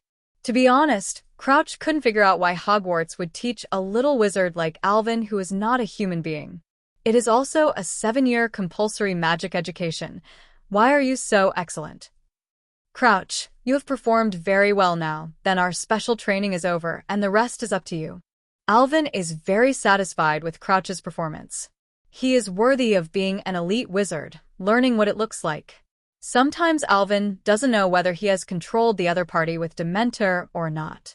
That girl group danced. TSK, TSK. Crouch breathed a sigh of relief. The little B**************** D was finally leaving. By the way, just leave it to me. It's not convenient for her to stay with you. Alvin looked at Winky, who was looking at her in horror, and smiled casually, which made Winky shiver. Winky, you'll be following Mr. Gaunt from now on, you know? Crouch had brought Wink back into the family, and Wink naturally couldn't refuse his words. Before leaving 197, Alvin handed Crouch a life-saving item, which could help him defend against deadly attacks at critical moments, and could take him to the safe point set up by Alvin by operating. With such a valuable pawn, Alvin would not let him sacrifice easily. Looking at the back of Alvin leaving with Winky, Crouch fell into deep thought. The holidays were only a few days away, and Alvin took the time to make a trip to the Ministry of Magic, and the people at the Department of Mysteries had been notified, allowing Alvin to visit at will for 3 hours. Circular Room, Brain Room, Death Room, Locked Room, Prophecy Room, Time Room. Alvin went to these major places. Unfortunately, even if Fudge ordered the crystal ball in the Hall of Prophecy, Alvin could not take one for research. Otherwise, he really wanted to take the prophecy ball about Harry and Voldemort and see what the mystery was inside. As for the curtain where Sirius disappeared in the original book, Alvin observed it for a long time, but still found nothing, as if it was an ordinary place. I tried to send a few props in, but unfortunately Alvin lost his senses as soon as he crossed the curtain. Taking a deep look at the drapery, Alvin turned away. On the last day, Alvin hurriedly took a few little witches to Diagon Alley to buy books and items for the next semester.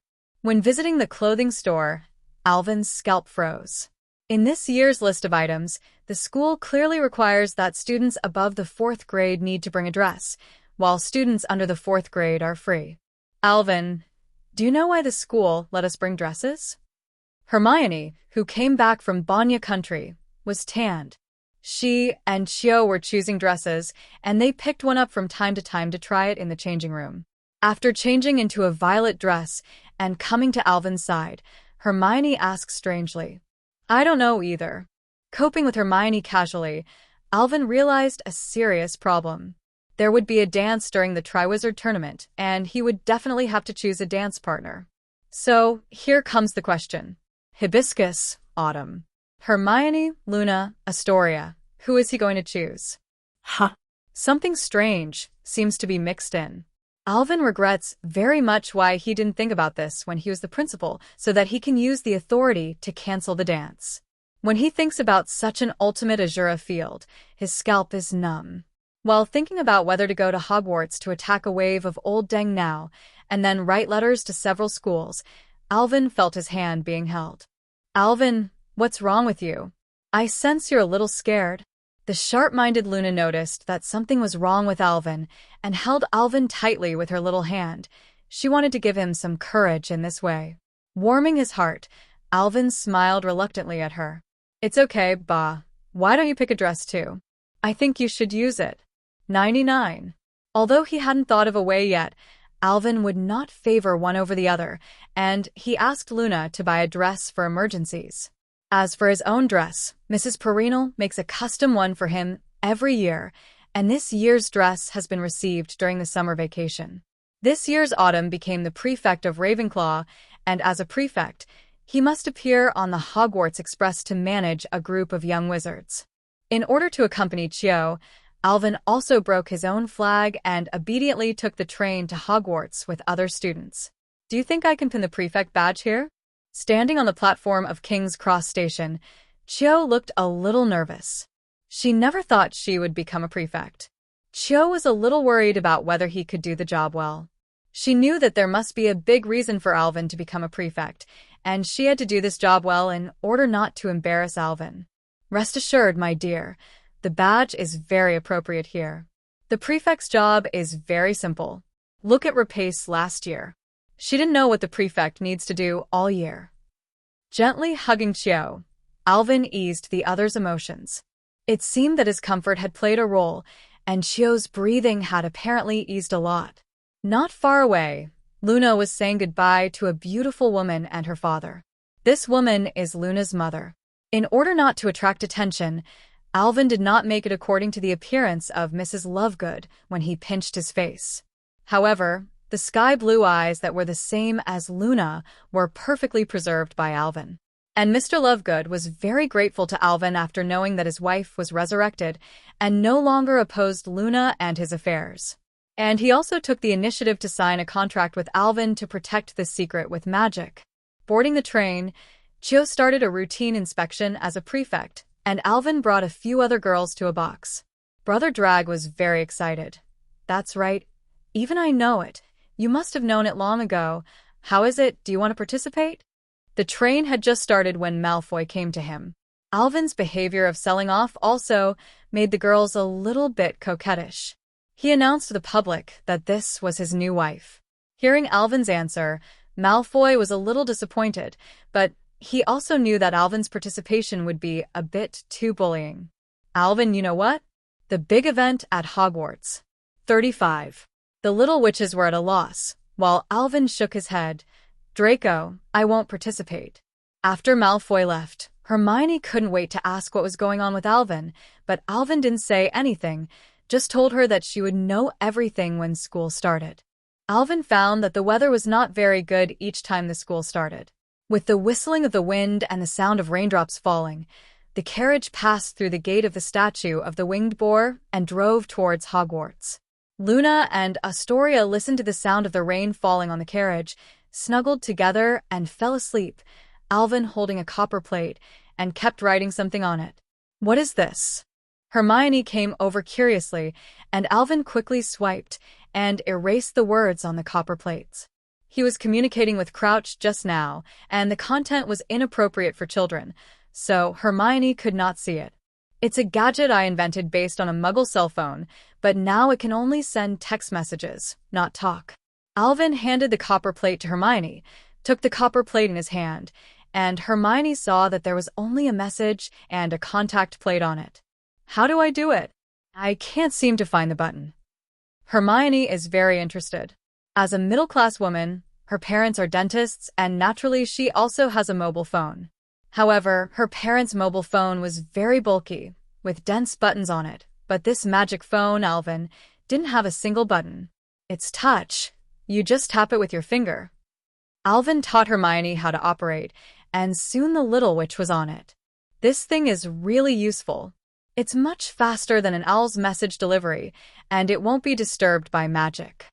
After experiencing Alvin's magic phone, Hermione gave a high evaluation, much easier to use than her father's big brick. I just invented it, and I only made 3 at present. If you want, I will give you a few in a few days. Hermione nodded happily and gave Alvin a sweet kiss. This magic phone was made by Alvin when he was bored at Crouch's house the other day, one with him, one with Crouch, and the other was sent to Nicole LeMay by Alvin. When I contacted Sirius last semester, Alvin had already made an abbreviated version. The communication of the magic world is too backward, and it can even be said that the entertainment activities of the magic world are very backward. Alvin not only wants to develop mobile phones, but also to research magic networks, magic computers, to make the world more exciting. He can also rely on these products to control the lives of all wizards like the big and small horses in the previous life. As long as the wizards use his products, there is no secret in front of Alvin. The carriage slowly drove into Hogwarts, and Alvin also woke up Luna and Astoria. With a protective cover on their heads, Alvin and the others walked into the castle gate intact under the envious eyes of others. Whoosh! A huge water ball fell from the ceiling and hit the top of Alvin's head, but Alvin's protective cover was not lifted, and the broken water ball fell to the floor along the protective cover. Damn it! A shrill voice sounded, and Peeves appeared in front of Alvin. Peeves, come down here. Professor McGonagall rushed out of the auditorium. The ground was so wet that she slipped, and Hermione assisted her quickly. Thank you, Miss Granger. Peeves, get down here. 35. Professor McGonagall shouted. Peeves was unmoved, and he grinned and threw the water polo in his hand to the students who came in behind. A Ravenclaw girl was hit by a water polo and immediately became wet. She screamed and rushed into the auditorium. Seeing that she successfully hit a person, Peeves laughed even louder. Fear is speechless. The unbridled laughter stopped abruptly, and Peeves' proud face was full of horror, as if he had seen something terrible. The other little wizards also survived, taking this opportunity to run into the auditorium. Thank you, Alvin. Peeves is so messed up today. I'll definitely tell the Bloody Barrow. Professor McGonagall breathed a sigh of relief. She had come in so quickly that she forgot to grab her wand. Professor, don't tell Barrow. Peeves has my fear charm and should be honest for a while. 35. This little spell was invented by Alvin himself, and the effect is to make the enemy's mind appear terrifying and affect their combat effectiveness. Unexpectedly, Peeves became the first victim today. The auditorium was still as splendid as it was, but it was extraordinarily decorated for the new semester banquet, with hundreds of candles floating on the table, illuminating the golden saucers and goblets. Alvin once thought that the tableware used at Hogwarts was pure gold or pure silver, but after researching it, he found that it was a metal synthesized by alchemy, and the cost was very cheap. But it looks very intimidating. Sitting at the long table in Ravenclaw, Alvin also felt a sense of intimacy. The most charming thing about Hogwarts is that he can give you the feeling of home. Maybe this is the reason why countless teachers and students sacrifice their lives to protect Hogwarts. In the teacher's seat, Sirius and Snape were looking at each other. If it was a comic-style world, the intersection of their eyes must be sparks. Hagrid saw Alvin look over and greeted him with a smile, and Alvin smiled back. Before making everyone wait long, the side door of the auditorium opened, and everyone immediately became quiet. Even Sirius and Snape, who were battling each other, stopped looking at each other. Professor McGonagall led a long row of little wizards to the front of the auditorium, watching the new students in a state of embarrassment. Those who didn't know thought they were swimming across the Black Lake, not by boating. The Sorting Hat on the stool sang, and everyone listened quietly because the lyrics of the Sorting Hat were different every year. For Flower Zero. After he finished singing, the auditorium remembered the warm applause. Cho applauded and said, I don't understand why the Sorting Hat changes the lyrics every year, but the meaning is similar. If you are a thinking hat, you can only lie quietly on the chair in the principal's office every day, and only today can express yourself. I think you will do the same. 99. Alvin successfully used a sentence to make the young lady smile. She thought of the scene and nodded in agreement. You're right, if it were me, I would even change the melody. Stuart Ackley. Professor McGonagall took a piece of parchment and started the sorting ceremony. The process went very smoothly, and there was no situation like Harry and Alvin that made the Sorting Hat tangled for a long time. Everyone is immediately assigned a college if they put on their hats. Ola Zorko. 95. Ravenclaw. When the last little wizard was sorted into Ravenclaw, the sorting ceremony ended, and the Sorting Hat ended its annual mission and was taken away by Professor McGonagall.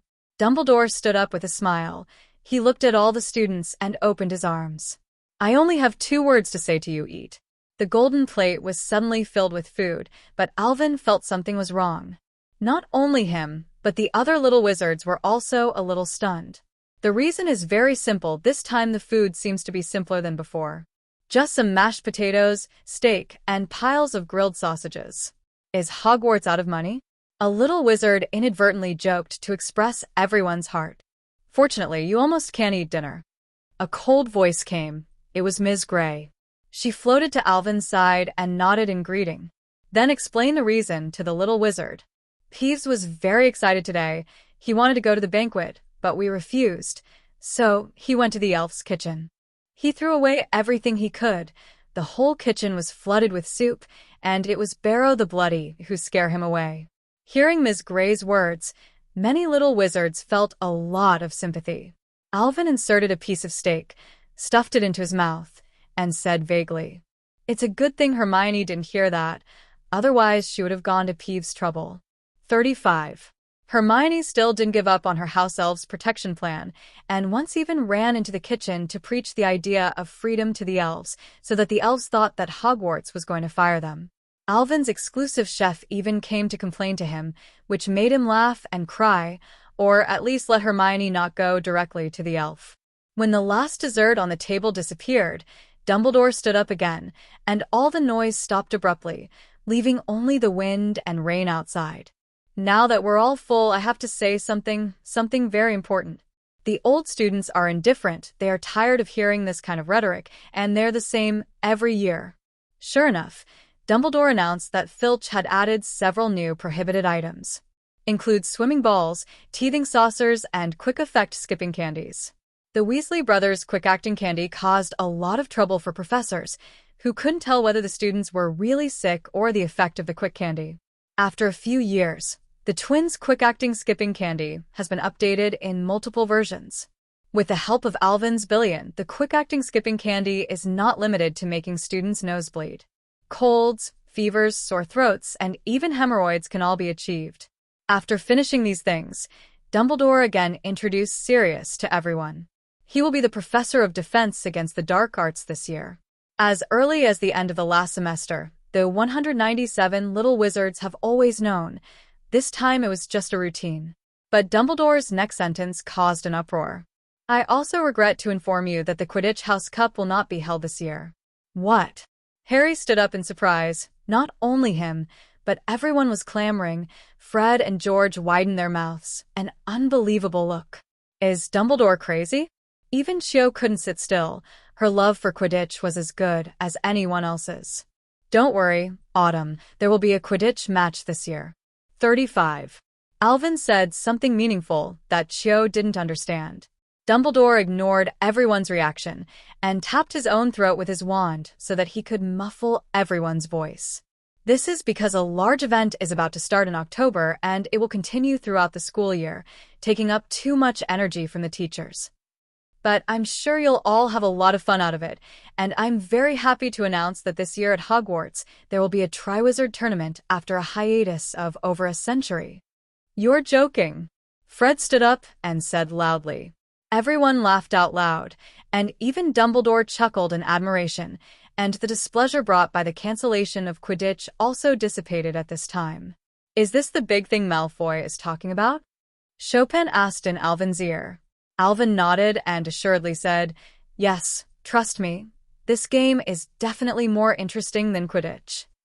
I didn't read the joke, Mr. Weasley, said Dumbledore, but for the joke, I remembered a joke Gaunt, and I told me about a wizard walking into a hotel with a witch, and for a minute afterwards they... Cough, cough.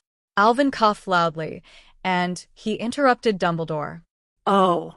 Sorry, where did we get to? Yes, the Triwizard. Many senior wizards looked at Alvin with a weird smile. Alvin was also very speechless. Is Dumbledore trying to trick him on purpose? A blush appeared on Cho's face. She knew what she should know, and she squeezed the soft flesh around Alvin's waist. How could this person tell such a joke to the principal? Alvin, what are they laughing at? Luna was a little confused. She didn't understand what Dumbledore was saying. It's all right. The principal is confused. He's making jokes. 99. Alvin laughed dryly and made an excuse, and Luna nodded in agreement. The naysayer said that Headmaster Dumbledore has been plagued by brain-eating bugs, which makes him sometimes crazy. 99. Thanks for the naysayers, and thanks to my father-in-law for saving my life. Alvin thought silently in his heart. In short, the event will be rehosted at Hogwarts from a few years back, and there will be fierce competition between the 4 schools of Hogwarts, Durmstrang, Beauxbatons, and Ilvermorny. In October, they will come here with carefully selected warriors, who will be chosen with the awakening of an impartial referee. After Dumbledore's introduction, the audience fell silent for a while, and the twins stood up again. Principal, I think there may be some problems with your math. It's obviously a Triwizard Tournament, but you just mentioned 4 schools. The little wizards burst into laughter, which is why they were silent. Alvin touched his nose in embarrassment, staggering Dumbledore's gaze, a little embarrassed. Mr. Weasley, you heard it right. Dumbledore said genially, looking back. For some reasons, the Triwizard Tournament, Safamorny, will also participate, which is a famous magic school from the free country. To show their sincerity, the winning warriors will receive a total of 3,000 galleons. Wow. The atmosphere is warm again, 3,000 galleons. Not to mention for young wizards, but for many adult wizards, it is a huge fortune. Mr. Weasley was also considered a mid-level man at the Ministry of Magic, and his monthly salary was less than 100 galleons. The money is enough for him to work for 4 or 5 years. Many people have fantasized about becoming a warrior, not only bringing honor to Hogwarts, but also winning themselves a lot of money. But Dumbledore spoke again, and the hall fell silent again. I know you are all eager to win for Hogwarts, but the Ministry of Magic and I agree that only students over 17 years of age should be allowed to sign up. His words aroused strong protests from many people, and some young wizards who were underage patted the table to express their dissatisfaction. They have already planned how to spend this galleon, and now Dumbledore has made them lose 3,000 galleons out of thin air. What about Alvin? If he can participate, the championship must be ours. A Ravenclaw senior stood up and protested loudly. Many people also responded, yes. If Alvin can participate, the champion must be Hogwarts, and even those Slytherin students admit that Alvin must be the #1 player in the school now. Although a little unhappy that this honor was won by Alvin, the Ravenclaw, as long as they can win several other magic academies, they will accept it. Dumbledore pushed his glasses, and all the students looked at him expectantly, hoping that he could change his decision. I'm sorry, but 17 is a must for the Triwizard Tournament anyway. As for Mr. Gaunt, he lengthened his voice and seemed to be thinking, if Mr. Gaunt participates in the competition, I believe there is no need to hold this Triwizard Tournament. Ha ha ha. All the students shouted, and some people cheered. Hermione and the others also looked at their boyfriends proudly. So, he will not participate in this competition as a player, but he will join us as a technical advisor and referee. Little wizards did not expect that Alvin became the referee of the Triwizard Tournament. What technical consultants are there? Okay, it's getting late for your class tomorrow, now go to bed. After Dumbledore finished speaking, he left the auditorium, and the little wizards got up one after another and walked to the lounges of their respective colleges. Fred and George quickly caught up with Alvin. You must be able to help us, right? The two are very persistent about whether they can participate in this event. Although with the help of Alvin, they are not short of money, but how can the twins want to miss 1.0 for such a fun thing? Alvin pretended to be serious. Is that how you talk to the referee? But before that, you have to think about it. The Triwizard Tournament is deadly, you guys. Are you ready?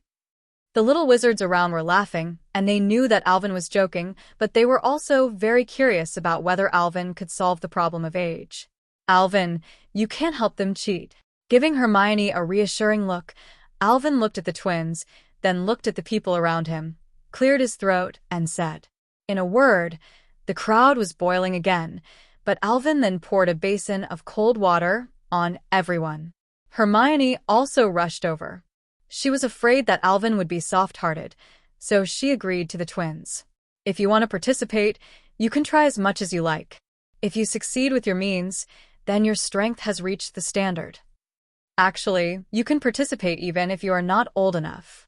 After speaking, Alvin took Chio and the others through the crowd and up the stairs, leaving behind a group of contemplative little wizards.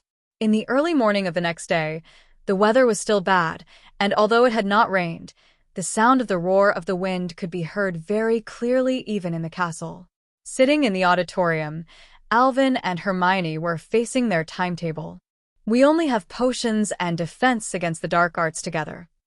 The little witch was a little unhappy. She and Alvin took too few courses this semester. Most of them were with Slytherin. "It's okay. In fact, I will have classes at the beginning of this semester, and I may need to be absent often after the Triwizard Tournament is held." Alvin consoled Hermione.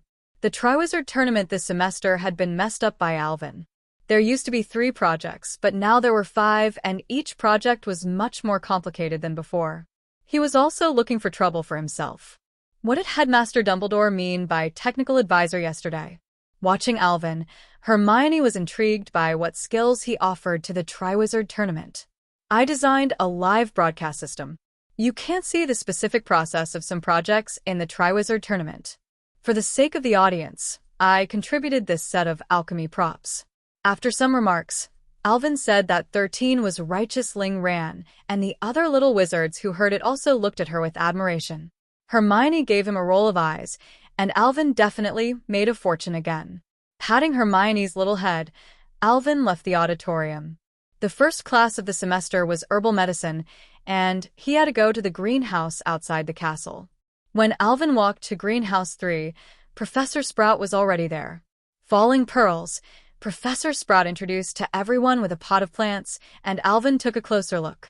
"Isn't this a Venus flytrap? This is a medicinal material that can be used to refine split medicine. Our task today is to squeeze out their medicinal liquid." After introducing the operating procedures, Professor Sprout gave each student a pot of Venus flytrap. Alvin held it in his hand, staring at the largest mouth of the Venus flytrap in a daze. In a previous life, Alvin had seen the introduction of Venus flytrap, and he was still very curious about this carnivorous plant. According to Professor Sprout's method, a special ointment was applied to the mouth of the Venus flytrap, and the leaves of the Venus flytrap closed, and a crystal-clear liquid soon flowed out. Alvin collected the liquid medicine into the crystal bottle and completed the task easily.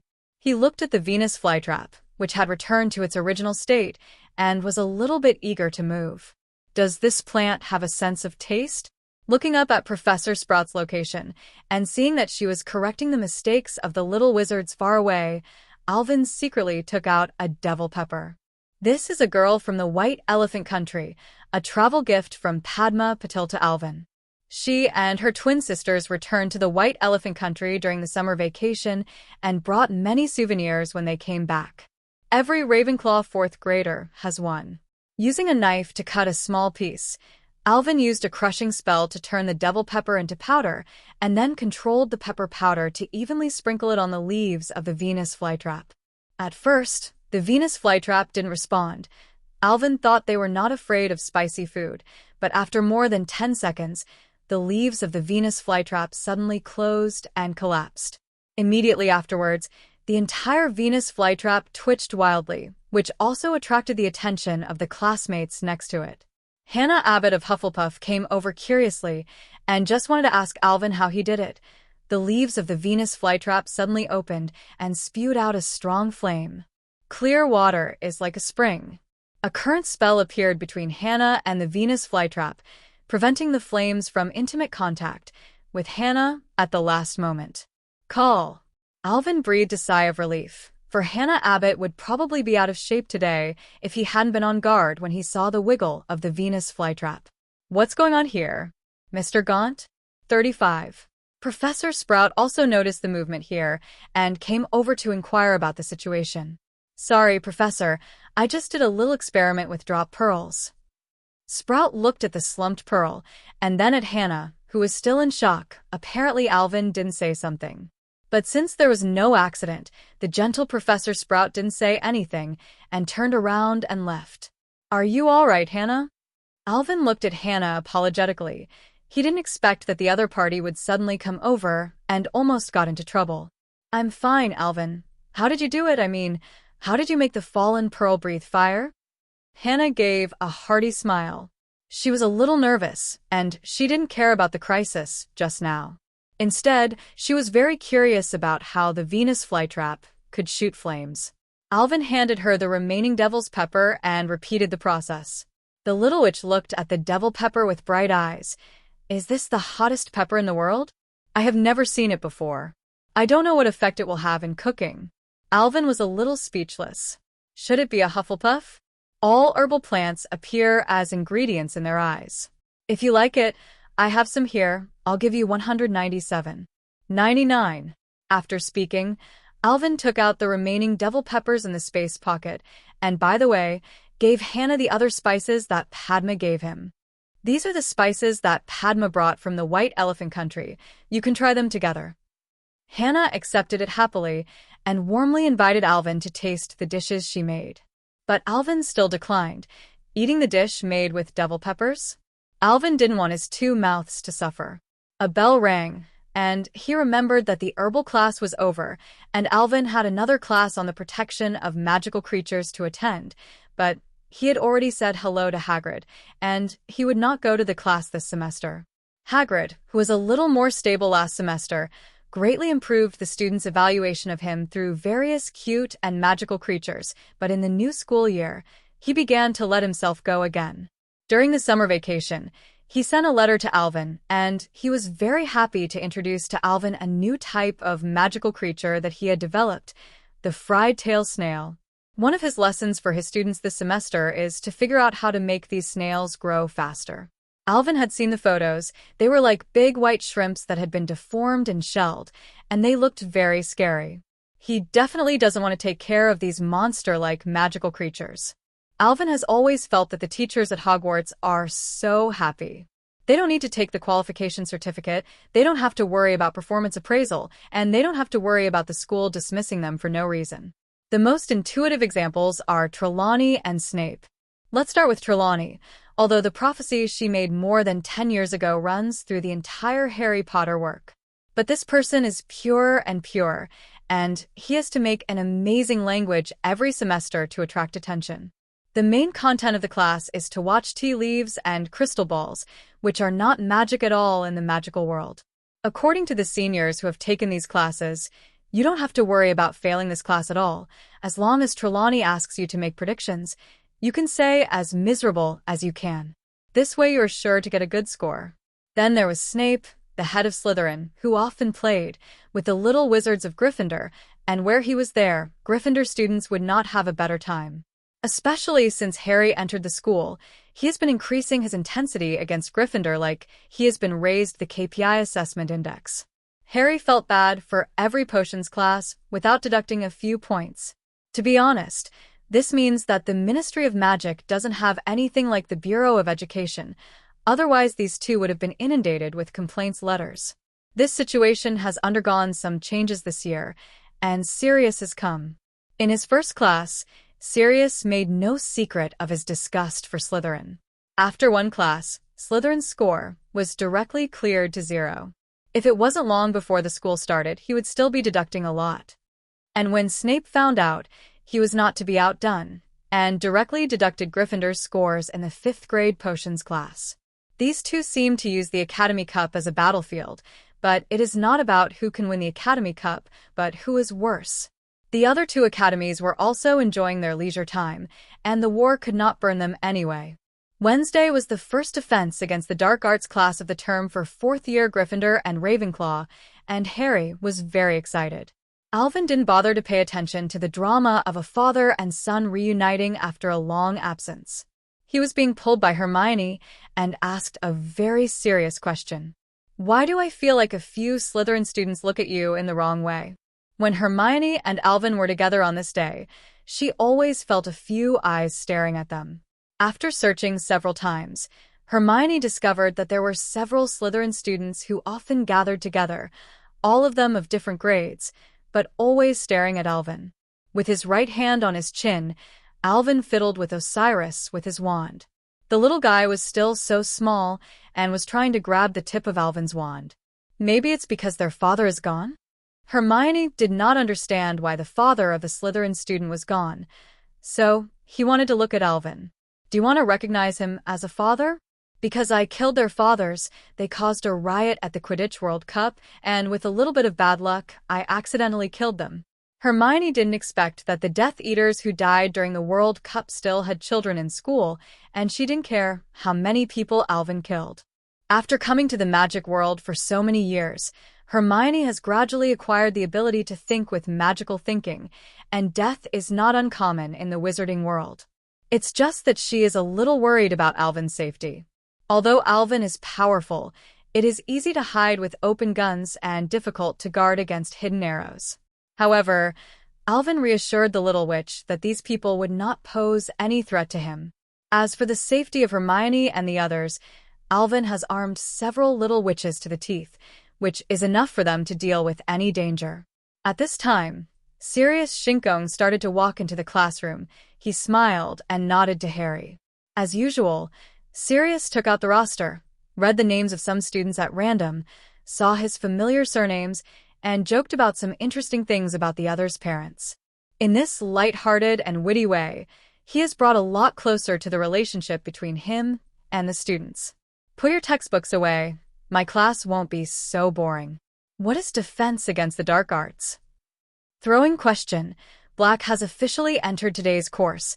Harry and Hermione raised their hands high, and Sirius chose Harry without hesitation. The defense against the dark arts is to teach us how to use magic to protect ourselves from dark creatures and black magic, and to learn some offensive magic. Point 39. After answering the question quickly, Harry managed to get 10 points for Gryffindor. Raising his hand to signal Harry to sit down, Sirius said solemnly, "Harry was right, but in my class, the meaning of defense against the dark arts is different. Offense is the best defense. This year, I will not teach you magic step by step. Lupin has taught you enough spells last year. My mission is to let you use magic skillfully in battle to improve your combat experience." Sirius made a big news as soon as he came up, and he didn't follow the textbook at all. So what did they do for the final exam? Soon someone asked this question, and Sirius didn't care. Denua Zhao shrugged. "As long as your usual grades comply with my requirements, I can even exempt you from final exam C." Seamus Finnegan raised his hand. "Professor, we have learned a lot of dueling skills in the dueling club." Sirius sneered. "I know your dueling club. To be honest, these things seem to me to be like playing a family." Many people looked at Sirius with dissatisfaction. They thought that the duel club had made them very powerful, but Sirius made them useless. "Listen." Sirius glanced at the audience, and the aura he exuded unconsciously made many people feel the pressure. "The real battle will never be carried out like you do, and you will be carried out with full etiquette. Maybe you'll be attacked by the enemy accidentally, or even lose your life." Alvin looked at Sirius with a strange expression on his face. If he remembered correctly, Sirius was attacked by Bellatrix and flew behind the veil. Does this count as a flag? Sirius, unaware of Alvin's weirdness, continued to instill his own mind into the students. No matter what despicable things those vicious Death Eaters do, you can fight back in any way. Black magic, even the unforgivable curse, you can use them all. For a time, the entire classroom was silent, and everyone did not expect that Sirius would actually encourage the students to use black magic. Can the word defense in this class be removed? Hermione couldn't help it. She had a great sense of justice and her resistance to black magic.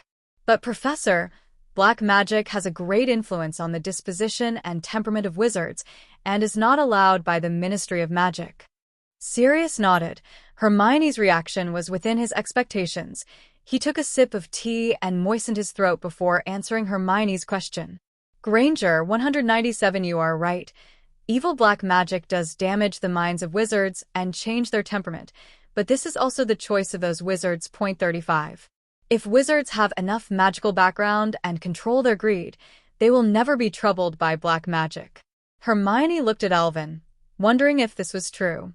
Alvin nodded lightly. Sirius was telling the truth. In fact, these things are common sense among wizards, but now the Ministry of Magic has a very strict control over black magic because of the relationship between the two Dark Lords. So gradually, these common sense has also become cherished.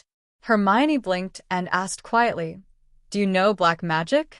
Alvin hesitated for a moment, looking at the 3 spells he had the highest proficiency in: Fiery Fire, Avada Kedavra, and Cruciatus.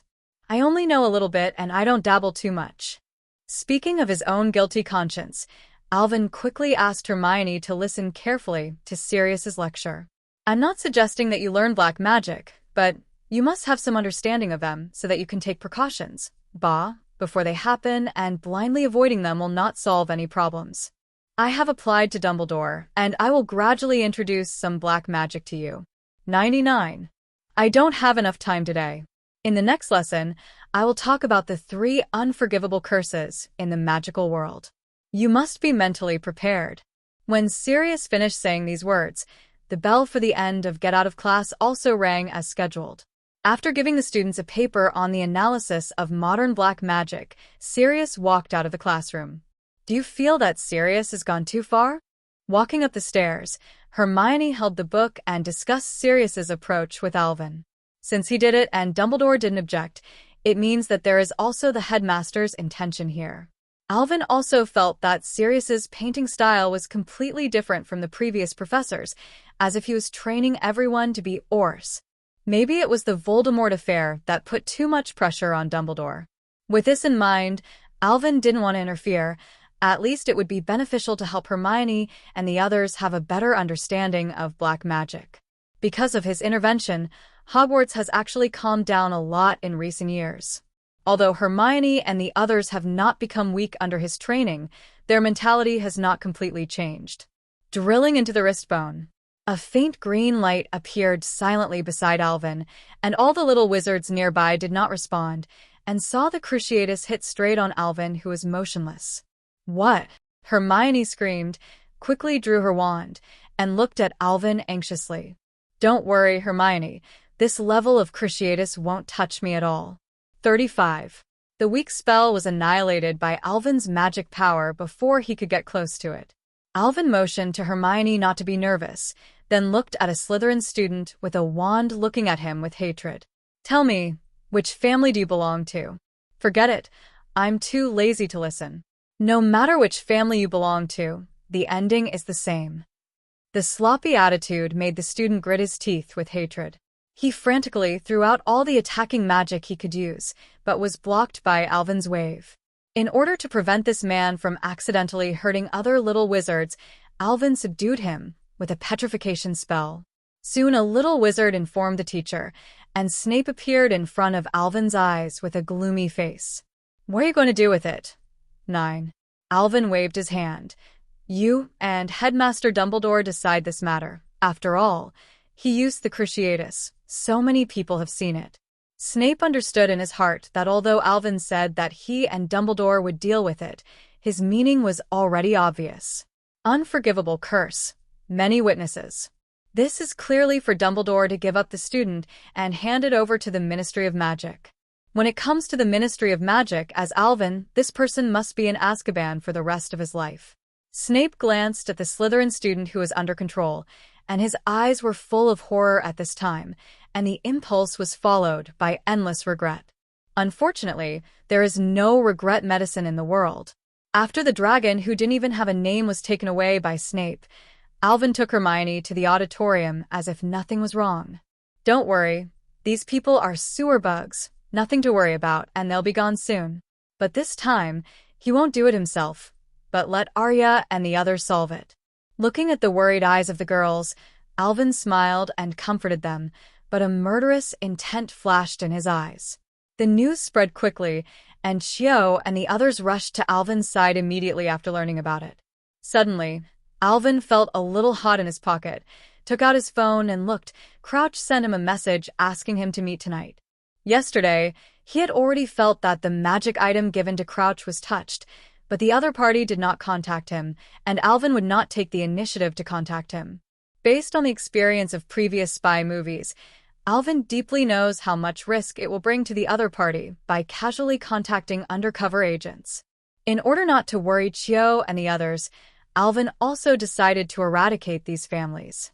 These forces that he has cultivated for so many years should also show their role. Late at night, Crouch's mansion. Alvin's figure appeared on a tree not far from Crouch's house. Accompanying Chio and Luna to finish their homework, Alvin also left Hogwarts to meet Crouch. After confirming that there was only Crouch in the mansion, and there were no magic traps, Alvin Shiran walked into the main entrance. Sensing that someone entered his home, Crouch also greeted him. "You finally came." Seeing Alvin, Crouch was also relieved. Crouch had been frightened for the past 2 days, for fear that his son would see any flaws. But fortunately, Barty is very confident in his magic and thinks that he has successfully controlled him, so he doesn't put too much thought on him. Ignoring Crouch's complaints Alvin went straight to the point. "What's their plan? Have you seen Voldemort?" Crouch took Alvin into the study, then closed the door, and finally took out a shielding prop. After doing all this cautiously, he began to tell his intelligence. "You're right. Little Barty brought Bella to the door yesterday, and the two of them besieged me directly. Seeing that they didn't want to kill me, I pretended to be invincible according to your instructions, and then was captured." When Barty Jr. attacked him, Crouch sighed unconsciously. Although Alvin had said it before, he couldn't help but feel a little sadness in his heart until this happened. As a father, he felt like a failure. "Okay, don't sigh. Hurry up and say I have to go back to sleep. Hogwarts has a curfew." Interrupting Crouch's emotions blindly, Alvin said impatiently. Crouch is choked. Does this man have no sympathy? "You've got a plan for Voldemort. Why do you care about the curfew?" People were under the eaves and had to bow their heads, and Crouch could only continue to speak. Alvin also understood a general idea. Barty Jr., as he expected, used Crouch's identity to intervene in the Triwizard Tournament. They also attacked a person who Alvin also knew, Ludo Bagman. As the director of sports at the Ministry of Magic, Ludo Bagman was also the main participant and one of the referees of the competition. Barty Jr. and Bellatrix used Crouch's identity to trick Bagman into going home, then used the Imperious Curse to control him and let Barty Jr. replace Ludo. And Moody in the original book survived because he didn't have to teach at Hogwarts this semester. If nothing else, they'd still do something with the Goblet of Fire and let Harry see the Triwizard Tournament. As for Voldemort, Bellatrix was now taking care of them. They lived in a place where no one could find him, and when Crouch was needed, the other party would appear. "Do you know what plans they have?" Crouch shook his head. He was controlled for too short a time to overhear the conversation.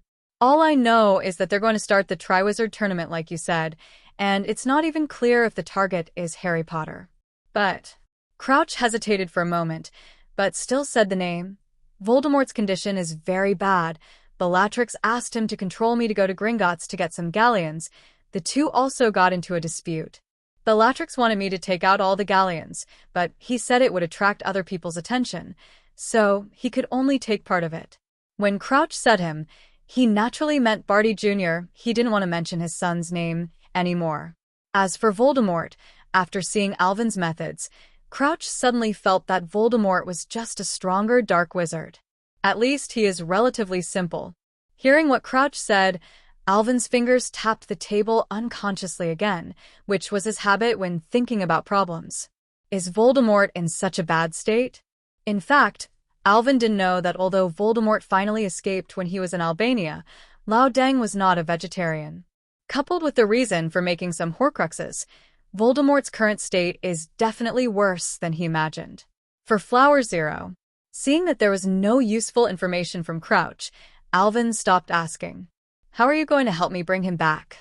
Crouch was a little worried about Barty Jr. The other party had already gone further and further on the road of Death Eaters. If the attack on the Ministry of Magic officials broke out, entering Azkaban would be a luxury. He didn't feel bad for Barty Jr. If it wasn't for the agreement with his deceased wife, Crouch would have given up his son long ago. But when he thought of that gentle woman who begged him at the last moment, Crouch couldn't let go of Barty Jr. "Don't worry. In the end, I will let Barty return as a hero." Alvin smiled and said, "If he suddenly betrayed Voldemort at the last moment, then we can fully say that Barty Jr. did those things for the greater good." "It doesn't matter whether he betrayed Voldemort or not," Alvin said confidently. "We just need to show the world that he did it." 99. The author went to see Fantastic Beasts 3 in the afternoon, The only feeling is that young Mag is really good. 10. Even Voldemort. He would think that everything that is happening now is a play led by your father and son. With this credit, you can completely take over the Ministry of Magic. After he finished speaking, he took out a space pocket and handed it to Crouch. This is the taming potion. You find an opportunity to put these potions into his food, and after adding up every word you say, he will do it subconsciously. When Barty Jr. attacked Voldemort, everyone would believe he was a hero. And what Alvin said, all for the greater good, which Crouch always felt was not a good word. Betraying Voldemort? Crouch is very aware of his son's Uranus*X, and let Barty betray Voldemort. Crouch might as well hope that Alvin will not be in trouble. Taking the bag, Crouch felt a deep chill in his heart. Why hasn't he heard of such a terrible potion before? The month that followed was uneventful, save for a few Slytherin students who abruptly dropped out. This is very rare in the history of Hogwarts, and few students will take the initiative to transfer. From mid-September, a large number of Ministry of Magic employees came to Hogwarts, and they surrounded the Quidditch pitch and most of the Forbidden Forest for construction. To this end, the magical creatures in the Forbidden Forest also introduced centaurs to negotiate with Dumbledore on their behalf, claiming that this behavior has seriously affected their daily lives. But after Dumbledore promised that the installations in the Forbidden Forest would be removed before Christmas, these magical creatures reluctantly agreed. The students discussed every day what they would make of the Forbidden Forest and the Quidditch pitches, except that the Quidditch pitches were blocked by a 1977 grounding curtain, and the Forbidden Forest was guarded by Ministry of Magic personnel. The little wizards can only rely on their own imagination to imagine the pictures inside. Some people say that they have changed the Quidditch pitch into a coliseum, and the warriors of the Triwizard Tournament will fight a giant dragon in it. There are also those who think that if the Quidditch pitch is torn down by them, it will turn into a swamp, as it is recorded in history. The only person who knew about Alvin was very strict, and he didn't disclose any information. One day, when Alvin and Luna were about to go to the auditorium for dinner, they found that they could no longer move forward. A large group of students crowded around a big poster at the foot of the marble staircase, and the student standing at the innermost read the poster aloud. Listen to them both. Representatives from Beauxbatons and Durmstrang will arrive on the evening of Friday, October 14th, with the afternoon session ending half an hour earlier. Also, due to the distance, Ilvermorny College will arrive on the evening of the 17th. This announcement had a great impact on the whole school, and everyone's topic revolved around the three schools. Everyone is very curious about the difference between the three schools and Hogwarts, but everyone firmly believes that Hogwarts is the best. But what is puzzling is that until now the warriors of Hogwarts have not been selected, let alone warriors. They have not even seen the absolutely fair referee that Dumbledore said. Students at every academy expect their own to be warriors, and when Alvin decided he wouldn't be there, almost every academy had several seniors who matched everyone's expectations. The most likely of these is Cedric, the sixth-year Hufflepuff student who has long been considered the best student at Hogwarts. Alvin doesn't count. He's out of the category. Gentle and friendly to people, helpful. He is also the main player of Quidditch, Hufflepuff prefect, and his grades are the first in the grade every time. Cedric made himself a child of someone else's family. Perhaps to give the guests a better impression, the castle was being thoroughly cleaned. Several filthy portraits had been scrubbed clean, and the armor in the hallways had been polished to reflect the light. Filch became very irritable, and when he saw students dirtying the hallway, he would have a violent attack, which scared two first-year girls into hysteria. Even the professor became impatient. In a class of transfiguration, Neville's conversion spell made a mistake and grafted his ear on the top of the teacup. Professor McGonagall was very angry. Longbottom, please do your best. Don't show your secrets in front of other colleges. Let them see that you don't even have a simple conversion spell. You should see Alvin. He learned it in first grade. After learning about this from Hermione's mouth, Alvin also gave an explanation. This time, not only the warriors of the four schools need to compete, but other schools will also bring some students and professors over to have a class with all the students at Hogwarts, so this is also a competition between several schools. Alvin's words were quickly learned by other students, and everyone was like chicken blood, ready to show other schools how good Hogwarts was. On October 14th, when Alvin came to the auditorium for breakfast, he found that the auditorium had been renovated overnight. Huge silk banners hung on the wall, each representing a Hogwarts house, and behind the teacher's bench hung the largest banner with the 4 house emblems representing animals.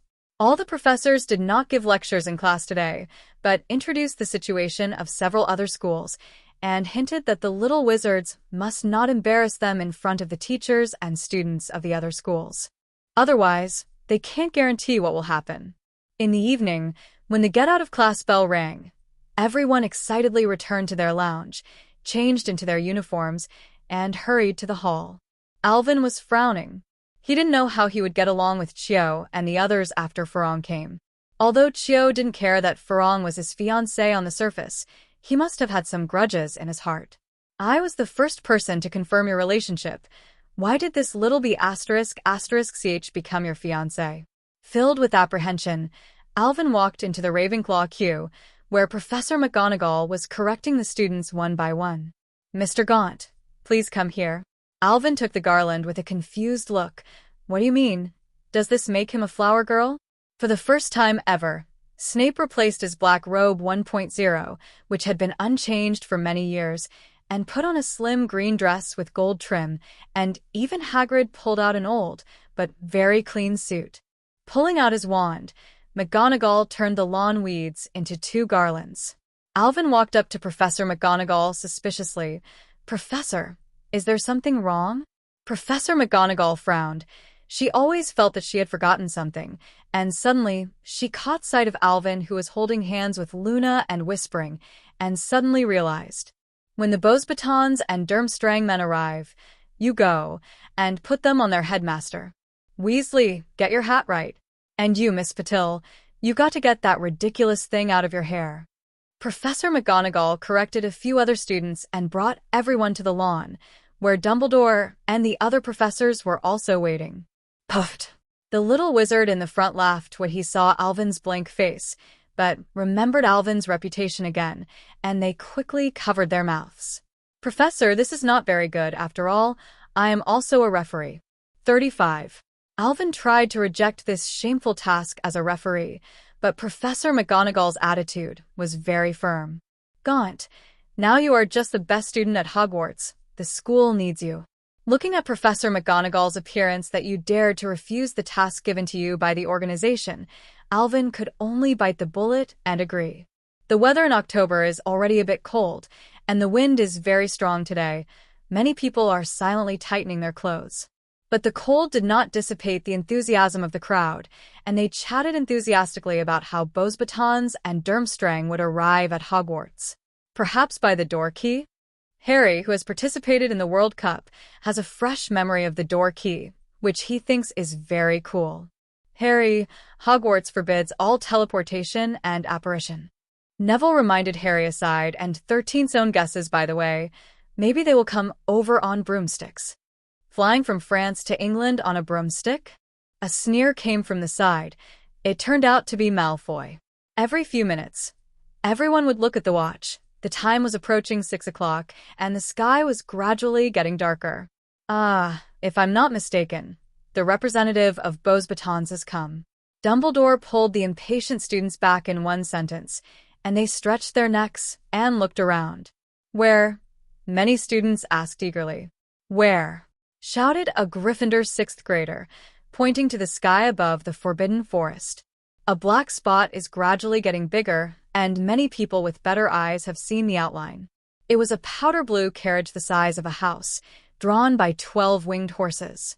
When the majestic Pegasus approached, the students could clearly see how luxurious the carriage was, like a moving palace, with the coat of arms of Beauxbatons printed on the front door of the carriage. 2 golden wands were crossed, each with 3 stars emerging from it. The huge carriage fell to the ground, making a loud bang, and a gust of wind was also set off. The door opened, and a boy in a light blue robe jumped out of the carriage, fiddled around for a while, and let out a golden spiral staircase, and he stood there respectfully. A tall woman stepped out in high heels, and it was Ms. Maxime, the principal of Beauxbatons.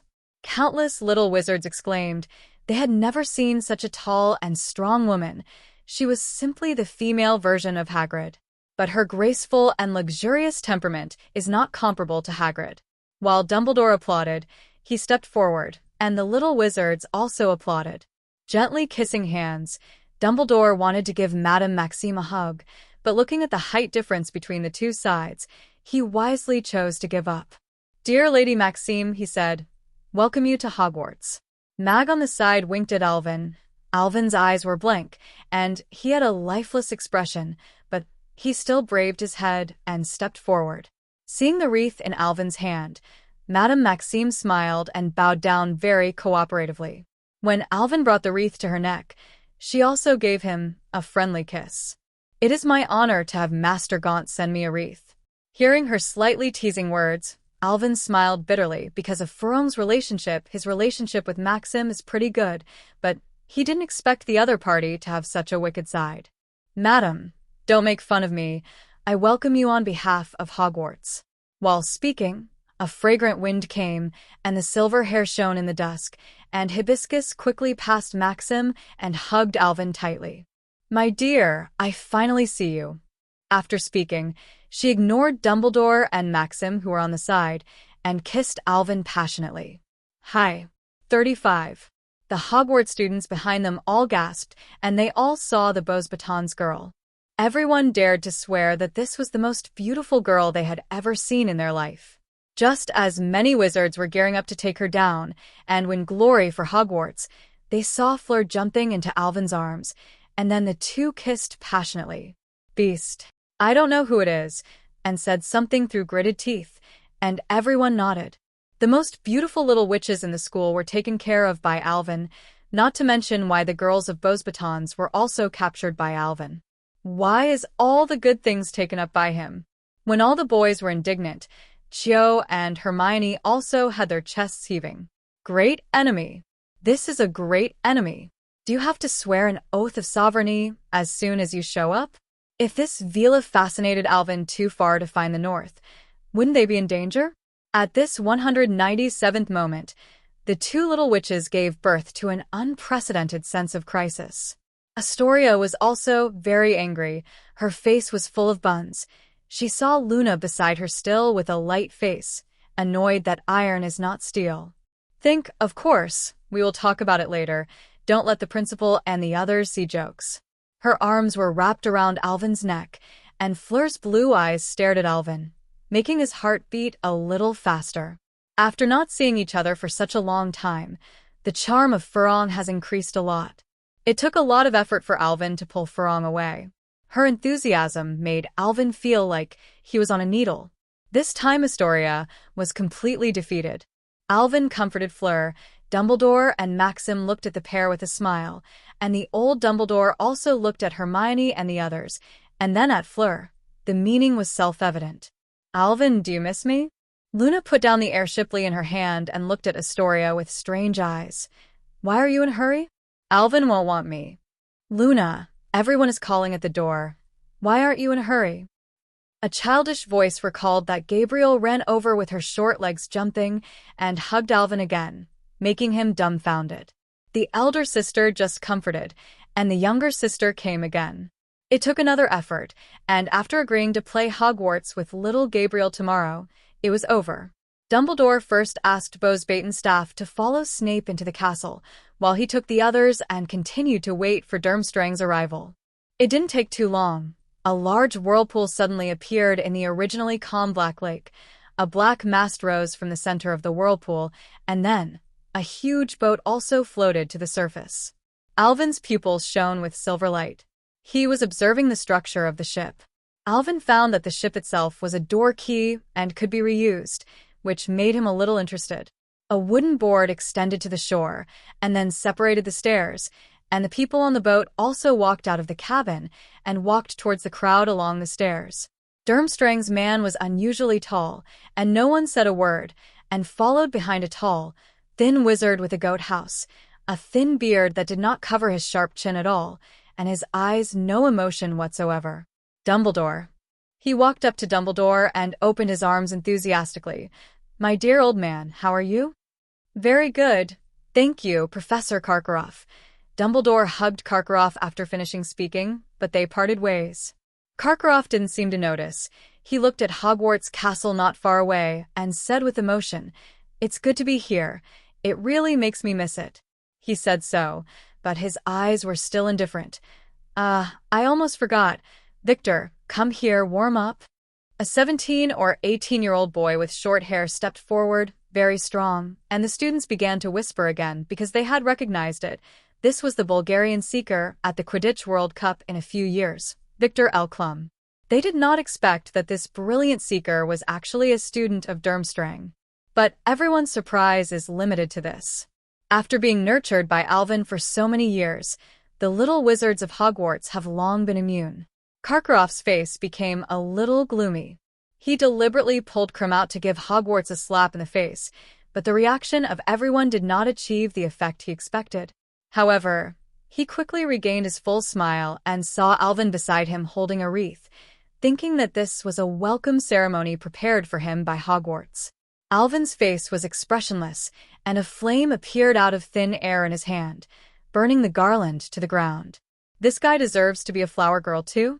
Karkaroff's smile froze again, and Dumbledore spoke in a timely manner.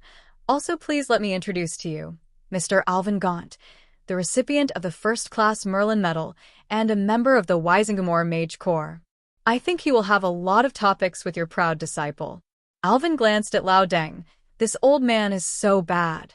Hearing Alvin's name, the smile on his face disappeared completely, and even Krum on the side looked at Alvin solemnly. Naturally, he had heard of Alvin's name.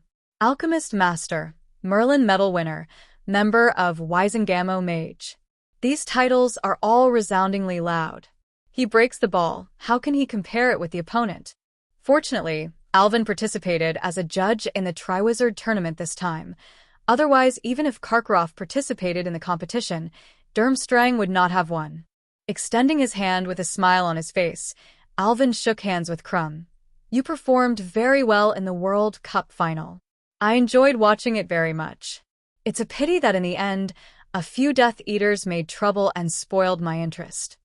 Before Krum could speak, Karkaroff, who was next to him, shivered and said unnaturally, What Death Eater?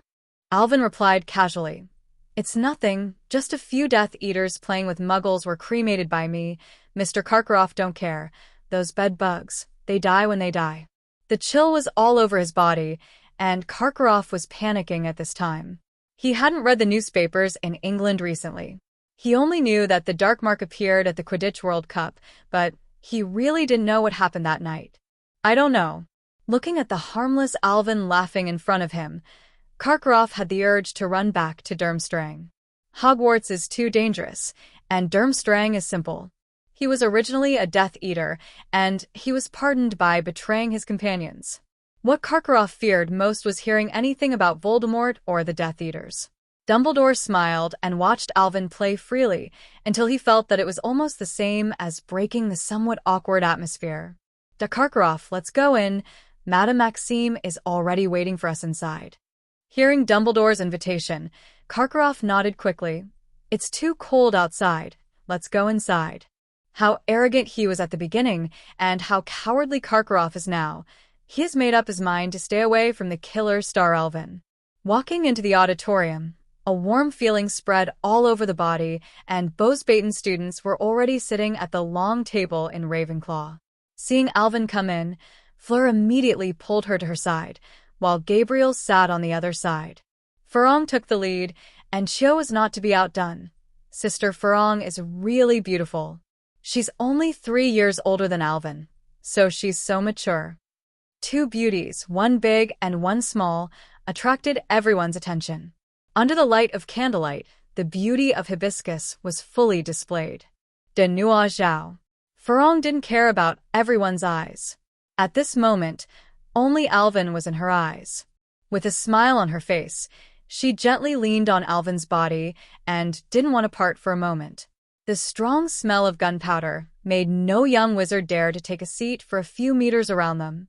Some wizards were so fascinated that they slammed into the long table, knocking over several plates.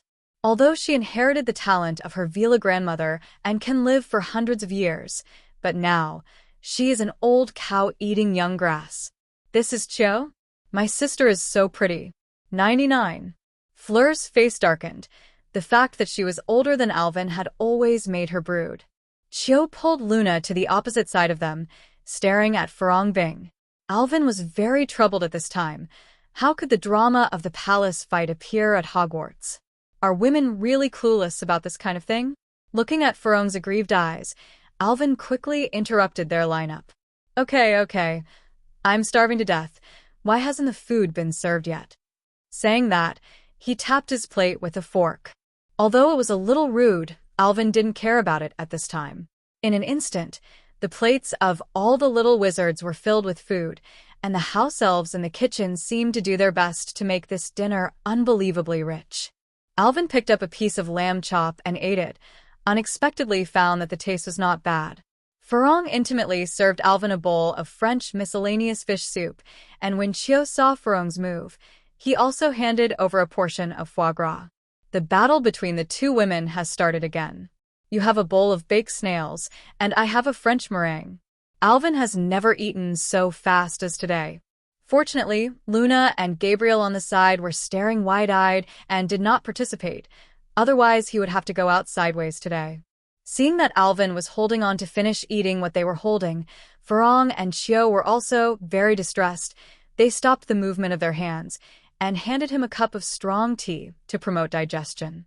Durmstrang's teachers and students sat at the long Slytherin table, and many young Slytherin wizards were very enthusiastic about them. Many pureblood families dislike Dumbledore's support for Muggle wizards and half-blood wizards, and have sent their children to Durmstrang, a school composed entirely of pure blood. Just because it is too far away, I have no choice but to give up this plan. On the professor's seat, Dumbledore was chatting enthusiastically with the principals of the other two schools, and Karkaroff made a false smirk from time to time. Halfway through the banquet, the door of the auditorium was pushed open, and Crouch in a suit and Bagman in a Hornet's uniform walked in.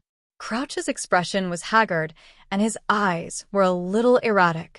Everyone thought that it might be that the director had too much work in his usual times. Only Alvin knew that Crouch was pretending.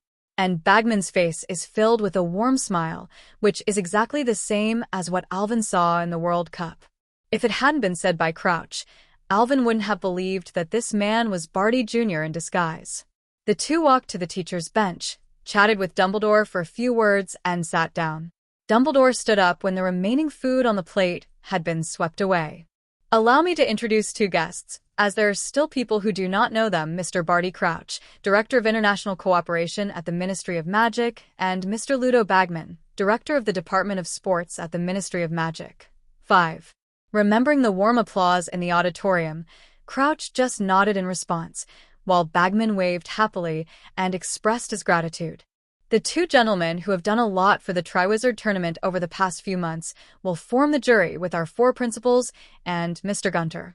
Then, although Ilvermorny's friends haven't arrived yet, there are some procedures you should know. The little wizard stared at Dumbledore closely and saw him motioning to Filch to bring a large box over. This year's competition program, with the efforts of me and the Ministry of Magic, has been determined. There are 5 programs in total, and they will run through the whole school year. 95. Forgive me, only one of these projects can be revealed at the moment. The others require the warriors to play on the spot to reflect their magical talents. Hearing that the competition items could not be known yet, the little wizards were a little frustrated, but they were immediately curious about the game that could be explained. In the next year, Hogwarts, Beaux Batons, Durham, Ba, Trang and Ilvermorny will form a Quidditch team led by the Warriors, forming a World Quidditch College Cup. The little wizards looked at Dumbledore in disbelief. The Academy Cup was gone, and there was a Quidditch University Cup? The auditorium burst into enthusiastic cheers. Everyone's love for Quidditch is unimaginable. Some Quidditch players have stood up excitedly and can play against players from other schools, which they have never thought of. They have high expectations that their college students will be selected to become warriors, so that their odds of participating in the game are greatly increased. Even Chio's eyes were full of longing. She glanced at Alvin regretfully. It would be great if Alvin could compete, then she would definitely be able to play. It took a great deal of effort for Dumbledore to restore calm to the boiling auditorium. He opened the wooden box that Filch had placed on the high platform and took out a very rough wooden goblet. The cup itself was not at all. It was inconspicuous, but there was a bluish-white flame throbbing inside. This is our fairest referee, and every student who wants to run as a warrior must write his name and school on a piece of parchment and throw it into this goblet of fire. Mr. Selmond. Dumbledore called out his name. This involves a very ancient set of spells and contracts, and I can't explain it clearly in a short time. The student named Shaman didn't get any useful information, so he could only sit down helplessly. Professor, what are the selection criteria for the Goblet of Fire? In order to prevent underage students from being tempted, I will set an age limit around the Goblet of Fire, and no one under the age of 17 can cross this limit. And on Halloween night, the Goblet will select the 4 representatives he thinks best represent the 4 schools. A Slytherin student stood up and asked loudly. His age seems to have met the requirements, and he must also be a player who wants to participate. But you can rest assured that the Goblet of Fire's decision has never been missed in more than 100 realms, and I think this is enough to prove its vision. 35. After he finished speaking, he just picked up his wand and swiped around the Goblet of Fire, and a few silver threads covered the Goblet of Fire and then disappeared. Seeing this age limit, many young wizards are already eager to move. There are many things that can change age in the magic world, and age-enhancing potion is one of them. Headmaster Dumbledore, you won't disqualify us if we cross the age line. Fred's question caused a heated discussion, and Dumbledore looked at him and George with a smile. In fact, Mr. Weasley, there is no age limit for the Triwizard Tournament, and once you do break through my limit and qualify, you've signed a contract with the Goblet of Fire, and you have to complete the next game. 99. In that case, even we can't stop your participation. The little wizards in the audience understood that the Goblet of Fire and the age limit are not the same thing, so this means that it is possible for them to participate in night tours. Awesome! The twins hugged excitedly, as if they had become warriors. Karkaroff and Madame Maxime frowned. They wanted to remind Dumbledore that the referee could not compete. But Dumbledore shouldn't be so bottomless, right? After answering the questions of several students again, Dumbledore officially announced the end of the dinner.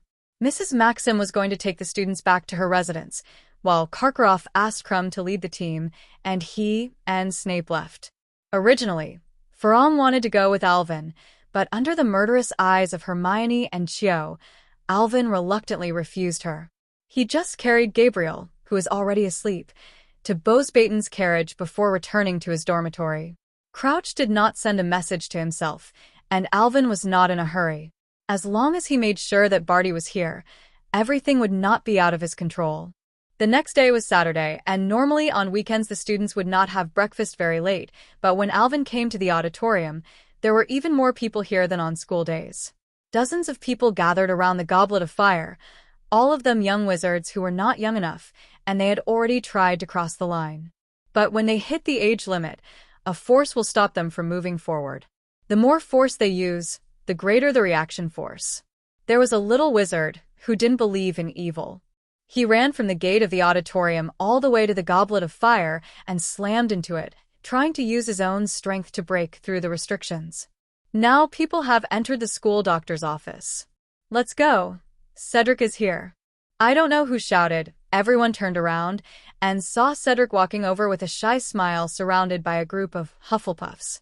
The crowd made way for him, and the Hufflepuff students cheered when Cedric successfully put his name into the Goblet of Fire, the first young wizard to sign up at Hogwarts. Several students then successfully signed up, and when Angelina, the pursuer of Gryffindor, threw the parchment with her name on it into the Goblet of Fire, there was applause. Everyone admired this brave girl. After dinner, Alvin took Gabriel and Fleur to visit Hogwarts. Cho didn't say much about this. He was bullied by Alvin yesterday and was given countless sweet words. He had already become dizzy and agreed to a series of conditions from Alvin. With 2 girls, 1 big and 1 small, Alvin took them to visit the castle and then came outside again. Along the way, Gabriel seemed very excited. She saw some interesting portraits, and she would walk up to them to say hello. The portraits also loved the little girl very much and told her many interesting stories that happened at Hogwarts. The three of them are like a family of three, Farong thought happily, looking at her lovely sister. She suddenly thought that if she and Alvin also had a daughter, would she be as cute as Gabriel? The image of herself and Alvin traveling around the world with their lovely daughter appeared to her mind, and Fleur's face couldn't help but get a blush. The sky is beautiful. The weather today is much warmer than yesterday. With the gentle breeze, the three of Alvin strolled by the Black Lake. From time to time, a few fish jumped out of the water, splashing the starting point.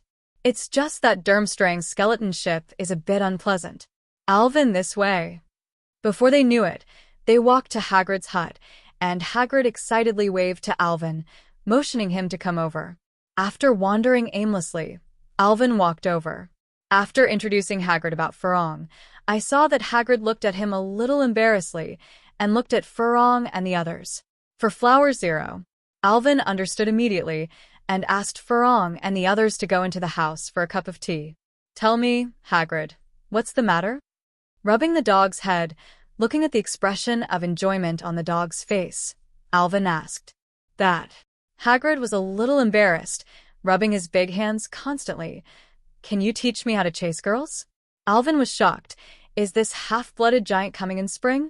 He immediately became interested and asked very gossip. What's the matter? Who did you see? With Hagrid's unusual aesthetic, who else could be attracted to him? It's Madame Maxime. As soon as we met yesterday, I was deeply fascinated by her.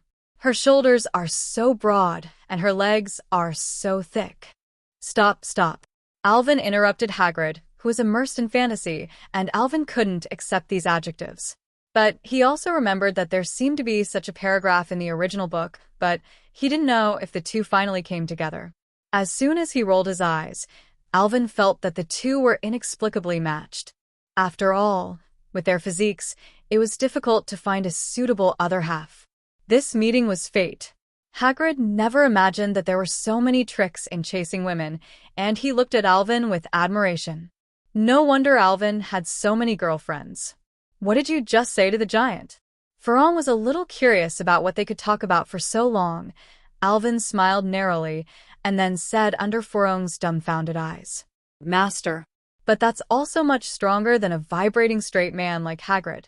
I'm going to find a company for Madame Maxime. 10. After that, Alvin said all the tricks of chasing girls that he had seen in his previous life, and Hagrid was stunned when he heard it. It was not until lunchtime that Alvin stopped teaching and took Fleur and Gabriel back to the castle. In fact, he didn't know that these were all Alvin's hilarious words. He has become like this in a daze in his life. To say that Alvin really doesn't have that experience in chasing girls seriously. All weekend, Alvin was playing with Gabriel and Fleur. He wanted to take the two to Hogsmeade, but Hogwarts had so much fun, they didn't have time to go out. In the past 2 days, many young wizards have already signed up for the Triwizard Tournament. Interestingly, many students from the other two schools have come to meet the conditions, but only a few chose to participate. Because most people know in their hearts that this time they are only here to accompany the one from their own college and travel abroad by the way. It's just that a few people are still a little unwilling. They don't believe that they are worse than Fleur and Crumb. Harry told Alvin that Fred and George were making the age-increasing potion and would not touch the Goblet of Fire for the time being, and they would definitely sign up when it was done next week. It is worth mentioning that 197 is because of the Triwizard Tournament. Many people became interested in other participating schools, and under the research of some people, they were shocked to find that Ilvermorny was actually founded by the Gaunt family. Hermione was the first to discover it. She was eager to find Alvin with a lot of Ilvermorny-related materials. What's the matter? I knew it a long time ago. It's no big deal. Alvin's response disappointed the little witch, but your Gaunt family is really powerful. If you count Slytherin, there are 2 schools in the wizarding world founded by your family. Hundreds of years have passed. When Gormley Gaunt stole Slytherin's wand and ran to the free country, he has never contacted England again. The two sides have completely separated. Hermione's enthusiasm subsided quite a bit by Alvin's words, and by the time she was greeted by Ilvermorny at night, she had completely regained her composure. The three principals stood at the front, and Alvin was slightly behind, and he noticed that Karkaroff and Maxim's faces were full of displeasure. They felt that Ilvermorny's arrival so late was purely putting on airs, and wanted them to welcome them together from the three major European colleges. As for the reason for the long distance, this is just a joke. Do you know that the distance has not come a few days in advance? Coming. Alvin was the first to notice the abnormality, and he sensed two cordial auras approaching. The sky suddenly flashed and thundered. Streaks of brilliant lightning pierced the night sky, and two huge birds, pulling two Muggle World buses, appeared in the clouds and landed rapidly. It's Thunderbird. Luna recognized the identities of these two birds and said softly to Furong and Chio. Alvin recognized it too, and he understood why he felt so cordial. The Thunderbird with the car slowly landed, and they looked at Alvin with some doubts, not knowing why they sensed the aura of their kin from Alvin. The door of the car was opened, and two cars walked down, male and female, in two columns. Their school uniforms are divided into 4 colors, which represent the 4 houses of Ilvermorny, very similar to the way of Hogwarts. Principal Eaglebert Fontana walked towards Dumbledore with a hearty smile, but before he could speak, the two Thunderbirds broke free from the chains linked to the car and came to Alvin's side, looking at him curiously. The little wizard at the back exclaimed, the Thunderbird's size was too huge, which brought them a huge sense of oppression. Alice's climbed out of Alvin's pocket, facing the two Thunderbirds without fear, grinning at them. A mighty dragon swept the audience. Dumbledore's expression changed. He quickly took out his wand and released a powerful magic to fight against it. Fortunately, he responded in time. Otherwise, some of the lower-grade students would be about to faint. Even now, many people are having trouble breathing. Well, Osiris, they have no ill will. Patting the little guy's head, signaling her not to be nervous, Osiris restrained Longway and got into Alvin's pocket, but the little head was still exposed, watching Thunderbird vigilantly. Ignoring Osiris, Alvin stretched out his hand and released a little magic power with thunder and lightning, stroking the two Thunderbirds. Feeling the breath of the same source, they bowed their heads slightly and obeyed Alvin's movements. Dang, Headmaster Dumbledore. Who is this? Some stutteringly asked Dumbledore. Fontana was stunned for a long time. These two Thunderbirds are the treasures of the school. They only accept the school's offerings and have no obligations. This time, he begged these two uncles for a long time for Ilvermorny's card face, and they agreed to take this trip. But how could this meeting be kidnapped by the little wizard at Hogwarts? Maxim and Karkaroff showed smiles on their faces, and their mood improved a lot when they saw Fontana deflated. Dumbledore is also a little helpless. Alvin can always come up with something, he is already used to it, but the pet that Alvin had just now is so terrible that even he has to take it seriously. Really don't know where Alvin got it from. There were doubts in his heart, but Dumbledore still smiled and introduced to Fontana. This is Alvin Gaunt. He is not only an excellent alchemist, but also a magical biologist. 99. Old Deng gave Alvin another title. Alvin, who has a phoenix, a unicorn, and the dragon just now, can indeed be called a magical biologist. Oh, this is Mr. Gaunt. He has a good relationship with our school. Fontana became very enthusiastic when he heard Alvin's name. The surname of Gaunt is really special to Ilvermorny. Just like a Slytherin who has come to Hogwarts now, it will definitely cause a sensation. Professor Flitwick looked at Fontana vigilantly, for fear that he would abduct his proud disciple away. While Alvin played with the two Thunderbirds for a while, 1.0 also let them both leave. Looking at the obedient Thunderbird flying to the Forbidden Forest, Fontana's mouth twitched slightly. Why were these two guys not so obedient when they were in Ilvermorny? The headmasters exchanged a few words and then walked towards the auditorium, while Alvin said hello and returned directly to the Ravenclaw team. On the way, he glanced at Ilvermorny's team inadvertently, and a blonde girl instantly attracted his attention. The girl was very delicate and beautiful, with an obvious tear mole just below her right eye, which not only did not destroy her beauty, but also brought her a different kind of charm. It was just that arrogant expression that made the people around her dare not approach. Only 2 boys with the same dog legs followed behind her. Cassandra? Cassandra Worley turned her head sharply, wanting to see who had the guts to call her by her first name. As a result, she saw Alvin with a stunned face. She was a little strange. This was the first time she and Alvin met. Why did the other party know their name? But in the face of Alvin, her arrogance has also restrained. Hello, what's the matter? Also, how did you know my name? At the end of the day, the arrogance in her bones appeared unconsciously in her tone. Many little wizards at Hogwarts looked at her with bad eyes. Alvin was the pride of the school. How dare this girl speak to him in such a domineering tone? Not even if you look so pretty. Cassandra was aware of her own problems, but never said sorry. She didn't know how to deal with the situation at hand. It's okay, this is my friend. Alvin waved his hand to signal everyone not to be so sensitive. Hearing what Alvin said, everyone looked away. In fact, he is also in a state of confusion now. Why did Cassandra appear in this world and become a student of Ilvermorny? 13 in the previous life. During the day, Cassandra was in the dueling arena and the Forbidden Forest, helping Alvin to repel the enemy's fierce fire countless times and all kinds of magical creatures. At night, he slept with Alvin, this stroke. Lose. Unexpectedly, he could meet each other again in this world. It's just that the current Cassandra looks a lot more mature, but the unique Sunder temperament and the attitude of walking and looking at the sky are still exactly the same. Sorry, I have a friend who is very similar to you. She is also called Cassandra. I was in a trance for a while, so I couldn't help calling your name. When Cassandra heard his explanation, although she was still a little puzzled, she did not ask any further questions, but extended her hand generously. My name is Cassandra Worley. Nice to meet you, Alvin Gaunt. Alvin shook hands with her, then parted. The two exchanged a few words at will, and Alvin walked into the Ravenclaw team. Worley, do you know Alvin Gaunt? The eldest of the Fry brothers stepped forward and asked curiously. Cassandra shook her head, nodded again, looked at Alvin who had gone away and said softly, I didn't know each other before, but I know now. The Fry brothers were at a loss. Sitting in front of Ravenclaw's long table, Alvin was a little emotional. In the few words just now, he also knew the general situation of Cassandra in this world. Cassandra was born into a pureblood family in the United States and is the largest supplier of potions and broomsticks in the United States.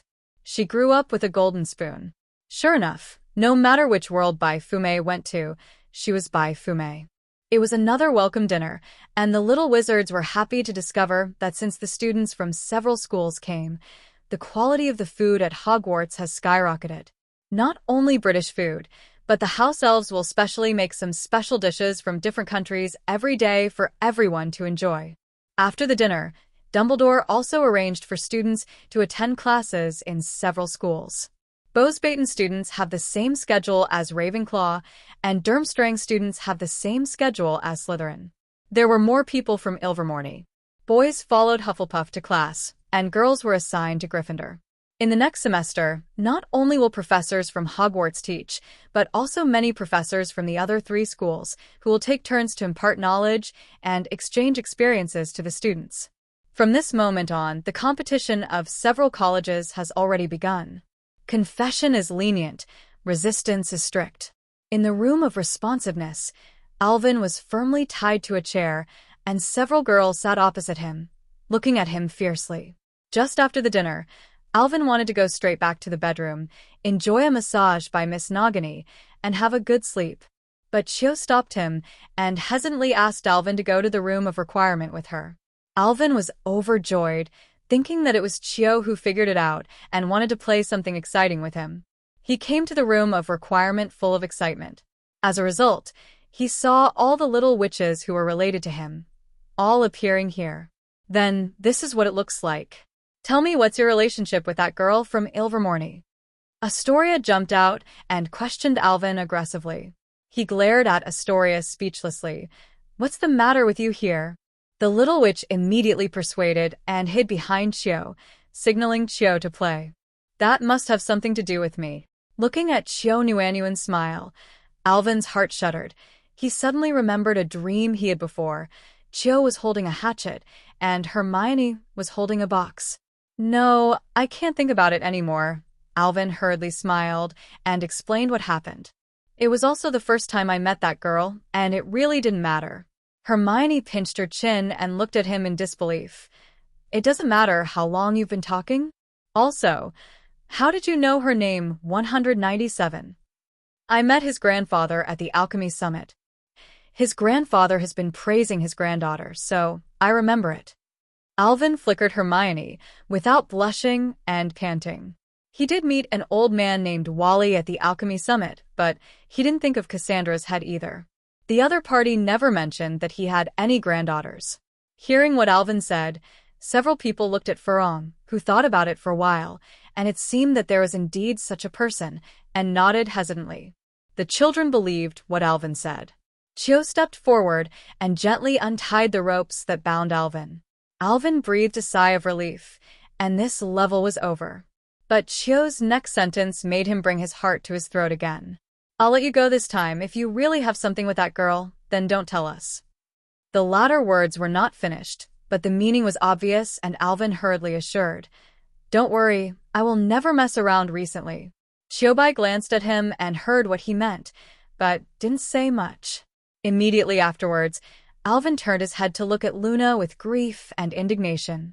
The little padded jacket had actually betrayed without notifying her in advance. Luna winked playfully, pursed her lips, and snickered. The next day, Fleur followed Alvin to the Defense Against the Dark Arts class, which attracted countless attention. Hermione sat on the side angrily, watching that Fleur was about to stick to Alvin. But with so many people around, she was embarrassed to have a thin-skinned attack. How did you come to the 4th grade class? Looking at Farong, Alvin asked strangely. Flipping through the Alvin textbook, Farong said indifferently, I have already completed all my studies, and the last year is just a formality, just to accompany you. Alvin understood, but he was a little nervous. If the eyes of the classmates in the class could kill, it is estimated that even Avalon could not save him. Harry looked at Alvin with admiration, and then looked at Ron, who was sullenly beside him, sadly. If Alvin could publish a book on how to chase girls, he would definitely buy it, and give Ron another copy, by the way. At this time, Sirius also walked into the classroom and saw the somewhat bohemian Sirius, and some of the girls from Beau's Batons also turned their attention away from Alvin. This romantic temperament is easy to attract these little witches from Gaul. Welcome to Beau's Batons, classmates. I'm Sirius Black. The students of Beau's Batons responded with applause. They were also curious about Sirius, a prisoner who had been wronged for more than 10 years and turned into a professor. It's so fantastical. Today we're going to talk about the application of the smashing spell in actual combat. As a powerful physical attack spell, the smashing spell is more effective than the disarming spell and stunning spell when dealing with the iron armor spell. Sirius is also fully prepared for today, and he has put the analysis of the smashing spell into it, not only analyzing the key to the release of the spell, but also listing several application occasions, as well as the cooperation with other spells. In order to give Hogwarts a face in front of students from other schools, all the professors also fought hard.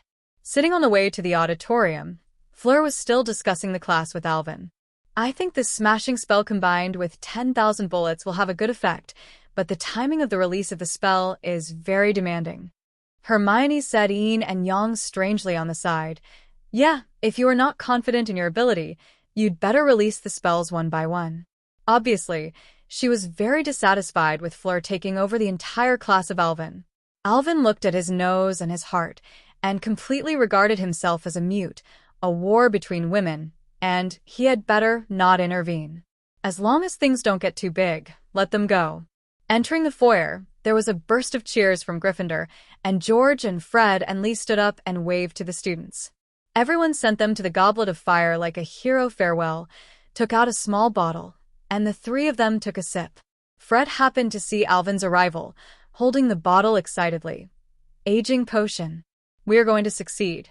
Alvin also smiled and waved. then pointed to the goblet of fire, as if encouraging them. "Are you ready?" Fred trembled with excitement and said to the other two, "Come on then." Taking out the parchment, they ran to the age line with a 100-meter sprint and then jumped sharply. At this moment, many little wizards thought they had succeeded, but then there was a rustling sound, as if an invisible shot put player through the three of them out and smashed them onto the floor in the distance. Ouch. There was a cry of pain, and then there was a loud cracking sound, and the three of them grew gray beards on their chins. The people in the hall burst into laughter, especially Ron the loudest. Even Fred and the others couldn't help laughing when they saw each other's white beard. "I reminded you." A deep voice came from behind the crowd, but there was a smile that couldn't be concealed. "The age limit is insurmountable." Dumbledore came over, admiring the beards of the three. "I suggest you go to Madame Pomfrey. She has experience now, Miss Fawcett of Ravenclaw and Mr. Summers, and you same idea. But I will say that their beards are nowhere near as beautiful as yours." The three of them didn't get angry either, and walked towards the school doctor's office with their shoulders hooked. They were still laughing nonstop on the way. Their encounters did not stop the enthusiasm of other young wizards who were not young enough, and many people kept trying and came up with various methods. Seamus of Gryffindor got a fishing rod out of nowhere. He tied his parchment to the hook and threw it hard, but unfortunately his rod bounced back by the age line and hit it on the hook. He left a deep red mark on his forehead. On a whim, a Hufflepuff student rode a broom into the auditorium, trying to break through Dumbledore's defenses from a high altitude. Many thought he would succeed because they remembered that day that Dumbledore did not cast a spell over the goblet of fire. According to Draco's description, Snape directly locked these people in the office for several days. The unbalanced little wizard fell from the broom. If Alvin hadn't rescued him with a levitation spell, Madame Pomfrey would have had another patient.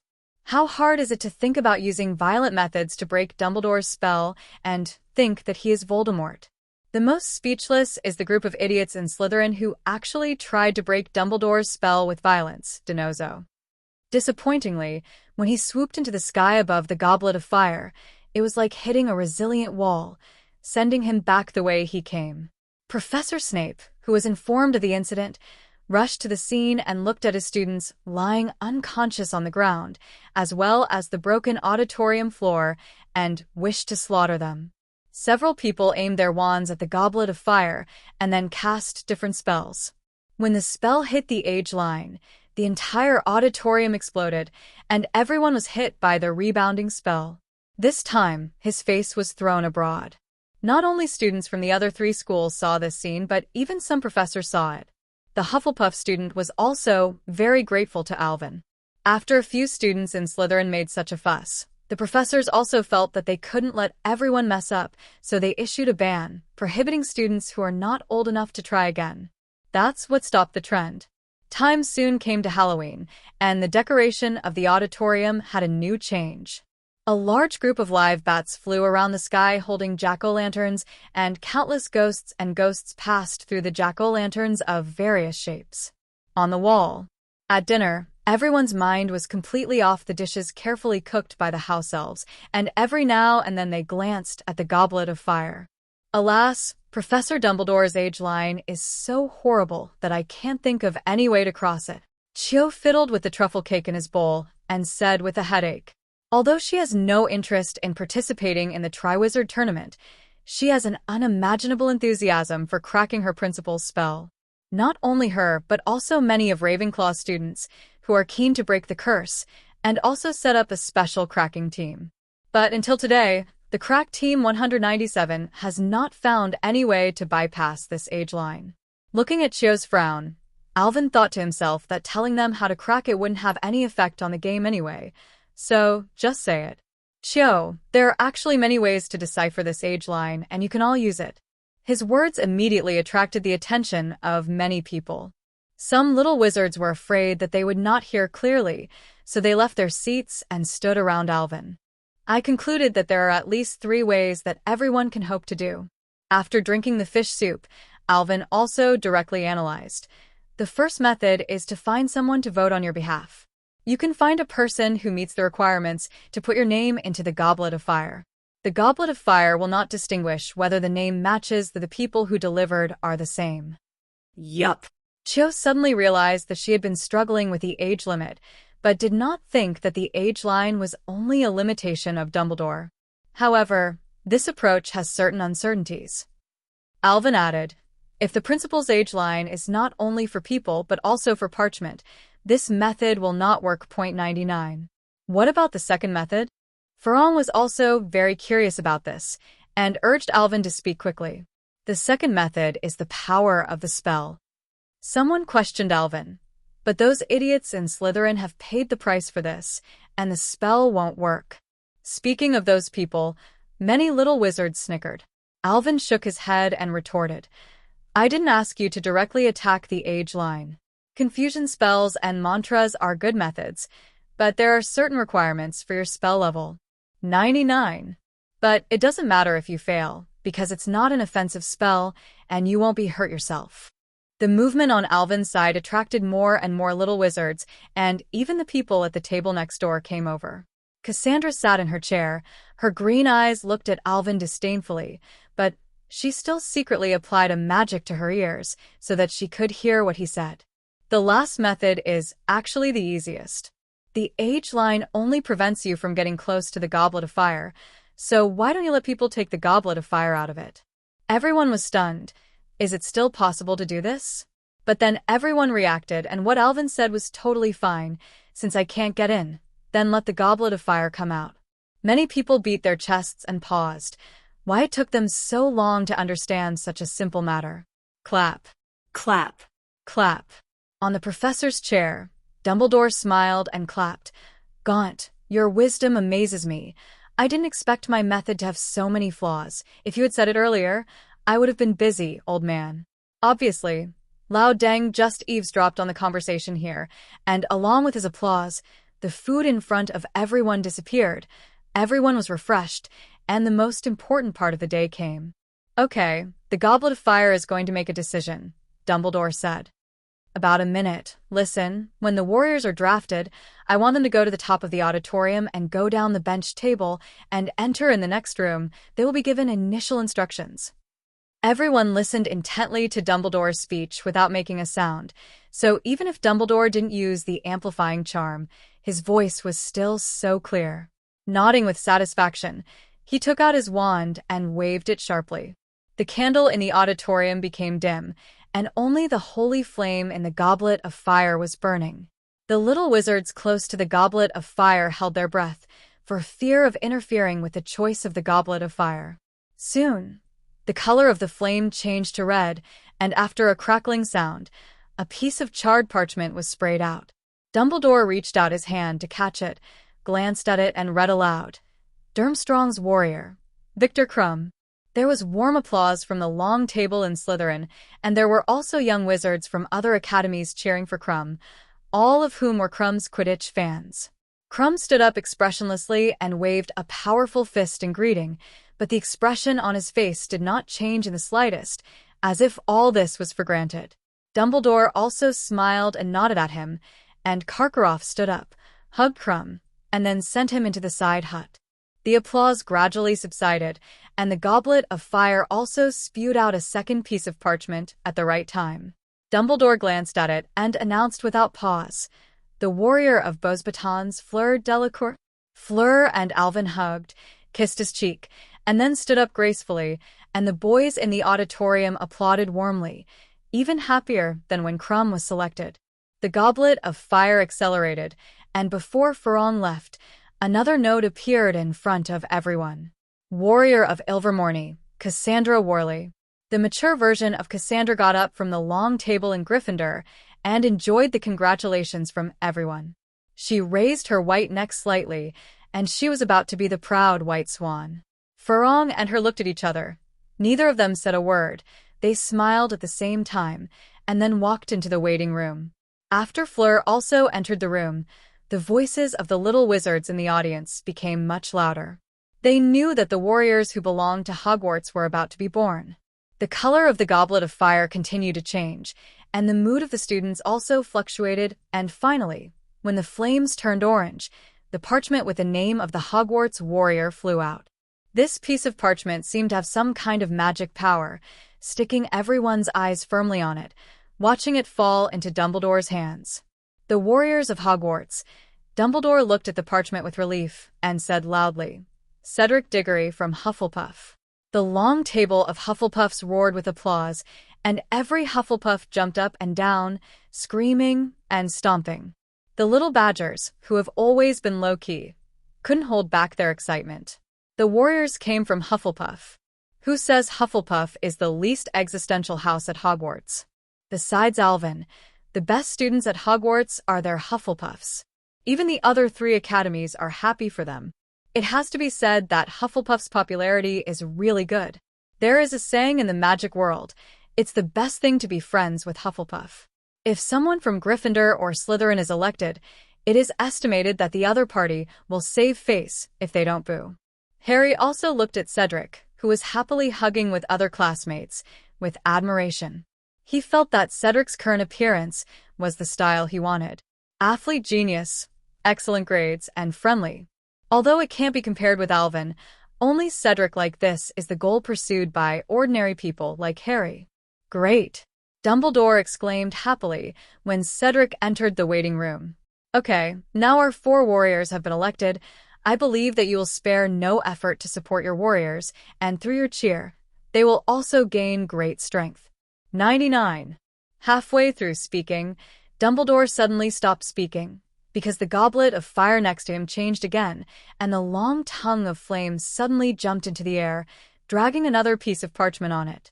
The little wizards in the audience also looked at Dumbledore suspiciously, and they didn't know why anyone was chosen.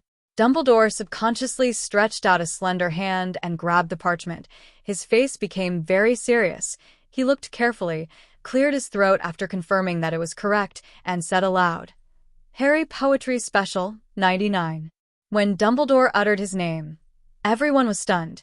No one made a sound for a while. Harry didn't fit his age, and again Cedric was elected.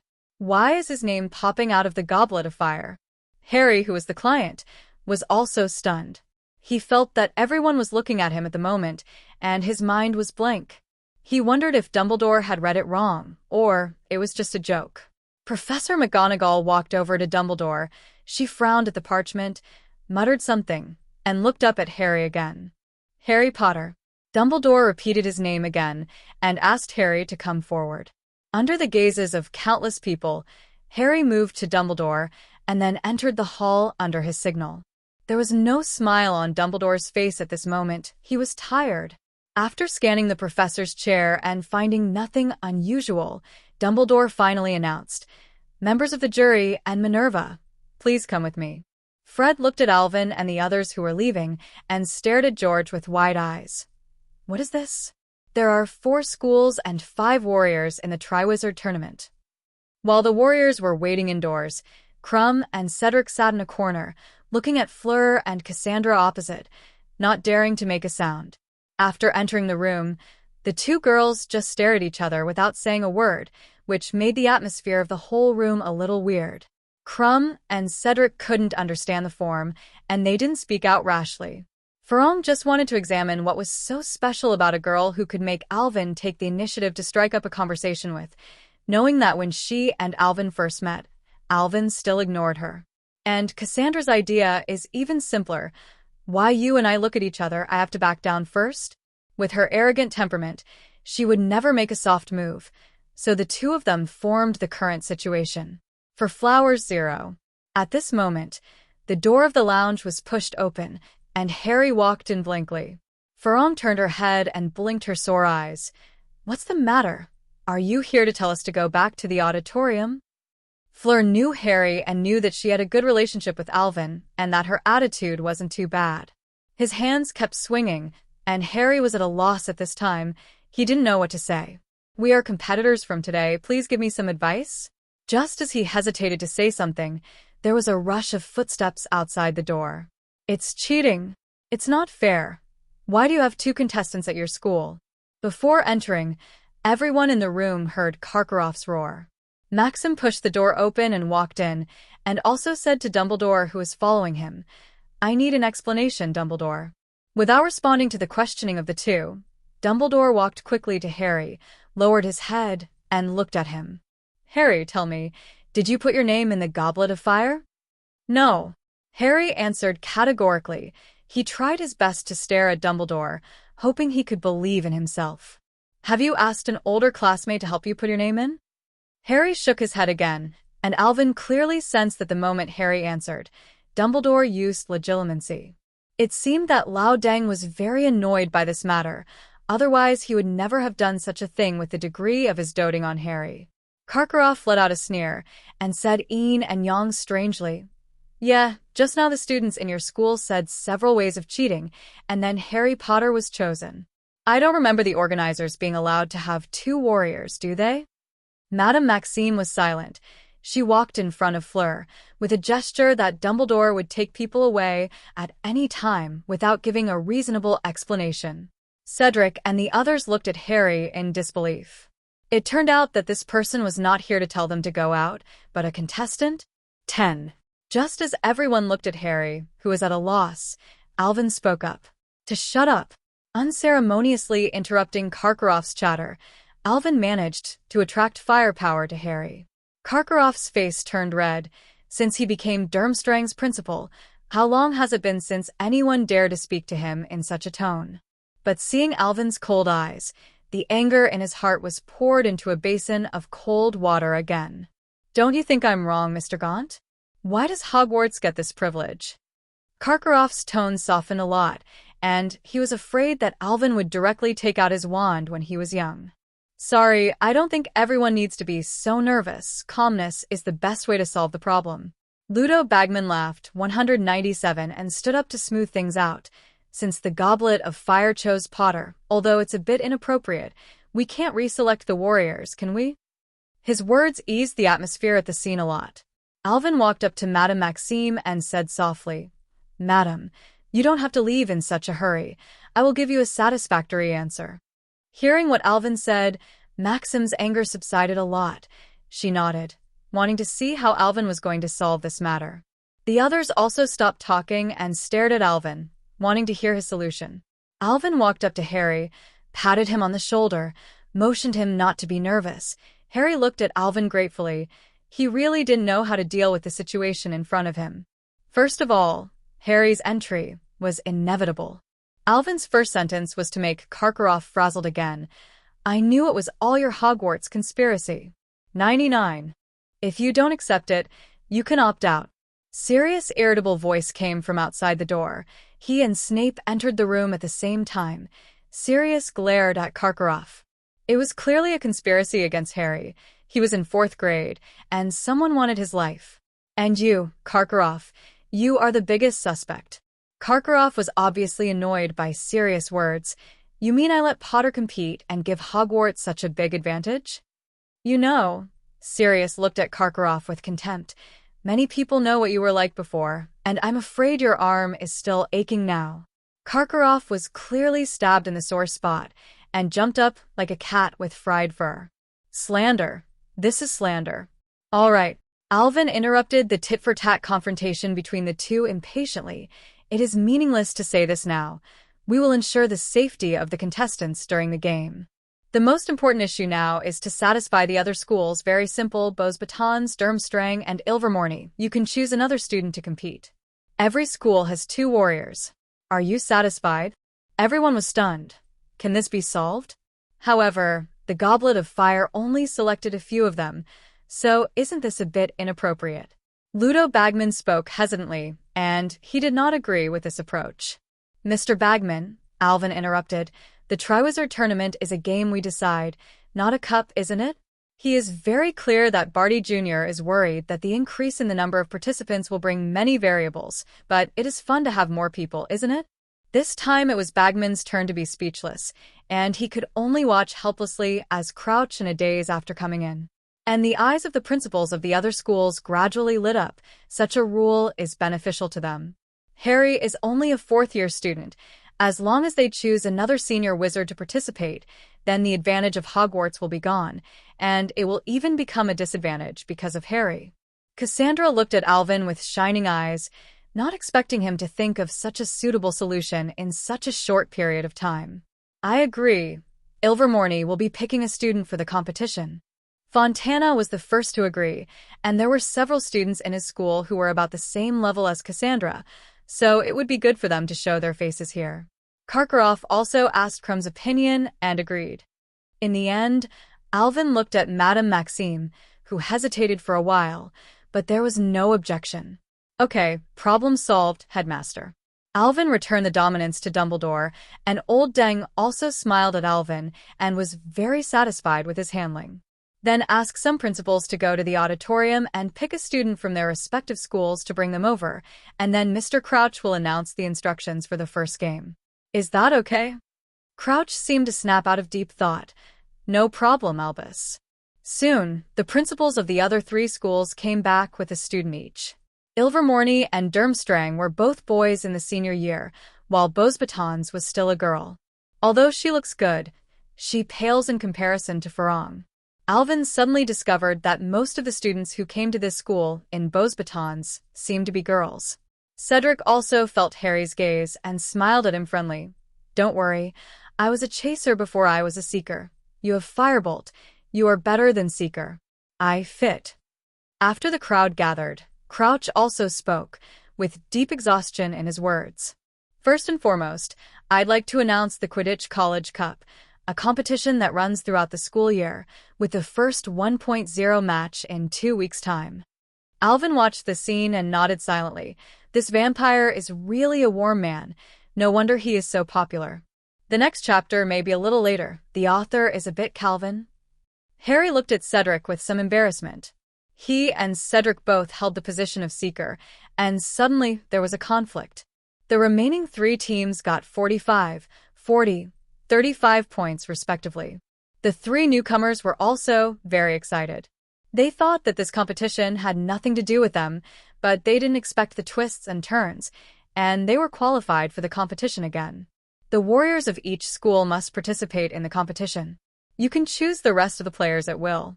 The team with the first total score will receive 50 points for the Triwizard Tournament. After giving everyone some time to digest, Crouch continued to introduce the next project. And the first official project will be held on November 24th. This project will test your courage. Now I will not tell you the specific content of the competition. All the students and the jury will see your performance. The warriors are not allowed to ask or accept any help from other teachers in completing the competition, and your only weapon is the wand in your hand. Due to the high intensity and long duration of the competition, you'll be exempted from the final exam. 99. That's all, I suppose, Dumbledore?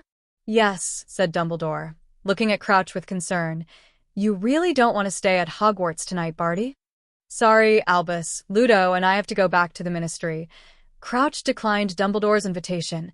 It is a very busy and difficult time, and I will send my assistant Percy to stay here. We'll leave first. Dumbledore nodded when he heard the words. When Crouch and Bagman left, they inadvertently looked at Alvin for 2 seconds. Although 13 did not convey any information, Alvin understood that the other party was telling him that he had not been captured. Soul curse control. Okay. Dumbledore clapped his hands. It's very late today, and thank you very much for your cooperation. I think all the warriors need to rest, don't they? The principals didn't want to stay here either. They left the room with their warriors. Fleur gave Alvin a good-night kiss, gave him a wink, and followed Maxim. Cassandra originally wanted to say hello to Alvin, but when she saw Fleur like this, she clenched her teeth and left without saying anything. For a while, only a few people from Hogwarts were left in the room. Harry, we are rivals again. Cedric reached out and shook Harry's hand. The original Cedric was also a little unhappy. After all, the only glory was destroyed by Harry. But after listening to Sirius's analysis, he also knew that Harry couldn't help himself, and this kind of competition was also a very dangerous thing for Harry. Okay, Potter, Diggory, you go back to rest first. We still have some things to deal with. 99. Snape's voice was so cold that Harry couldn't help but glance at him. When he became a warrior himself, Snape should be very angry. Thinking of this, he was also a little heavy, and his heart became a lot better. Alvin wanted to leave too, but was kept by Dumbledore. Dumbledore, I don't agree with Potter's participation. Snape took the lead in expressing his point of view, and Sirius couldn't sit still. Do you think there is no face for Slytherin students to participate in the competition? Otherwise, there are 4 warriors in each school, so you will always have a chance. Ignoring Sirius' ridicule, Snape still stared at Dumbledore. I think it's not just him who will be embarrassed if he plays at Potter's level. Severus. McGonagall looked at Snape displeased. Although she didn't think it was a good thing for Harry to participate, Snape's words were still too hurtful. Old Dang ignored their quarrel, but looked at the goblet of fire that had been brought in. Gaunt, do you see anything? Hearing this, Alvin took out his wand and reached in front of the goblet of fire. He tapped the body of the goblet lightly, and a wisp of black smoke was pulled away from the goblet of fire. It smells of confusion curse, if I'm not mistaken. It seems to be the Imperious Curse? Alvin said with some uncertainty. He didn't know whether his judgment was correct. Dumbledore also stepped forward and pushed his crescent-shaped eyes, his wise eyes trying to find more clues from the black smoke. Unfortunately, his conclusions are consistent with Alvin's. Headmaster, can the Imperious Curse actually be cast on magic items? Alvin had really learned a lot. He had never thought about using the Imperious Curse in this way. Dumbledore also explained, the Goblet of Fire is a very powerful magical item, and he has a part of his own mind, which is very similar to your alchemy tool. And it is because of this power that it will be affected by Imperious interference. Nodding clearly, Alvin also understood what he meant. At the moment, Dumbledore also has a headache. Why can't Hogwarts be calmer every year? Now he has no clue. Dumbledore has no idea who is secretly calculating Harry, but he can be sure that this person has bad intentions and let Harry participate in the Triwizard Tournament to achieve some ulterior motives. Seeing Sirius and Snape still arguing, with Dumbledore's temperament, he couldn't help but be upset. Severus, stop here. First stopped Snape, who was about to speak, and Dumbledore said to Sirius, Sirius, Harry is far from a qualified warrior.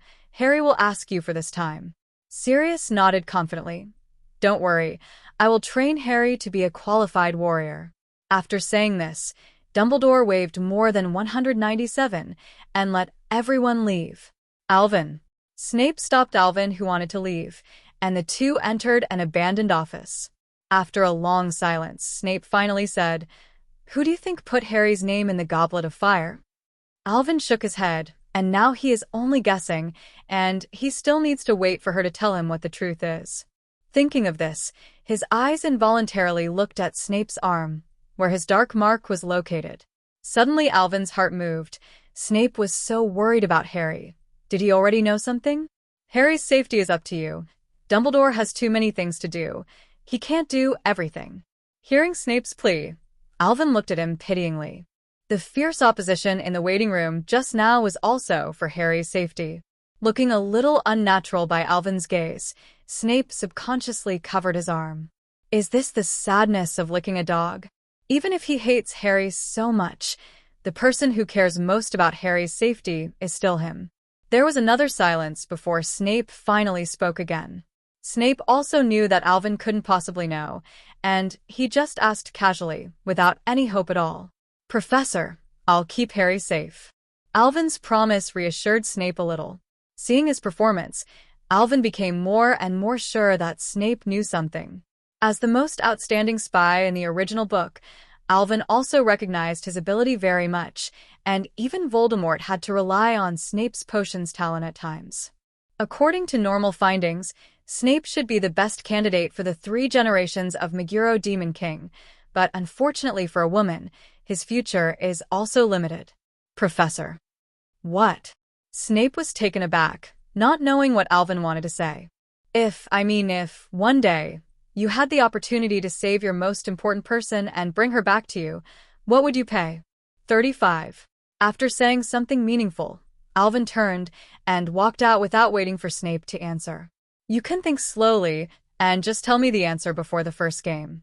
Snape stood there, Alvin's words echoing in his head, and no one knew what he was thinking. In the empty corridor, Alvin walked slowly towards Ravenclaw's tower. It was late at night. Except for a few daring little wizards, no one would appear in the corridor at this time. Of course, with so many things happening today, it is estimated that everyone is having a heated discussion in the lounge. How can there be time for a night tour? Rowena, did you see that? Alvin murmured to himself naturally, and Rowena Ravenclaw's soul gradually gathered around him. Well, just last night, the wizard named Bagman took action and put the parchment into the goblet of fire, which should have the name of Harry Potter written on it. 99. Since returning to Hogwarts, Alvin has kept Ravenclaw's soul outside. Due to her particularity, as long as Ravenclaw is unwilling, everyone, including the ghost, cannot perceive her existence. And Alvin also asked Ravenclaw to help him stare at the goblet of fire. Ravenclaw naturally agreed to this trivial matter. The guess in his heart was confirmed, and Alvin was relieved. Now what he is most afraid of is that Barty will have a few more helpers, which is very unfavorable for him to control the overall situation. Are you going to resurrect people again? Alvin was startled, not expecting Ravenclaw to hear his conversation with Snape. Yes, he is one of my guides in the magical world, and I have received his favor from a very early age. For Snape, Alvin was grateful. When he was the weakest, Snape's notes really helped him a lot, and this kind of help did not ask for anything in return. Although he didn't say it, Alvin kept it in his heart. A Snape, a Nicole LeMay, these two are his mentors in the magic world, and a guide, and even Professor Flitwick is a little worse. I always have a hunch that if you go to the underworld again, terrible things will happen, and death has become a plaything in your hands, which is not desirable. Alvin was silent. In fact, he had always had a faint sense of crisis in his heart when he helped Luna resurrect his mother last time, but there were some things that had to be done. Moreover, Alvin was still very jealous of Snape, so he gave the option to Snape. This may be the most important decision in Snape's life, right? Seeing that Alvin did not speak, Ravenclaw also knew his choice and did not continue to discourage him. Rowena, if you want, I can make a body for you too. Alvin said it very seriously, and if Ravenclaw wanted to, he would definitely do it. Unfortunately, Ravenclaw still refused. I think it will be more exciting to stay by your side. During the few months that he stayed by Alvin's side, Ravenclaw also felt his magic. Not to mention, his magic power skyrocketed from time to time, which was something that had never happened in the wizarding world. The magic power of wizards will increase with age, even if the upper limit is different, but everyone is the same curve. But when it came to Alvin, it increased every 3 to 5, which simply subverted Ravenclaw's understanding of magic. Alvin was speechless. Emotional Ravenclaw took him as a research object, but he did not stop it. The secret of the system was not something that Ravenclaw could explore. The opponent can only return without success. Walking into Ravenclaw's lounge, many pairs of eyes glanced at him, startling him. Alvin, did Harry become a warrior? Why did you call a few more people in the end? The chattering doubts made him a little head-scratching, but after Alvin said everything he could, he returned to his bedroom. When Alvin came to the auditorium early the next morning, he found that the atmosphere was not quite right. What happened? Sitting between Cho and Luna, Alvin took some bacon and bread and asked strangely. Not yet, Harry. Hufflepuff was furious that he was elected warrior, and even Weasley fell out with him. 99. Alvin looked at Harry, and sure enough, Ron was sitting far away today, and the two of them seemed to be inseparable from each other. Hufflepuff's little wizard also stuck his fork on the bread, gnashing his teeth and looking at Harry. Had it not been for Harry's sudden disruption, Cedric would have been the only warrior at Hogwarts. After speaking, Malfoy really went to the Hufflepuff student and asked for 2, one pinned to his chest, and he took the other, and went at Harry excitedly. The words "support Cedric" glittered on it, and Alvin tapped it with his hand, and the handwriting immediately changed to "Potter stinky shit." Amazing! Being a warrior isn't necessarily a lucky thing. Did you make this thing? Alvin looked at Malfoy. He remembered that Malfoy did it in the original book and deliberately used it to humiliate Harry. Malfoy shook his head again and again. I don't have one, but this thing is fun. I'll get one for Potter. An enthusiastic little Hufflepuff wizard also handed one to Alvin. When the get-out of class was over at noon, Alvin suddenly saw that many people had a badge pinned to their chest. Looking at Harry sympathetically, Alvin didn't say anything. After the first project started, everyone knew. Alvin laughed dumbly. This thing is too childish. Sure enough, Alvin heard about Malfoy and Harry fighting before the afternoon potions class. The two blatantly used a spell in the hallway. Malfoy made leeks grow in Harry's ears, and Harry made Malfoy's front teeth several times larger. Snape didn't hesitate to deduct 50 points from Harry when he arrived, while Malfoy was lightly let go after one day of confinement on the weekend. Until the potions class was over, Hermione still stared at Snape full of resentment. How could he be like this? Obviously, two people are fighting. Why only deduct Gryffindor's academy points? The little witch was very angry. If Snape was not a professor, she would have taken out her wand to fight Snape. Alvin was also comforting Hermione by the side, but unfortunately, it didn't work. He noticed Hermione's glare, but Snape didn't care at all. He glanced at Alvin from time to time. His eyes were calm, but Alvin's words from yesterday kept echoing in his heart. If one day you can save your most important person and let her 210 come back to you, what will you pay? Snape knew that Alvin would never aim for nothing, and there must be a reason why he suddenly said this to himself without thinking. In fact, Snape already had a conjecture in his heart, and even a second after Alvin finished speaking, that conjecture appeared, but he pressed it down. The greater the expectation, the greater the disappointment. He doesn't want to be happy for nothing, which will only make his heart more painful. Just as Snape stared at Alvin in a daze, the door to the potions classroom was suddenly pushed open, and Harry stuck his head in. Alvin! Harry smiled brightly at Alvin, completely ignoring Snape. Mr. Bagman asked me to call you. Alvin nodded to indicate that he knew, and after finishing the African snake bark in his hand, he walked to the door. 10 points from Gryffindor. Someone must have taught you how to knock, Potter. Harry had already been immune to Snape's viper attack, so he could just deduct points. Anyway, Sirius would find a reason to add it back. When Alvin and Harry walked down the hallway, Harry couldn't wait to speak. Alvin, do you believe me? I really didn't put my name in the rocket cup. At this time, Harry felt a sense of betrayal and separation. In the original book, at least Hermione still supported him, but Hermione has been busy with Fleur recently and has no time to worry about these things. He desperately needs some approval, and Alvin is his last hope. Relax, Harry. Of course I believe you. Ron is just a little jealous of you, and I promise he'll understand you when you're in the game. Alvin's words sent a chill down Harry's spine, but his attention was now on Ron. Jealous? Why is he jealous? I'm competing with several seniors and the best students in several schools. Does he think it's any fun? Shaking his head, Alvin didn't choose to say more. Harry, who has been attracting attention as soon as he entered the magic world, would not care about Ron's little transparent psychology. In a small classroom, Alvin was led in by Harry. At this time, the people were almost there, and he and Harry were the last two to arrive. Crumb's face was sullen, and he stood in a corner with his classmates. The two did not communicate at all. Farong was chatting happily with his friend. Seeing Alvin, she also ended the conversation and laughed. Came up. Cassandra sat in the center, and the wizard who was competing with her, Ba, stood behind him like a sidekick. Cedric also stepped forward to say hello, and then walked to the side very wisely and stood with Harry. Mr. Gaunt, 35. Bagman waved his hand enthusiastically. Come on, do it this way.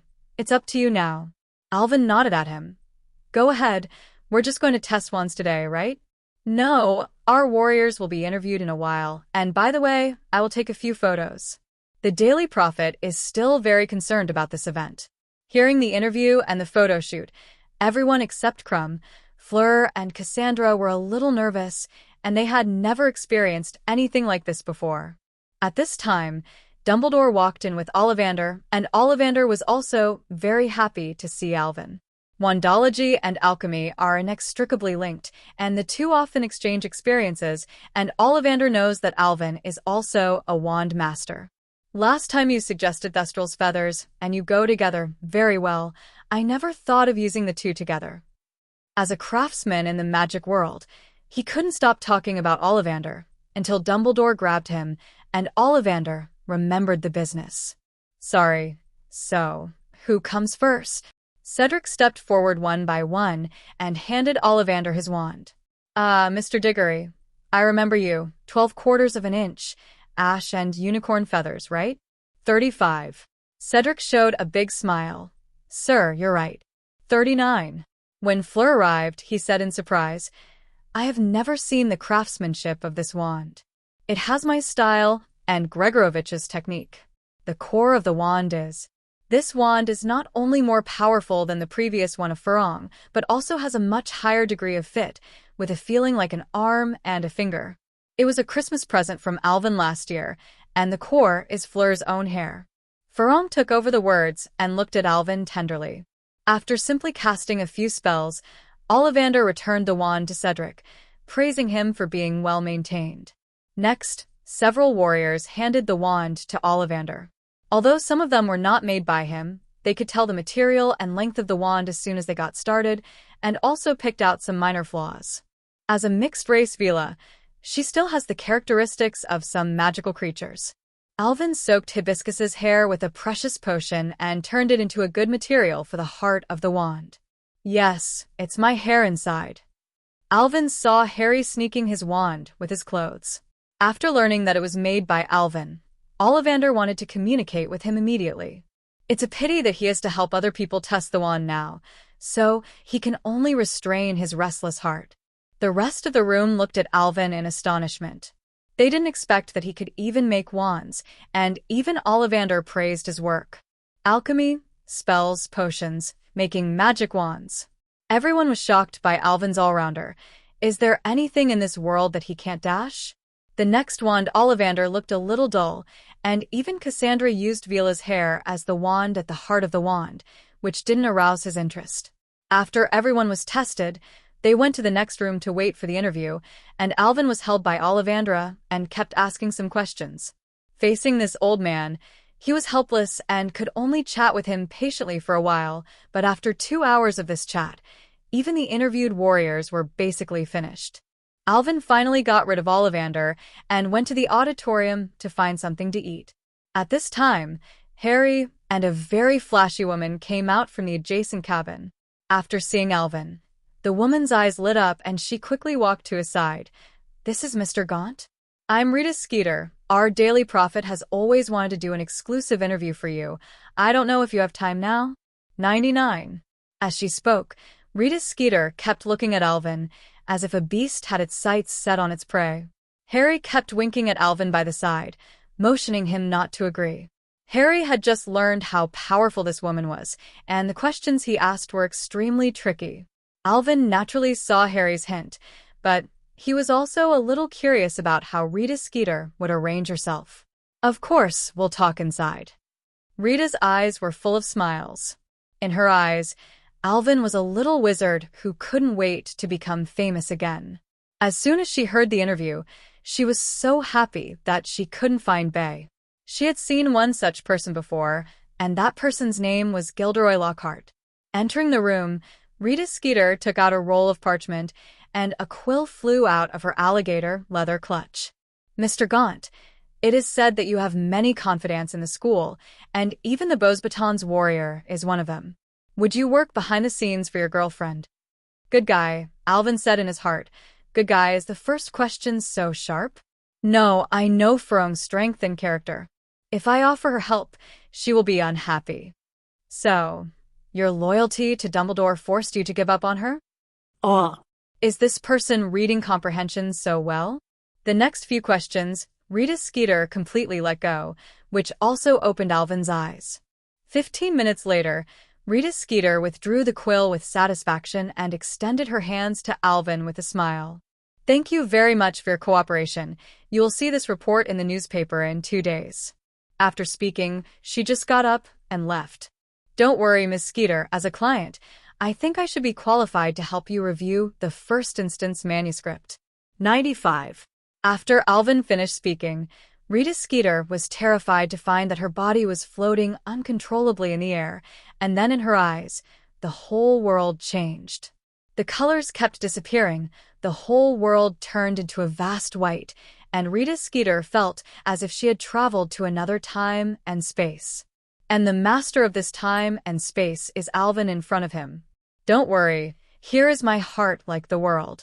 Alvin still did not move, and introduced to Rita Skeeter with a smile. In this time and space, even if the outside world has passed for a moment, it may have passed an hour or even a day here. Rita Skeeter wants to tell Alvin that it's illegal, but she can't do anything right now. He could only watch helplessly as his purse flew to Alvin's side and automatically opened, and the parchment inside flew out. Oh, let me see what you've written. Looking at the parchment in his hand, Alvin said softly. Alvin Gaunt, a genius who is completely corrupted by fame and beauty.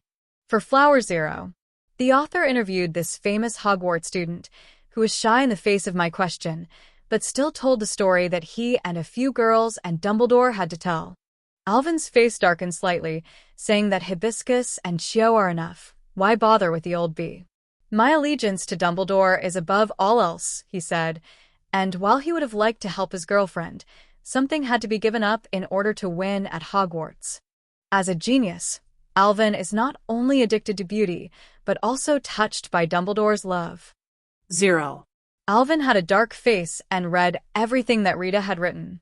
Even though he had been mentally prepared before, knowing that Rita Skeeter would definitely mess around, he still underestimated the downline of this woman. The article not only publicized his relationship with Chio Ji, Dumbledore's indifference to him, but also poked that he might have made Chio and Chio surrender through his own power. What an eye-opener. With a slight wave of her hand, the white space gradually dissipated, revealing her original appearance, and Rita Skeeter was also dropped from the air by Alvin. The moment she regained her mobility, Rita quickly took out the wand she put in her pocket and pointed it at Alvin and said sternly, "You are finished. I will tell the Ministry of all your crimes, attacking reporters and hindering me." Before the words were finished, Rita Skeeter fell to the ground with convulsions all over her body, her face turned pale, and the pain that went deep into her bones made her unable to even scream. There was a green glow in Alvin's eyes, and his cruciatus was constantly working on Rita Skeeter. Hasn't anyone told you not to use a wand against a wizard who is far more powerful than you? I'm not Dumbledore, and I don't have such a good temper. Standing up, Alvin walked to Rita Skeeter, raised his foot and stepped on her face, and said softly, "Tell me, how should this matter be resolved?" Plus. Ha ha ha ha. In Ravenclaw's lounge, Chio and Furong each held a roll of parchment in their hands and laughed like a silver bell. "It's so funny, Alvin, look here."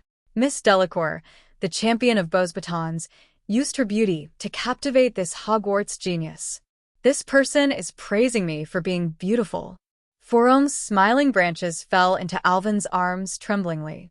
After dinner, Alvin returned to the lounge and handed the original text of Rita's interview with him to a few girls. Several people viewed this article as a joke, so they laughed so happily. "So, you're sure she's not going to follow the above?" Raising the parchment in his hand, Chio was amused and worried that Rita Skeeter would hold a grudge against Alvin. 210. Rest assured, I had a sincere conversation with Rita Skeeter, and she has since repented. 35. Alvin blinked, and several girls didn't believe his words. Putting this topic down, several people chatted about the weekend Quidditch match again. In the first Quidditch match, Hogwarts, as the host, was bound to appear, and his opponent was Beau's batons where Fleur was located. According to the rules, the warriors from both schools must also play. I'm a batsman, and this should be the position that has the least impact on the game. When it comes to this hibiscus, she is a little angry. As a delicate girl, she has never been interested in Quidditch, a somewhat rude sport, and even her broomstick is barely able to fly. She also did not expect that this Triwizard tournament would actually ask her to play Quidditch. Now Fleur has strategically given up on this game. Alvin was a little guilty, and he proposed this project. His initial purpose was to see if Harry's Quidditch talent was as strong as Crumb's, but it ended up being a pitfall for Fleur. Don't worry, the result of the Quidditch match has little impact on the final. Even the last place is only 20 points less. Chio gently hugged Furong, and after a few days of contact, their relationship improved a lot. Seeing Furong so depressed, Chio comforted her very kindly. In fact, she also has some regrets in her heart. Harry and Cedric are both seekers, and there is no place for her on the Hogwarts school team. Time came to the weekend quickly, and almost all the little wizards came to the stadium today to watch today's game. The Quidditch pitch, which has been besieged for a long time, also revealed its true colors. The students at Hogwarts were pleasantly surprised to find that the entire pitch had undergone a major upgrade, with more seats in the stands, and the seats were brand new. There is also a layer of baffle above the stadium, so the little wizards don't have to watch the game in the rain. What is this? Looking at the sphere floating in the air, Luna asked curiously. There are many such spheres floating in the sky above the auditorium. The live broadcast equipment. Sometimes the players fly too high and too far to see clearly. These projectors will put real-time pictures on each audience seat. When the players of Hogwarts and Beauxbatons appeared in the center of the field, their three-dimensional images also appeared on the armrests of everyone's seats, and they could freely change the angle and view distance through the magic wand. The audience was very surprised. When did the magic world still have this kind of technology? Hello everyone, my name is Lee Jordan from Hogwarts, and today's Quidditch High School Cup will be explained by Mr. Ludo Bagman and me. Lee Jordan was very excited. He kept waving towards the audience, and Bagman sat beside him with a smile, without interrupting. The game began soon after, and the Hogwarts varsity team consisted of Hufflepuffs and Gryffindors. Harry was the seeker, the Weasley twins were the hitters, and the other four were Hufflepuffs. In Beauxbaton's camp, Fleur pouted and flew into the air reluctantly. Only the goalkeeper and two batsmen in their team were boys, and the others were all women. In the auditorium, the students of Hogwarts and Beauxbatons cheered loudly. All kinds of cheering cards floated in the air, and the students of the other two schools were cheering for Beauxbatons. No Way, who made the Hogwarts team all men, a group of ISP, and the girls who feel sorry for the young lady will naturally sympathize with Beauxbatons. With Mrs. Hooch's whistle, the game officially started. In order to reflect the gentleman's demeanor, the game was kicked off by Beauxbatons, and the Hogwarts players did not block it and let them score one directly. Next is the show time at Hogwarts. Beauxbaton's players were directly suppressed by the home court, and the twins' bludgers brought great trouble to the other side. Even their goalkeeper was nearly smashed to the ground. The score quickly came to 10 hours 60 minutes. Madame Maxime's face was serious, although she knew that the game would be lost, but she didn't want to lose too ugly. The quaffle was in the hands of Hogwarts for most of the time, and their tidal attack made the Ilvermorny players watching the game with solemn expressions. However, Durmstrang's people are disdainful, and they will not be afraid of a school team with Crumb. Ironically, the bludger was confiscated by Fleur after Fred hit the bludger at Beauxbaton's seeker. In the end, Harry managed to catch the golden snitch at 20 minutes, ending the game. Beauxbaton students were not too disappointed either. Looking at the twins who licked their faces and approached, and the two Hufflepuff team members, the girls chatted with them laughingly. This made the audience off the field both envious and jealous, and countless people shouted in their hearts. Mrs. Hooch also flew to the sidelines to read the rules of the game, and after finding that Farong did not violate the rules, she did not care. Especially when it comes to Harry and the Weasley brothers, Lee almost says they are the last hope of the England national team. Lee was completely excited. He praised the Hogwarts players one by one, and Professor McGonagall blushed a little. Our lads are amazing. No matter how beautiful the 1.0 girl on the opposite side is, they don't have the slightest bit of softness. She pressed the bludger to the broom with a stick, which was the greatest contribution she could make to Beauxbatons. Let go of those girls, and let me come. Hogwarts got off to a good start, and all the teachers and students were very happy. The scene of Cedric and Harry hugging excitedly on the field also made many witches' eyes glow with gold. The Savior and the model male senior have a very corrupt country style, at first glance. Cassandra, do you think we can win? The Fry brothers sat behind Cassandra, a little worried about the match between Ilvermorny and Hogwarts. Don't worry, I've been practicing Quidditch recently, and the victory will belong to Ilvermorny. 35. Although Cassandra frowned lightly, she still had strong confidence in her words. She is not very good at Quidditch, but Cassandra believes that with her talent, she can definitely improve to a good level in a short period of time. Brother Fry nodded like a dog as long as it's Sister Ka. Bah, what Cassandra wants to do is really impossible. Glancing at Alvin, who is gently comforting Fleur, Cassandra got up 13 and left the Quidditch pitch to practice silently.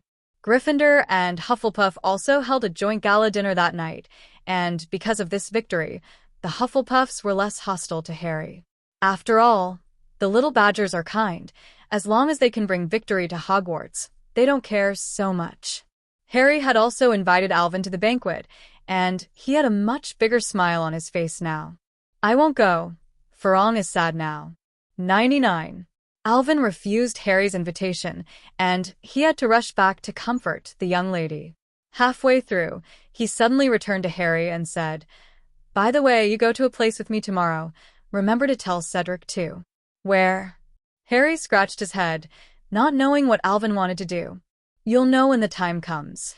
Waving his hand at Harry, Alvin left again and went outside the castle.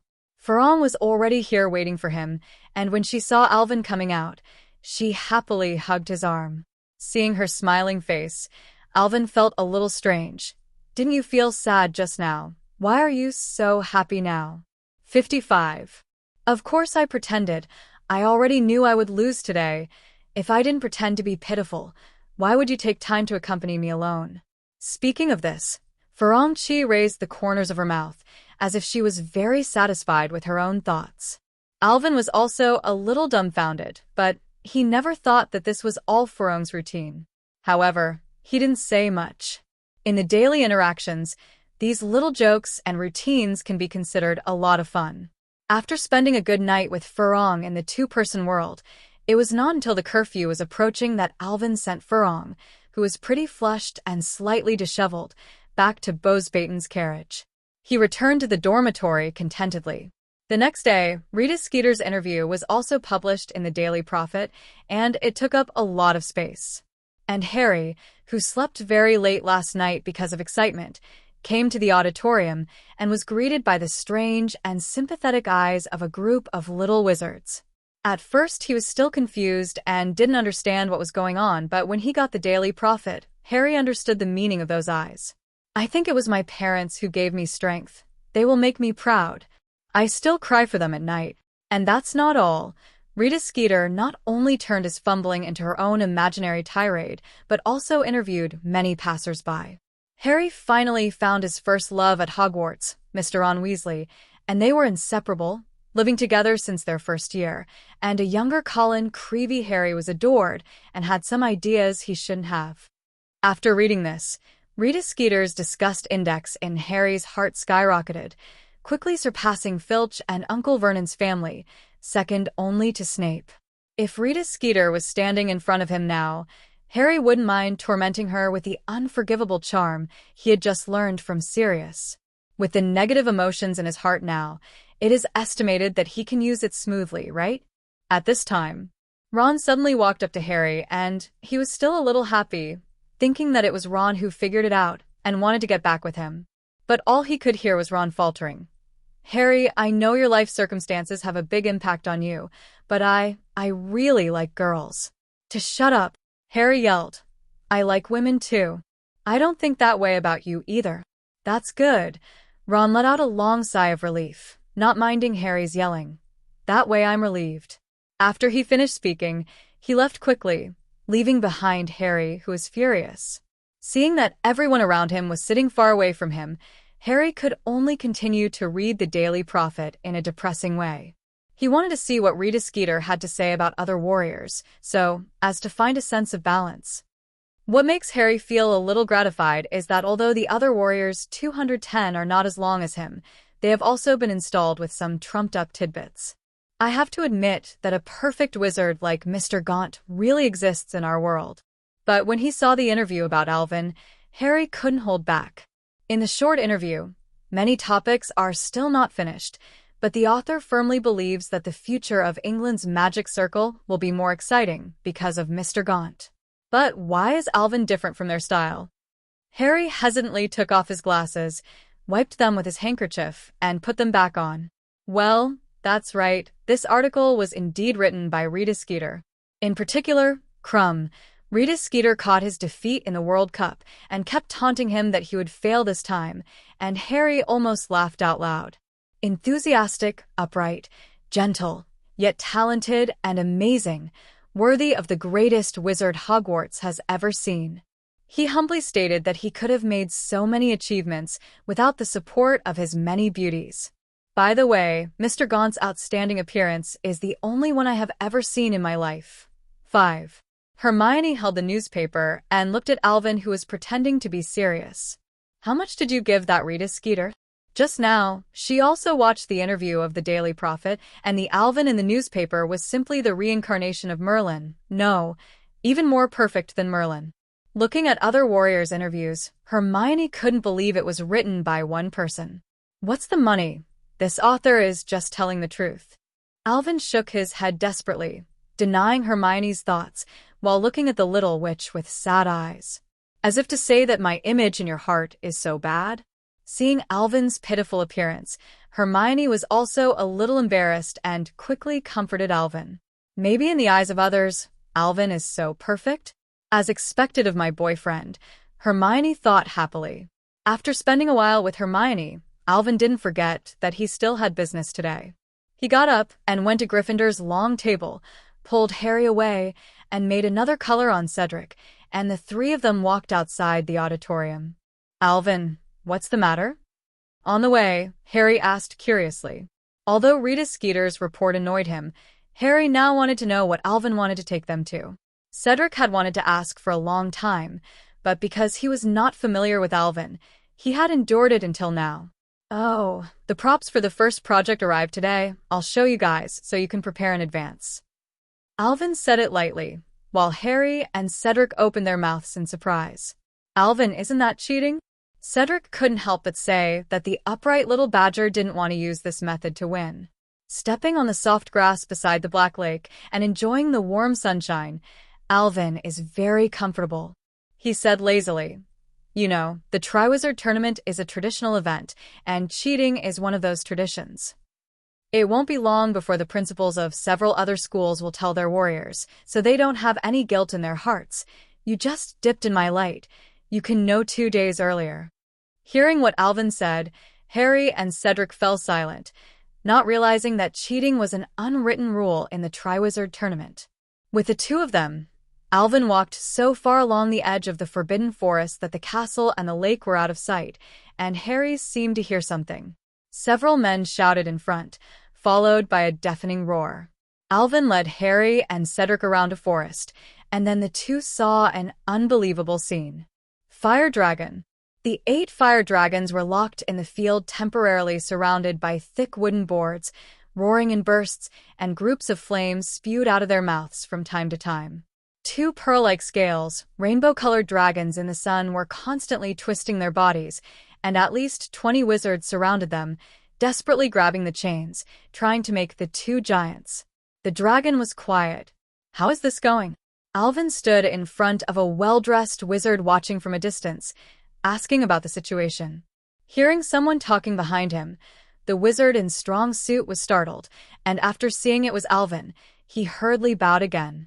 "Master, these 2 Australian protein eyes have been shipped from Australia for a short period of time, and some are not acclimatized to the soil and water, and we are still training them."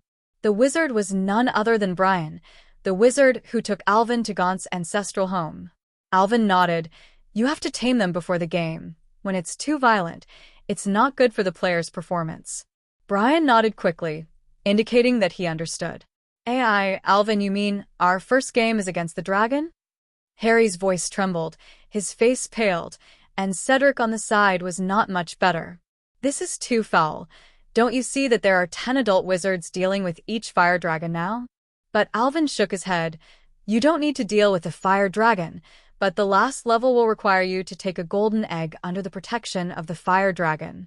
35. Harry was keenly aware of the point, the last level. Is the first project still a chain of levels? Thinking of this, Harry already wants to retire, this broken warrior, whoever wants to be who. At this time, Osiris suddenly came out of Alvin's pocket. She looked at the two Australian protein eyes that were going mad, and a trace of disdain flashed in her eyes. 66 groan. A young dragon roar sounded, and the human wizard didn't feel anything, but all the dragons present, including the two Australian protein eyes, were shocked by their dragon bodies, and then they all broke free from the chains that bound them and flew to Alvin's side. "Be careful!" 35. Shouted a voice familiar to both Harry and Alvin. But the next scene stunned everyone's jaws. When the dragons came to a distance of 10 meters from Alvin, they stopped, and then they spread their wings. The dragon body fell on the ground, and the huge head was close to the ground. "It's like making a pilgrimage to Alvin." Ow! Osiris let out a smug cry, as if to show Alvin how powerful he was. Alvin nodded with a smile and admitted it. He didn't say it last time because he was suspected of showing off. This time he happened to be bumped into by Charlie, and he would not deny it. Alvin brought a few pieces of meat from the wooden barrel next to him and regarded it as a reward for Osiris. The little guys saw the meat, and both eyes glowed red. Harry and Cedric have black lines all over their heads, and Alvin can still talk as always. "Harry, Alvin?" At this time, Charlie cautiously walked over from the gap between the giant dragons. Immediately, he saw Brian standing respectfully behind Alvin, and he seemed to have thought of something, and looked at Alvin in surprise. "Alvin, are you the owner of the dragon farm?" I took Harry and the others to see what they were going to face, so as to prepare mentally and write a suicide note in advance. A familiar voice sounded again. Alvin and Harry looked over together and found that it was Charlie. Ignoring the shivering dragons, Osiris crawled straight out of Alvin's pocket and ate it in chunks. I said, "How did you know the name of our dragon farm last time?" Charlie shook his head and smiled bitterly. He didn't expect that life was so wonderful that Alvin became his boss. Then he greeted Harry and Cedric again.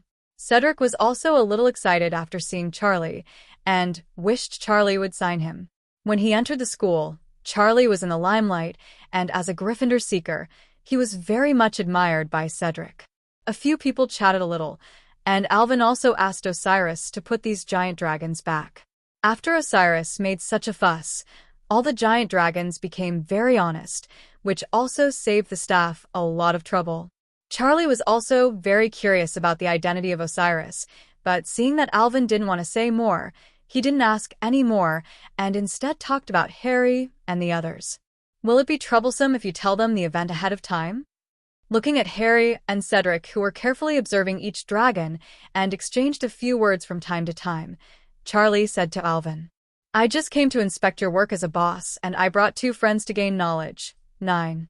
Hearing Alvin say this, Charlie was a little dumbfounded. "The truth is that, but as a referee, don't you know how to avoid suspicion?" 210. I heard that your girlfriend also participated in this competition. Why didn't I see you bring her here? You said Farong. I've already arranged a train for her to do special training. She doesn't need to come here. Charlie was startled. He didn't expect Alvin to arrange it so meticulously. Wouldn't he want Beau's batons to win the championship? Alvin also seemed to have guessed what he was thinking. "Don't worry. I just let her get used to it in advance, and when she saw the dragon, she was in a hurry and got hurt." He did not want to help Fleur win the championship. On the contrary, Alvin will try his best to maintain the same. Let Harry win the championship. According to information from Crouch, Voldemort is preparing an evil ritual to restore his strength, and Harry is a key part of it. And this whole school year, Harry will not leave Hogwarts. Only let Harry win the final victory and hold the Goblet of Fire. Voldemort will have the opportunity to let Harry leave Dumbledore's sight.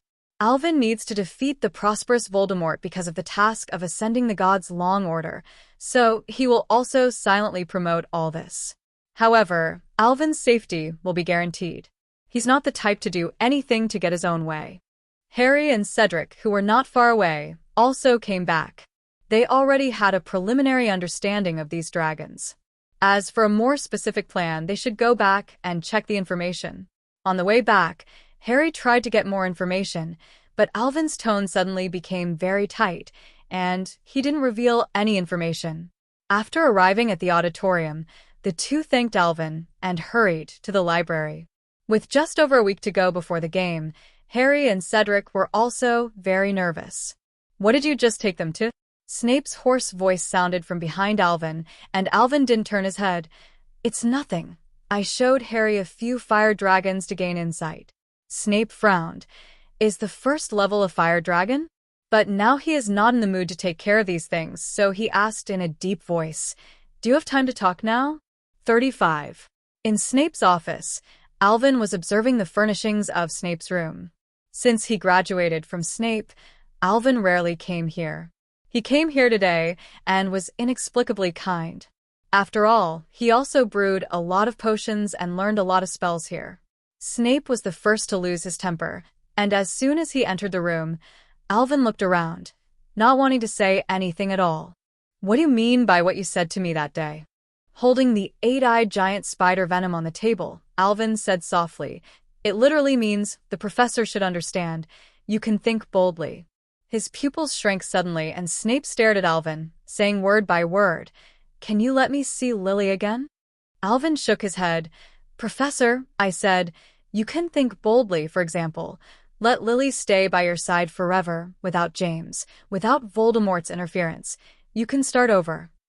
If you want, she will become your potion assistant, and you can always brew potions and study spells. Alvin's words were like the whispers of demons, and they were luring Snape into the abyss step by step. Snape's eyes were dull. He was immersed in the scene described by Alvin. He had even seen himself successfully developing a new type of potion, and Lily smiled at him. Unfortunately, all this was a dream, and Alvin accidentally knocked over a bottle of ink and successfully pulled Snape out of his fantasy. Why do you do this? Or in other words, why do I trust you? Snape's voice was like 1,000-year-old ice. Alvin didn't answer, but took out a black stone. This is the Resurrection Stone. Boom. Snape got up excitedly and knocked the chair over with a violent movement. At this time, he was short of breath, and his eyes were fixed on the inconspicuous black stone. Resurrection Stone. Can he really let him see Lily again? Everything all. 99. His heart, which had been dead for countless years, was beating violently at this time, and he stretched out his hand tremblingly, wanting to pick up the Resurrection Stone. Recalling the scene when Lily died and he hugged her helplessly and howled bitterly, his answer was almost subconscious, and he said it directly. Professor, again, if there is, what price are you willing to pay for letting you meet Lily? But Alvin stopped him. This chapter is a tribute to the sect in the original book. When Dumbledore asked him when the patron saint became an elk, Snape's always sentence really hit me.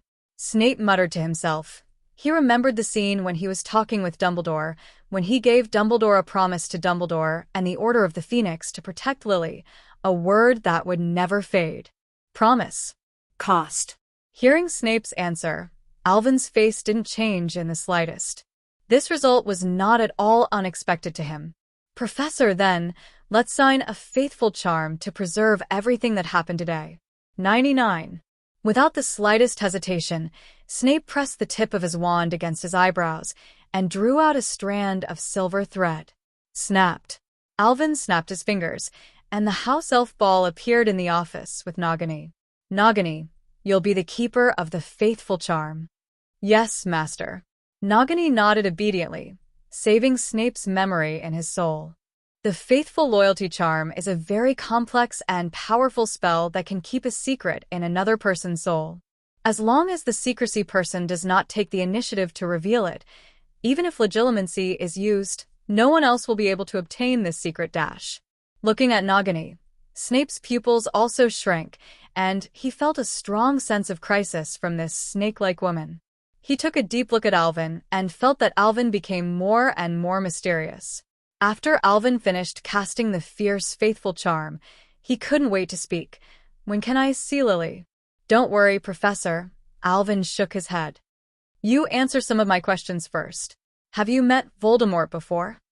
Hearing Alvin's incomparably determined tone, Snape was silent for 2 seconds, then nodded. He came to me after the World Cup and asked me to make some potions for him. Does Dumbledore know about this? Yes, he told me to keep lurking around Voldemort. Alvin nodded and continued. Who else did you see next to Voldemort? Bellatrix, and Goyle and Crabbe. Didn't you see little Barty? With his fingers tapped on the table, Alvin pondered. It seemed that Voldemort did not have absolute trust in Snape, and he did not even let him know about the existence of Barty Jr. Clapping his palms, Alvin said, "Tell me everything you tell Dumbledore in the future, and you need to report to me what Dumbledore told you to do." Snape narrowed his eyes slightly. Did Alvin make him a three-faced spy? Well, let's go now to fulfill my promise to you. 35. Hearing Alvin say this, Snape stood up excitedly. What do I need to do?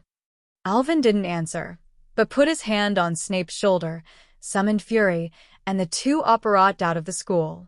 This is the underworld. Above the plains of ash, Snape and Alvin squeezed in the invisibility cloak, looking at the dead silence and the misty sky around. Snape said in disbelief, "Yes, this is the underworld. After a while, you will see countless souls. They are already weak and inhuman. Only you can find Lily with a very good understanding of Lily's breath and magic power. 99. Also, you only have one chance. I can't give you countless chances to make mistakes, Professor."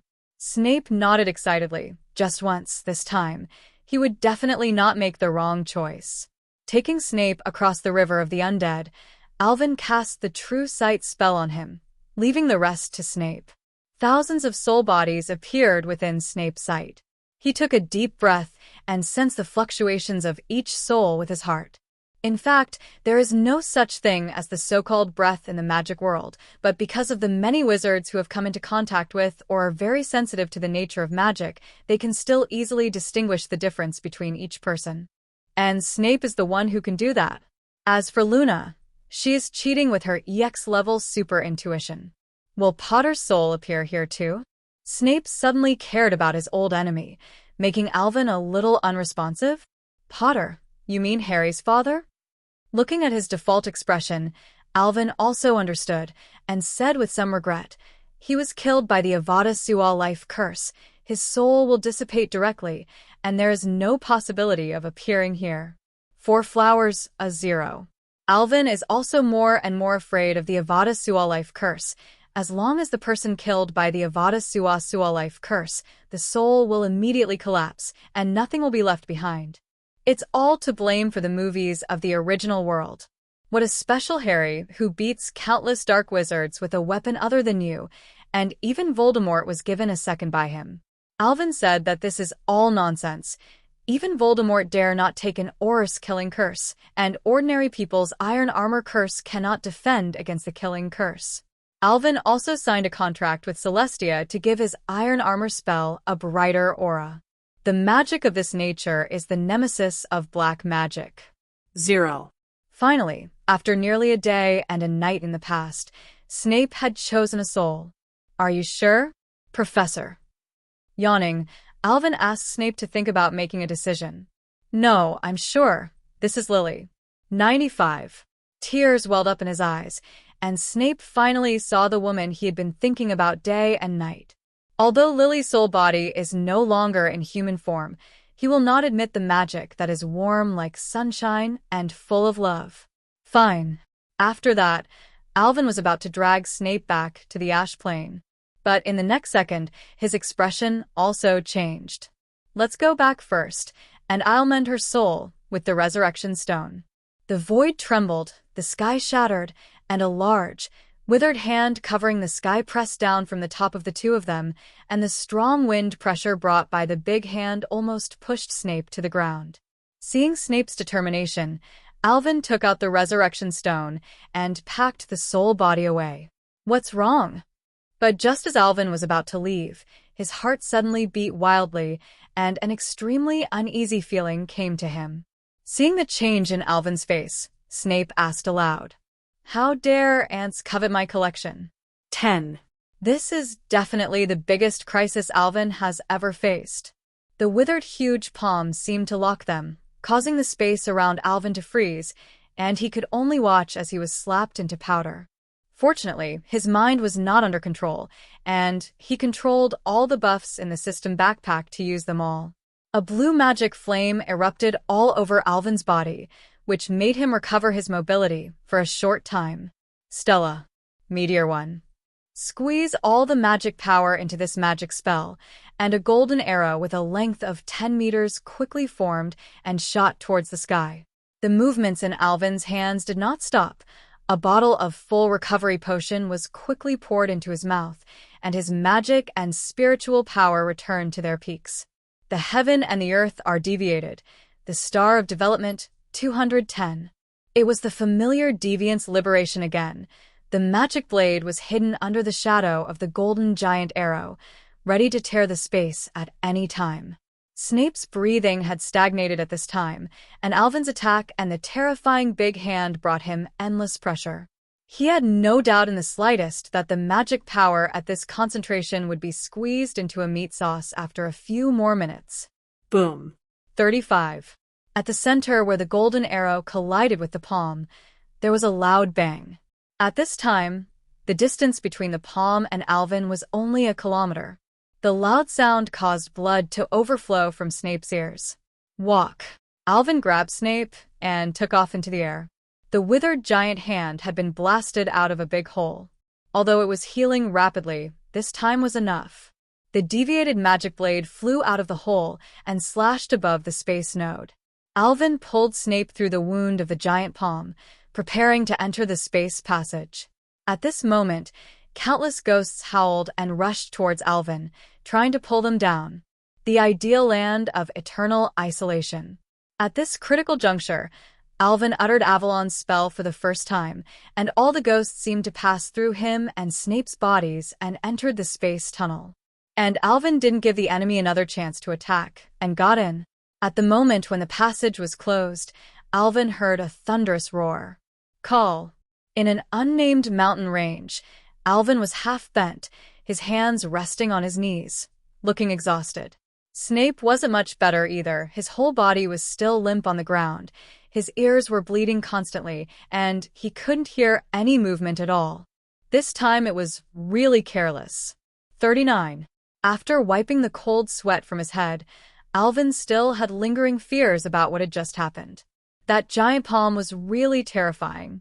Just taking such a simple act made him do everything possible to deal with it. Is this a legend? Alvin silently assessed the strength of the owner of the giant palm.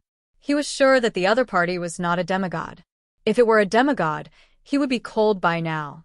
The further up you go, the bigger the gap in strength will become. A senior pseudo-legend can deal with a wizard who has just entered the legend. Alvin, that giant palm.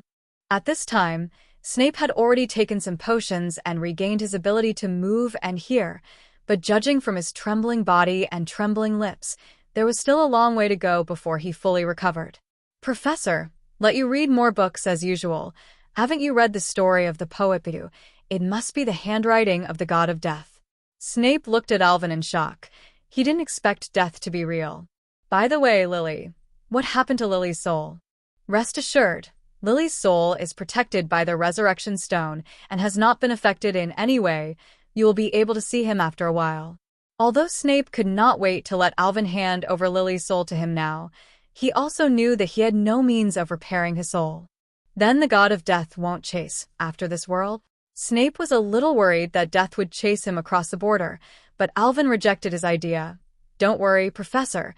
If he can chase after him, he won't be incompetent and furious in the end. Hearing this, Snape felt a lot more at ease.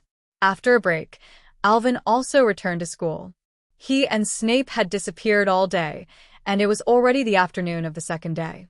Back to school, Alvin didn't go to class either. He was going to restore Lily's soul. As for making a body, Snape sternly refused.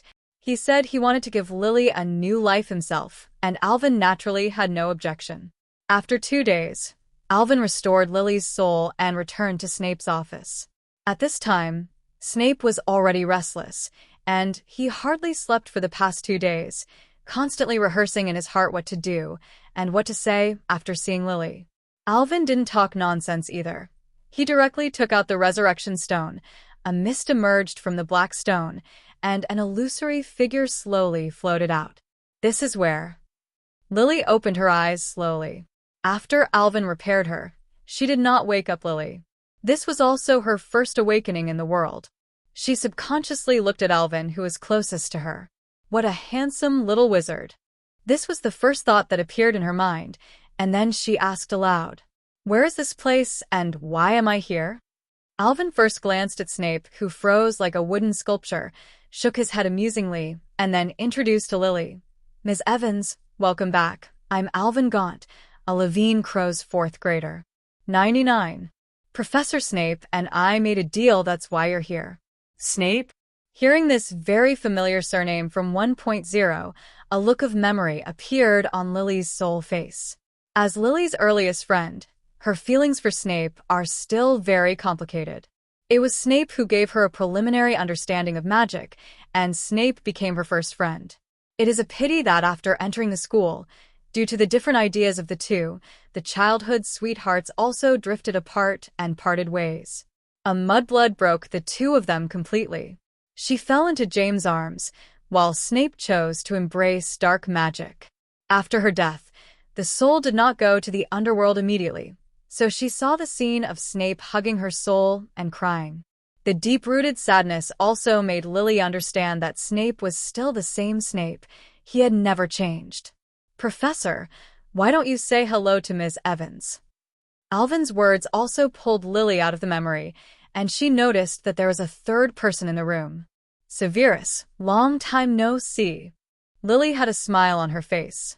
Since graduation, she had met Snape only a handful of times, and after the last failed attempt to dissuade Snape from joining the Death Eaters, the two met only after her death. Snape looked at Lily's lips slightly open, but there was no sound, only a wave of soul fluctuations. But he has automatically made up Lily's voice. He staggered and tried to get closer to the soul. His face was occupied by tears again, and after a long time of brewing, he murmured, "Lily, how are you?" Alvin really couldn't stand Snape's straight male speech and complained, "Professor, do you think she's okay with this?" Snape looked at Alvin in disbelief. Is this the 13th time for him to speak? If he hadn't beat Alvin, Snape would definitely greet him with his enhanced version of Shenfeng wooing. Puffed. There was also a pleasant wave in Lily's soul, and the appearance of the two of them was really interesting. For a while, the depressed atmosphere in the office also returned to normal. Snape's mood was also calmed down by Alvin's trouble, and the two of you told Lily about the current situation in the magic world. Has Voldemort been resurrected? At this time, Lily's face showed a sad look. She was worried about her son, and now she has no ability to apply a love magic to Harry. Then she looked at Snape again. She was hesitant to dissuade Snape from joining the Death Eaters again. Although she saw Snape's feelings for her before she died, she still believed that Snape was still keen on black magic. "Ms. Evans, Professor Snape is now Dumbledore's spy, and he has done a lot to protect Harry in recent years." Alvin gave Snape an assist at the right time. He felt that because of Snape's temperament, he would probably be single for the rest of his life, so he might as well push it himself. Hearing what Alvin said, Snape looked at Alvin gratefully. "Thank you, Severus. Can I go see Harry?" Lily looked at Snape expectantly, and she desperately wanted to see Harry now. Alvin didn't interrupt. Since Lily's soul had been handed over to Snape, he was in charge of everything. And Alvin has only one requirement, that is, not to reveal Lily's existence without his permission. Snape hesitated, but chose to agree.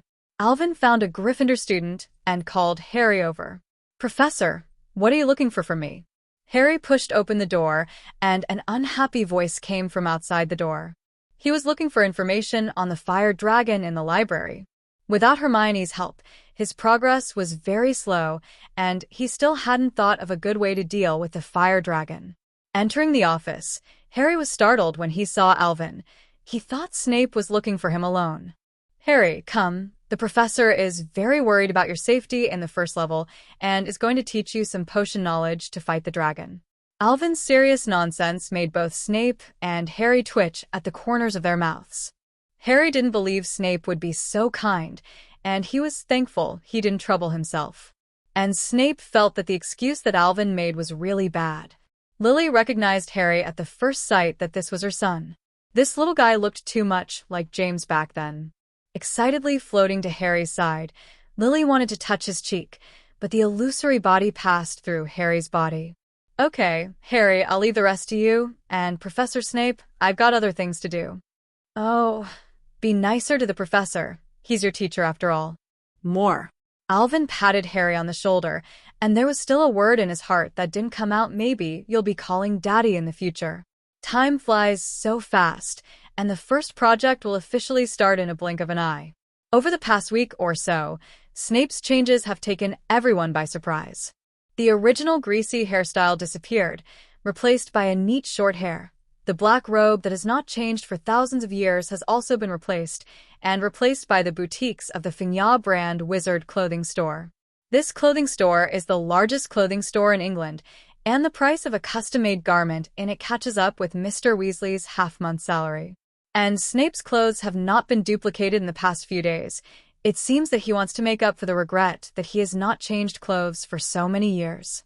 Neat clothes, clean personal hygiene. Although Snape's appearance is very ordinary, but with his temperament as a potion master, it is not bad on the whole.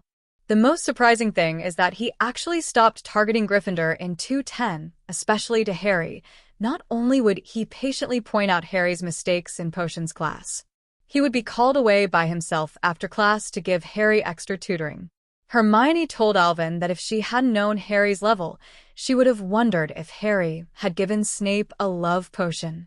Even Sirius suspected that Snape had some conspiracy, whether he wanted to attack Harry, but after observing for a few days, he could not find any clues. Finally, on the day of the match, Professor McGonagall took Harry and Cedric to the Forbidden Forest. Along the way, many Gryffindors and Hufflepuffs were cheering them on. At this time, Harry and Cedric were both very nervous, and Professor McGonagall could see it and constantly comforted the two of them. Relax and keep your head calm. We have arranged some wizards by your side. Although you won't see them, as long as you are in danger, they will definitely save you as soon as possible. After speaking, she lowered her voice again. Gon has already told you? Fire Dragon. Don't think about how to deal with Fire Dragon, just get the eggs, you know? Harry and Cedric nodded in unison, and the expressions on their faces improved a lot. Going around the edge of the Forbidden Forest, Professor McGonagall took them to a tent, and after watching them go in, he left. The audience seat is located at the Quidditch pitch, and the audience and judges can see the whole process of the Warriors' game through projection equipment. Harry entered the tent, and many people were already here at this time. Farong sat in a corner. Her face was fairly normal, while another Beauxbatons warrior was pale and looked like she was going to faint at any time. Crumb's expression was also more gloomy than before. Only Cassandra, with her arms folded on her chest, looked like she didn't care. At this moment, the curtain of the tent was lifted, and Ludo Bagman entered. Harry. Great. Bagman greeted Harry first. Relax, it's like coming to your own home. 95. Harry reluctantly responded with a smile, and he really complained in his heart, who has a fire dragon at home. A few minutes later, several other warriors also arrived, and Ludo Bagman began to introduce the first game. The first project, which tested the courage of the warriors, was aptly named by Mr. Gaunt, Adventures in the Forbidden Forest. Every warrior will go to the Forbidden Forest in the order of drawing lots, and there will be signs on the road to remind you to go to the correct route, and you need to pass 7 various levels, and finally come to the front of the fire dragon. Take your mission item, the golden egg, from your hands. It should be noted that the content of these levels is varied, and there may be some rewards dropped after you pass them. These rewards can not only be used in this level, but you can also save them for the next projects. After speaking, Ludo Bagman took out a purple silk bag and shook it at them. You pick out the fire dragons that you each have to face, and the number of your departure. 5. Do you have any questions now? Harry looked around. No one said a word. Ludo Bagman nodded with satisfaction and shook the bag in his hand. So, who will come first? Quidditch pitch. At this time, the Quidditch pitch was full. Not only teachers and students from the 4 schools, but also officials from the Ministry of Magic and the families of the students. The Triwizard Tournament has become more than just a friendly match between schools under Alvin's control. This has become a prosperous world of magic that is not inferior to the World Cup. Many adult wizards are very concerned about it, and even the Ministry of Magic of several other countries has sent personnel to watch. Okay, our warriors have begun to draw lots, and the first one to bravely step forward is Miss Decolored. This girl is not only beautiful and generous, but also very courageous. Alvin sat in the commentary. Today he is not only a referee, but also a commentator. Ludo Bagman was supposed to be the commentator for the Triwizard Tournament, but he dismissed the job because of a sore throat. Dumbledore also handed this task to Alvin, and the reason is very good. This level was designed by him. Naturally, it is best for him to be the commentator. Alvin sneered at this. It was nothing more than Barty's fear of revealing himself and minimized the chance of appearing in public. In the audience, Alvin also introduced today's competition to everyone. When they learned that the last players had to face the fire dragon, everyone exclaimed. Even Ron, after seeing the nervous appearance of all the warriors through the live broadcast, knew that he had wrongly blamed Harry, put down the jealousy in his heart, and the little lions raised banners cheering for Harry. Severus, Harry is fine, right? In a corner, Lily's soul looked at Snape worriedly. Although she was very proud of Harry being a warrior of the Triwizard Tournament, these dangers also made her worried. Lily, you have to believe him. I have taught Harry at least 5 ways to deal with fire dragons in the past 2 days. Snape comforted softly, with an unprecedented tenderness in his eyes. The past few days made Snape feel like he was back to his childhood. Lily was the only one by his side, and Lily was by his side only. Although the light bulb Harry always appeared, Snape endured it for his mother's sake. Dumbledore looked at Snape with some doubts. He naturally knew about Snape's big change recently, but for some reason, Dumbledore didn't notice it. It seemed that it was time to have a good talk with Snape. When I was thinking about it in my heart, there was also a cheer in the stadium. Everyone has drawn lots, and the game is about to start. Not only was Fleur the first warrior to draw, but she also drew the number 1, which meant she was going to be the first to play. There is also a projector in the tent, and the warriors can watch the live broadcast of the game at any time. Everyone is surrounded by the projector, wanting to learn some experience from Farong's game. Farong carried her magic wand and entered the Forbidden Forest according to the sign. Although she was calm on the surface, she was not a little nervous at all. After walking a few steps, she came to a fork in the road, and each fork was marked with a sign, and she randomly chose a path on the far right and walked in. Miss Decolored, she has come to the first level. Let's see what she'll encounter. Many of them know that Alvin owns a unicorn. Is this blatantly cheating on his girlfriend?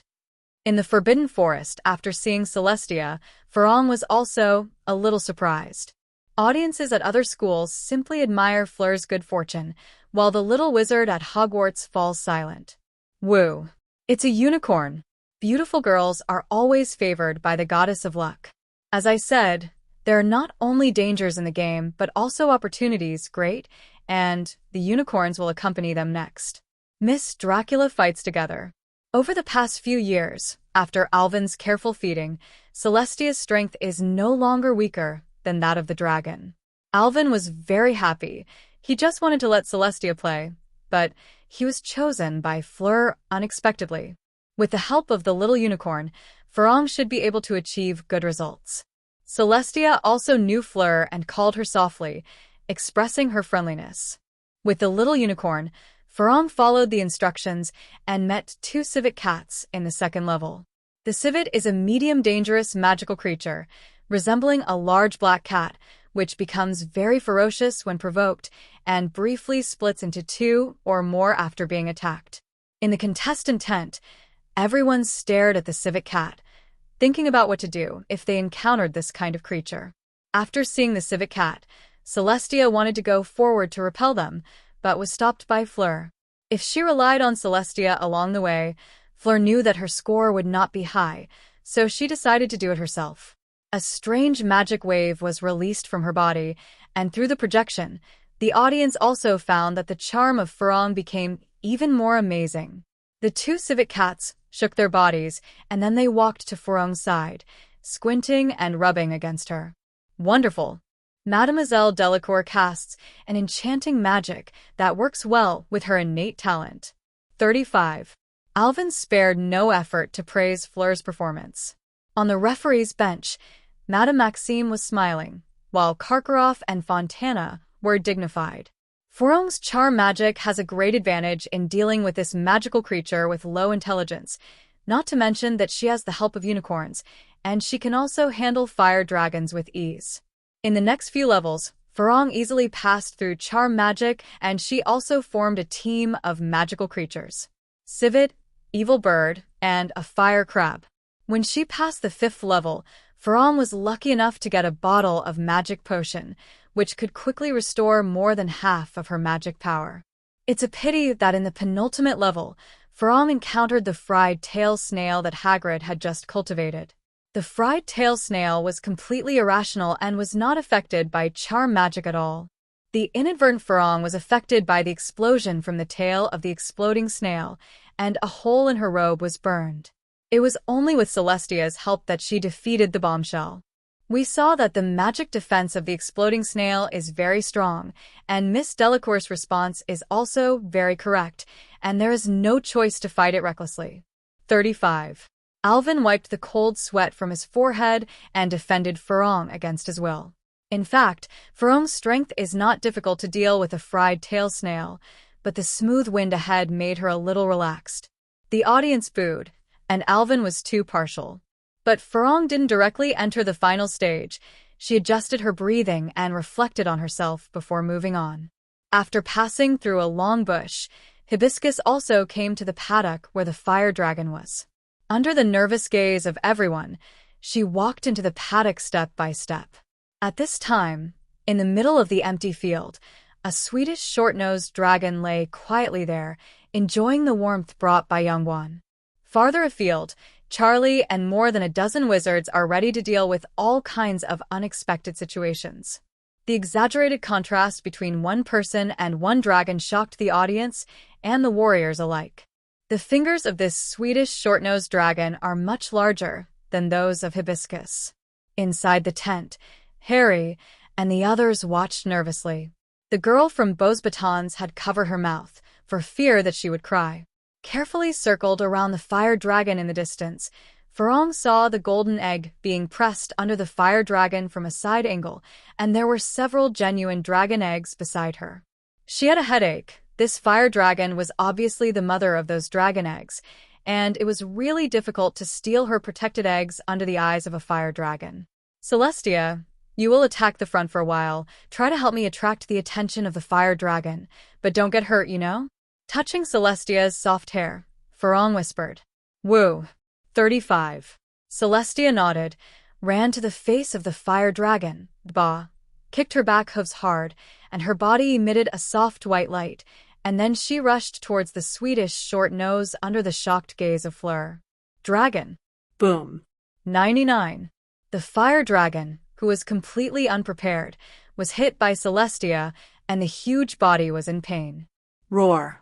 35. The fire dragon let out a pained cry. The copper bell-sized eyes stared at Celestia, and the majestic vertical pupils were burning with rage. The huge wings spread out, and a scorching dragon breath sprayed toward Celestia, and all the audience exclaimed. At such a close distance, the unicorn has absolutely no room to hide. Wow. With a melodious cry, the white light on Celestia's body shone more and more, gradually forming a protective shield, which strongly resisted the dragon's breath, and the two flames were split and sprayed to both sides. This unicorn is so strong. At the referee's bench, Mrs. Maxime sighed. Unicorns are also very rare in the magic world, but their family is not known for their combat effectiveness. Rather, they are famous for their holiness and for the wonders they have on various parts of their bodies. But this unicorn did not lose the slightest in the case of facing the fire dragon alone. In the paddock, the fire dragon saw that his attack did not work. His anger grew stronger. He ignored the dragon egg under him, flew into the sky, and continuously attacked Celestia with dragon breath. Ferong's eyes lit up when she saw this scene, and hurriedly ran towards the nest where the dragon eggs were. At this time, the fire dragon's attention was all attracted by Celestia, and she didn't notice her actions at all. Bending down to pick up the dragon egg, Faram breathed a sigh of relief. She finally succeeded, and at the moment when she relaxed her vigilance, a shadow covered the Yangwan above her head. It turned out that the Swedish short-nosed dragon discovered Farong's movements, and a furious female dragon could not bear to see a human being stealing his egg. Immediately, Celestia was abandoned by the furious fire dragon. She swooped down quickly, preparing to slap to death the wizard who dared to steal her child. Farong picked up the egg and ran out quickly. As long as she ran out of the paddock, she would be successful.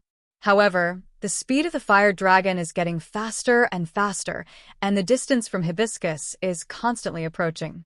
At the last critical moment, the two civet cats bravely pounced on the fire dragon and were split into four by the furious fire dragon. After the split, the civet still did not give up, stubbornly blocked the last attack, and Farong also successfully ran out of the dragon field with the golden egg. Charlie, who had been waiting for a long time, immediately released countless stun spells with more than a dozen wizards and slammed directly into the face of the fire dragon. No matter how strong the fire dragon's magic resistance was, it couldn't withstand the attacks of more than a dozen adult wizards and soon fainted again. Warm cheers and applause broke out in the Quidditch pitch. Everyone sweated for Farong just now. If it wasn't for the help of the civet cat, Farong would definitely be injured. Miss Delacour has successfully obtained the golden egg. She used the tactic of attacking the east and the west brilliantly, and the previously captured civet also played a huge role at the critical moment. Let's give Miss Delacour a round of applause. Alvin's words made the decibel level in the Quidditch pitch even higher. The warriors who watched the game in the tent watched the whole process with trepidation. The danger of the fire dragon was completely beyond their expectations, and they didn't know whether their method of preparing in advance would be effective. Farong, who was standing outside the paddock, also let out a long sigh of relief. Almost, she was about to fail. Looking gratefully at the two civet cats that had recovered to their original state, Farong crouched down and stroked them gently. "Thank you so much this time." The two civet cats closed their eyes in enjoyment, and Celestia next to her quit and stared at Farong with wide eyes. "Thank you, of course, Celestia." With a smile, Fleur hugged Celestia's head. This is what satisfied the little unicorn. Taking Celestia with her, Fleur went to the Quidditch pitch, where the judges would later rate her performance. The staff also hurriedly used the restoration charm to restore the venue. Just now, the battle between Celestia and the fire dragon caused flames to burn everywhere in the paddock. Finally, after a busy time, the paddock was restored to its original state, and a Welsh green dragon was brought in. This is the opponent the next warrior will face. When Fleur entered the Quidditch pitch, Gabriel immediately jumped into Fleur's arms. "Sister, you are amazing." Farong rubbed her sister's silver hair like herself, but her eyes fell on the interpreter's seat. Alvin was also looking at her, and the two smiled at each other. The tacit understanding made Cho and Hermione, who had been observing Alvin, feel sour. It didn't take long for the second warrior to set off. The boy from Ilvermorny was the second pick. Alvin didn't know until he got the list. This man's name is Ford. Walking out of the tent with confidence, Ford also greeted the live ball with confidence, as if to say, "Watch me perform." In the first level, Ford encountered a group of poisonous spiders.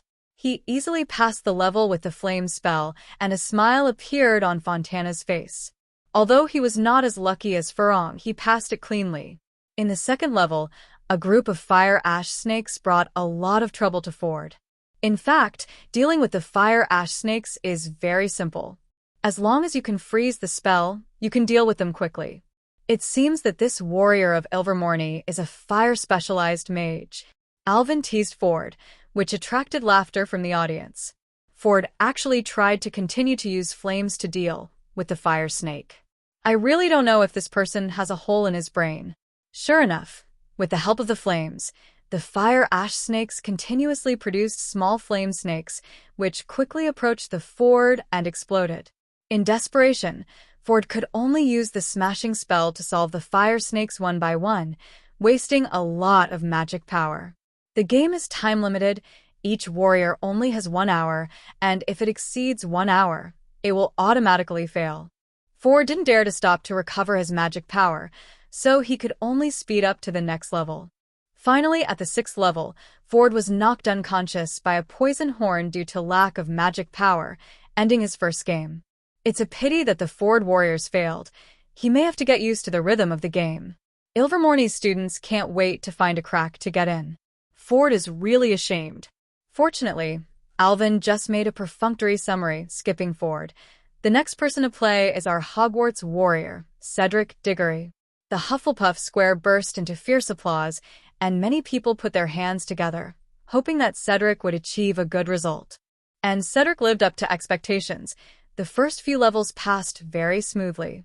Perhaps because he's a Hufflepuff, Cedric knows a lot about herbs and magical creatures. Through his understanding of the habits of magical creatures, he successfully used magic spells or herbs to expel them. And Cedric is still collecting some materials on the road. Some little wizards are confused and don't know what these are. 4 flowers, a 0. Professor Sprout was very pleased. These herbs had a strong hypnotic effect on fire dragons. It seemed that Cedric had already thought of a good solution. Sure enough, when he arrived at the paddock, the Welsh green dragon who looked at it did not go in directly. Cedric used polymorphism to conjure some tools for processing herbs and made the collected herbs into a powder. Controlling the powder to float to the green dragon's side, it didn't take long before the green dragon yawned and felt a little drowsy. He took this opportunity to secretly take the golden egg away, but unfortunately, because of the lack of some raw materials, and the processing process was a bit rough. 0. The efficacy of the hypnotic powder was not as strong as it had imagined, and the green dragon woke up just when Cedric was about to finish the match perfectly. Ravenclaw's soul floated beside Alvin and nodded in agreement. This is what a good student should look like. Alvin's behavior is too foul. Seeing Cedric's sneaky figure in a daze, the green dragon subconsciously took a breath. This time, their Hufflepuffs made a big show in Europe and the Free Nation. The last time they had such an opportunity was when Newt Scamander was there. Although the accuracy was a little off, he successfully ignited Cedric's clothes. It took a lot of effort for Cedric to summon a cloud of clear water to extinguish the flames and ran out of the paddock. I am very sorry that such a bright student is not our Ravenclaw kitty, but he is still the pride of our Hogwarts. Thank you, readers, for the reminders, monthly tickets, and rewards. The little author got up late today, so the update is a little late, sorry. 10. Sprout glared at Alvin, as if to blame Alvin for trying to dig her corner, but immediately gave Cedric a smile and applauded. Perfect performance. Cedric told us with the most solid foundation that not only powerful magic spells can clear the level, he made perfect use of the knowledge he usually learned, herbal medicine, potions, and transformation spells. 95. The game continued, and the next 2 players on the field were the warriors of Beauxbatons and Durmstrang. It is a pity that none of them passed the fire dragon test to get the golden egg. Durmstrang's player was a bit better. He stumbled all the way to the fire dragon, but unfortunately he faced the most vicious fire dragon, the Hungarian Horntail. The Hungarian Horntail was not as docile as the Swedish short-nosed dragon and the Welsh green dragon. When Durmstrang's warriors entered, they watched him vigilantly. The warrior tried to block the sight of the fire dragon with a smoke magic and then forced the fire dragon out of the dragon pit, but after releasing the smoke, he was dumbfounded because he was also lost and could not find the fire dragon's position. Finally, with the help of Charlie and other staff, he walked out of the paddock safely. 210. The girl from Beauxbatons was even more unbearable. Before, she had been watching other people's games in the tent, and she was under great pressure. She walked into the Forbidden Forest crying, and finally failed at the 5th level because she didn't know how to deal with the hippogriff. This is also the worst player so far. Karkaroff and Maxim are both pale now, but they didn't expect the warriors they selected to be so useless. Fontana, who was on the side, almost laughed out loud, but it would be good if they couldn't pass, so it wasn't just their family that was embarrassed. Okay, the next contestant is the youngest in this competition, Harry Potter from Hogwarts. Alvin also cheered up. The performance of the 2 people in front made Alvin sleepy, which was really bad. I don't know what kind of method Harry will use to deal with the dragon under Snape's training. Harry heard his name and was ready to go out. At this time, there was only him, Krum, and Cassandra left in the tent. The two of them just sat there with a straight face and said nothing, which made him feel uncomfortable. When it was finally his turn to play, he breathed a sigh of relief. After Harry left, Krum glanced at Cassandra, who had been in the same posture, and then moved his gaze to the projector. It's the disarming charm again. Can't Mr. Potter know any other charms? Alvin's helpless voice sounded over the Quidditch pitch. Harry had reached the 5th level, and the magical creatures he encountered in the first 4 levels were all defeated by the continuous red light, without exception. Snape's cheeks were also twitching frantically at this time. Snape had taught Harry a lot of magic spells in the past few days, and he even taught him the magic of his own. But Harry was useless and rushed all the way. Lily on the side was smiling, as was the case with James back then. The disarming charm was so well established that he had defeated many Death Eaters except your weapon. It's a pity not to see him again. Lily also once asked Alvin if he could resurrect James, but unfortunately Alvin told him that even the souls of those killed by the killing curse will survive, and she also put out this idea. Except your weapons. A burst of red light flashed, and the exploding snail in front of Harry came in response, and he was also relieved. Fortunately, he didn't get distracted in Hagrid's conservation of magical creatures class. He knew that the weak point of the blowtail snail was in the abdomen, otherwise he really didn't know how to pass this level. Following the sign, Harry entered the 6th level. He did not encounter a new monster, but saw a flaming phoenix hovering in the air. 35. Foaming sounded. Harry suddenly felt that the fatigue caused by the continuous passing of the level had dissipated. A flame fell from Fury's body and landed on Harry's body. To Harry's surprise, he did not receive any damage, and his magic power was still recovering quickly. This is also the little Easter egg buried by Alvin. The warriors who meet Furway will not only restore a certain amount of magic power, but also eliminate fatigue and face the last fire dragon with a prosperous attitude. With a smile on his face, Harry came to the outside of the paddock, and with Fury's blessing, his confidence in customs clearance was even greater. Flying firebolt. The sound of breaking the air sounded, and the firebolt quickly approached Harry from the tent outside the Forbidden Forest. Holding the firebolt in his hand, Harry's heart is also much more settled. He has a feeling of returning to the Quidditch field. The golden egg is the golden snitch, and his task is still to catch it. Flying through the air on a firebolt, Harry circled the Hungarian hornets, trying to get her attention. The Hungarian horntail was a little irritated by the harassment and spewed a few dragon breaths to try to attack Harry, but unfortunately the firebolt was too flexible, and Harry easily escaped all the flames. Perhaps shy about his own eggs, the Hungarian hornets, although impatient, did not fly up to chase Harry. Looks like we'll have to use an alternative plan. Continuing to lower his height, Harry flew to the front of the Hungarian horntail. After dodging the attack of the dragon's claws twice in a row, he finally found an opportunity and hit the Hungarian hornets in the eye with an eye curse. Roar! The Hungarian horntail, who lost her sight, was completely mad. She ignored her dragon eggs and attacked the surroundings without any rules. At this moment in the tent, Krum's face turned green.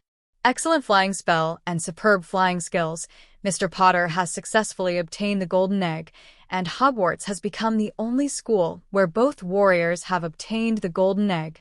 While there's no rule against using the same method in the game, 1.0 would only cost Durmstrang a face if he did.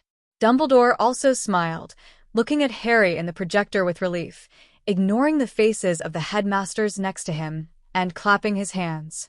It's broken, I'm a stand-in. But now all the methods have been used by Harry in advance. Krum only felt that the world was spinning, and he had absolutely no choice. Broomsticks, ice spells, these are the things he is best at.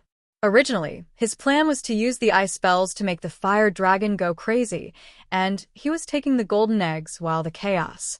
And Harry was also struggling under the attack of the Hungarian hornets. Finally, 2 minutes later, the fire dragon left the dragon pit. Harry also took the opportunity to swoops and successfully captured the dragon egg, completing the first project well. Hearing this, the cheers on the field became louder, and the little wizards at Hogwarts were proudly holding their chests. Karkaroff was about to die of anger. His previous strategy with Krum was to use the Eye Curse, but now Harry used it first. I wonder if Krum could have come up with a better way in such a short amount of time. Could it be that neither of the two warriors Durmstrang can get the dragon egg? Igor, are you alright? Dumbledore on the side noticed Karkaroff's expression and made up for it. No, it's fine. Karkaroff forced a smile. I'm just a little tired, after all. I've been sitting here all morning. Dumbledore nodded and said nothing. On the other side, Krum walked out of the tent with a gloomy face. Fortunately, he maintained this expression for many years, and not many people could see his depression. Entering the Forbidden Forest, Krum passed the first few levels very smoothly, but he deliberately slowed down to buy himself time to think. In the 6th level, Krum had an unfortunate accident, and his opponent was 6 Tipo warthogs. This kind of wild boar is not particularly dangerous, but they can be invisible and are very difficult to deal with. Krum was thinking about how to deal with the fire dragon, and he didn't notice the invisible Tipo warthog rushing towards him. If it wasn't for Seeker 13's keen intuition, he might have been knocked back at this level. After a lot of effort, he passed the 6th level at the cost of minor injuries. Standing outside the paddock, Krum hesitated for a long time before making up his mind. Clutching his wand, Krum stepped into the arena. Krum drew the Eastern Fireball. He said whether it was good or not, and whether it was bad or not. Seeing Krum, the fire dragon cast a glance at him and ignored him. Quietly touching his wand to the ground around Krum was shaking constantly. Alvin saw Krum's method at a glance and explained to the audience, "This is a loose spell. Krum is digging an underground passage to the dragon's egg." 35. Sure enough, after a few minutes, Krum suddenly summoned a piece of grass with a flying spell, and then transformed into a big tree to block the sight of the fire dragon, and he drilled into the hole. Sneaking quietly into the dragon pit, Krum held his breath, carefully held the golden egg in his hand, and returned along the same path. And just as he was halfway through, the fire dragon also sensed something was wrong, and followed the protruding lines on the ground. And Krum, who was in the ground, also heard the rumbling sound. He also knew that he was exposed. He got up and broke the soil, ran frantically toward the exit, and randomly shot the fire dragon with a spell. The magic spell did not hit the dragon, but accidentally injured several dragon eggs. The fire dragon saw that the dragon eggs were attacked and flew back immediately. Instead, Krum was spared, allowing him to escape successfully. However, because of the damage to the dragon egg, Krum will definitely lose a lot of points. And Karkaroff can be considered relieved. They Durmstrang finally have a dragon egg. But this time it was Fontana's turn to be nervous, and now only they, Ilvermorny, had nothing to gain, and he stared at Cassandra on the projector, praying that she would be better. Cassandra was instructed to enter the Forbidden Forest with graceful steps. The last warrior has also set off. Miss Wally looks very confident. Let's look forward to her performance. 99. Alvin also became very excited. In the previous game, Cassandra was his best helper in the Forbidden Forest, and some powerful bosses depended on Sister K's output. And he is responsible for calling 666 behind. Cassandra's performance did not disappoint Alvin and everyone else, showing great strength from the very beginning, and was exceptionally gorgeous. Yes, that is gorgeous. If Fleur's charm is weird, Cedric's is unpretentious, and Harry's is reckless. Then Cassandra is gorgeous. Stunning spell, flame spell, flying sand and stone spell, conversion spell, hoop spell. Ms. Worley has so much magic. The combination of each magic is the right benefit. Especially her weather spell, a spell that many adult wizards can't master, is as simple as a lockpicking spell in her hands. Watching Cassandra unleashing colorful attacks in the projection, Alvin exclaimed while counting the spells Cassandra used.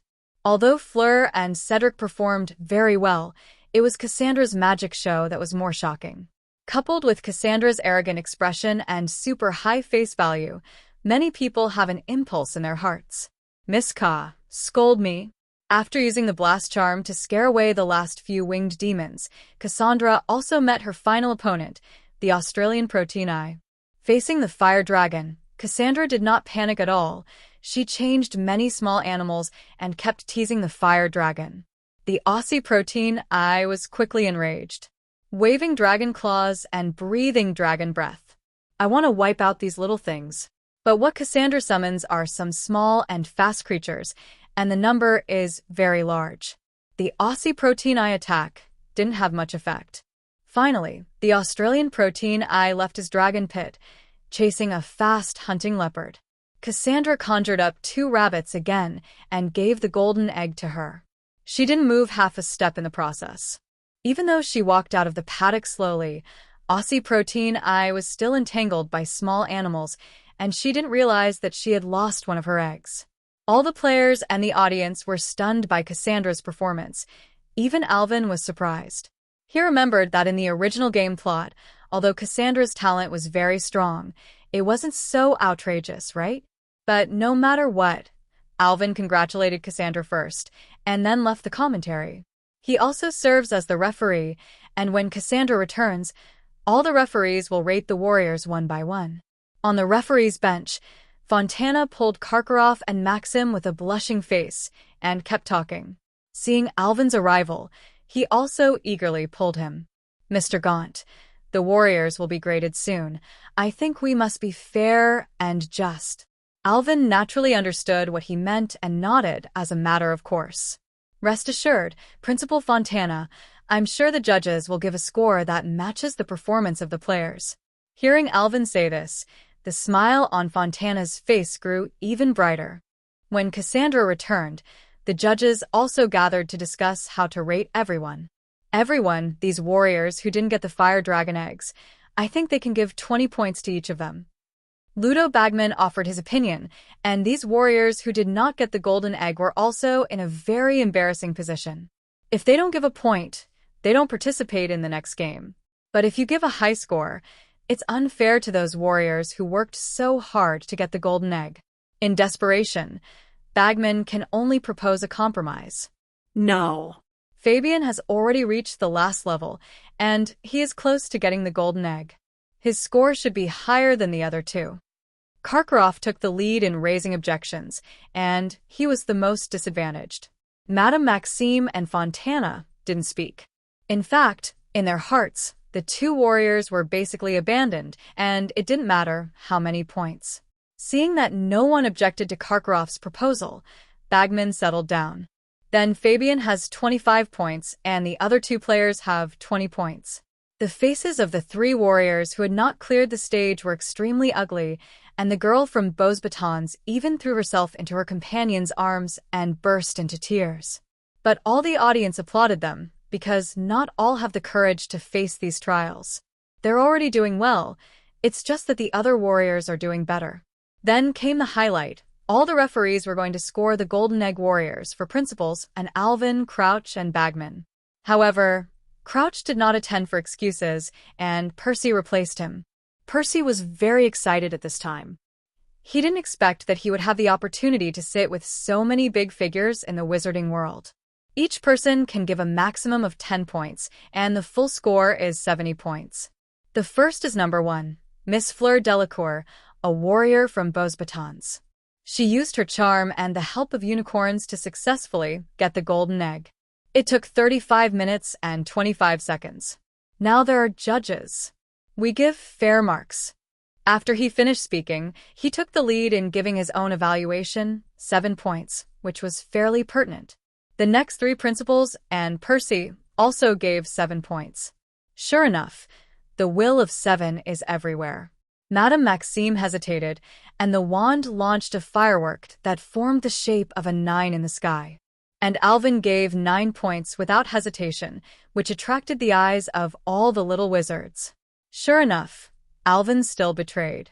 In the end, Feron's total score was 62 points.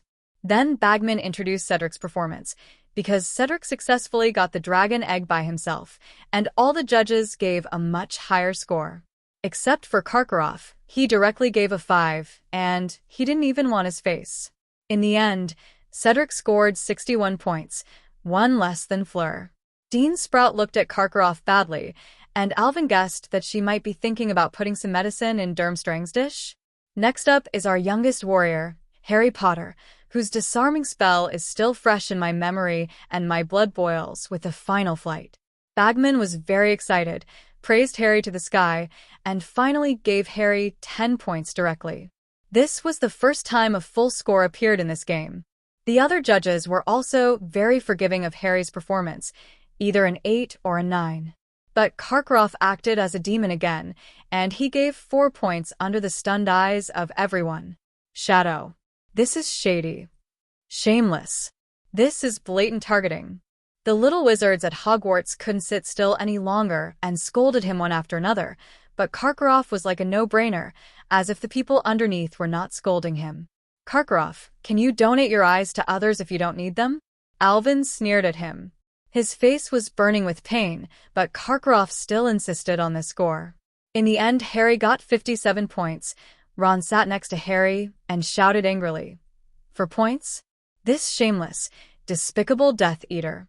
How dare he give you such a low score?"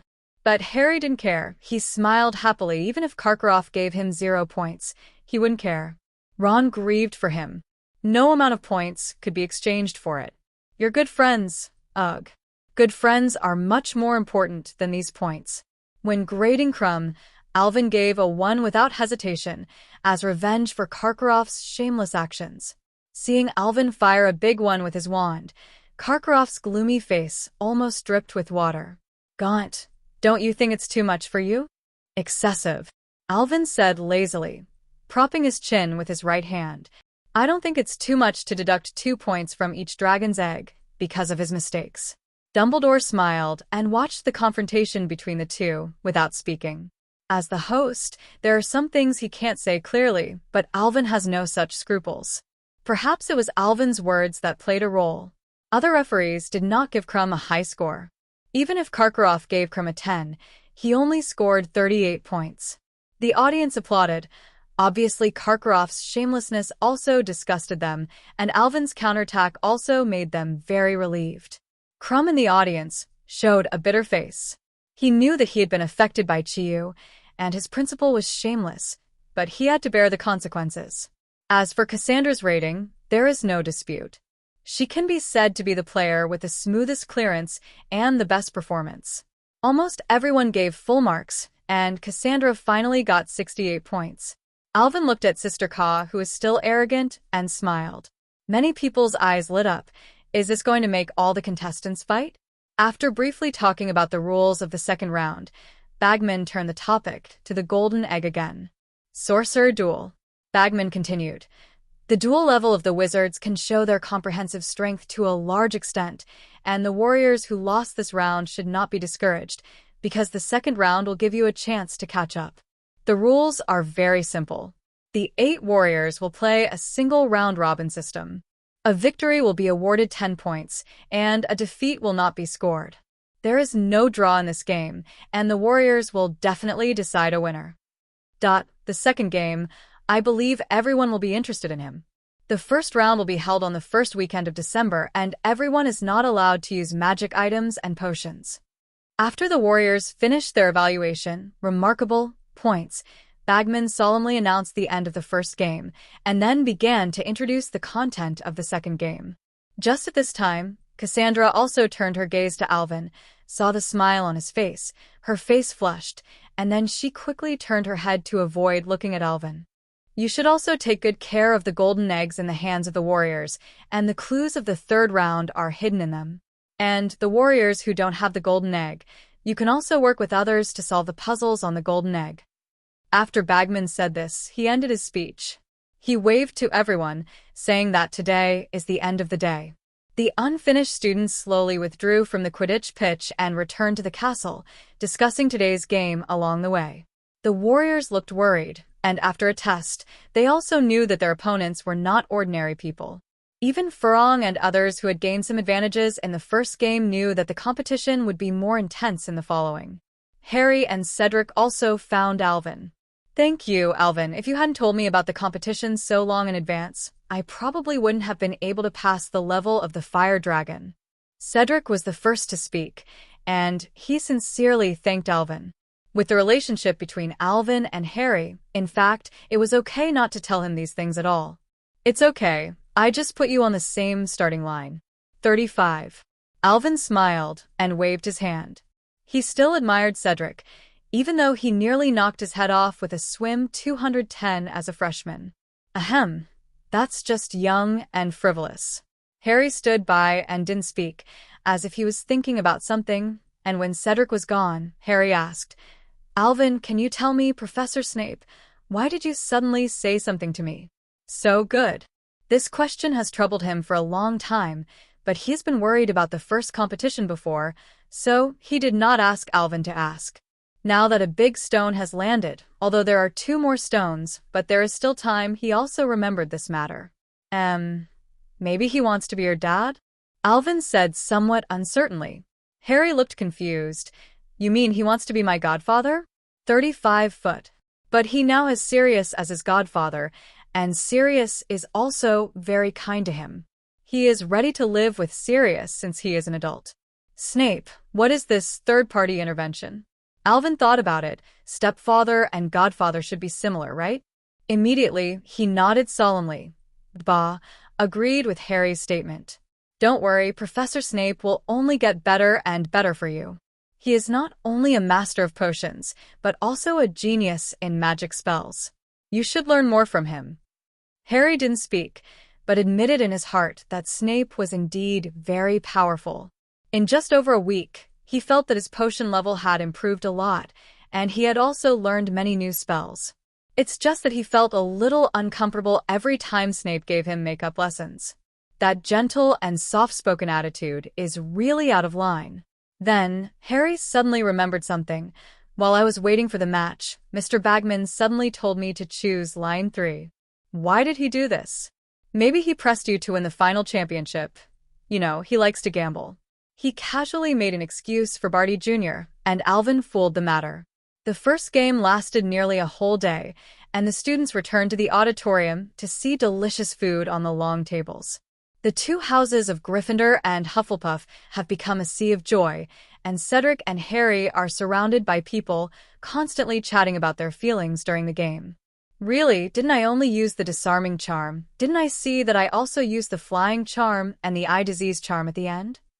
Harry reluctantly said that he did not know how many times he had explained it. Alvin's comment was deeply remembered by everyone, and at least 10 people had asked him this question just now. In fact, he himself didn't know what was going on.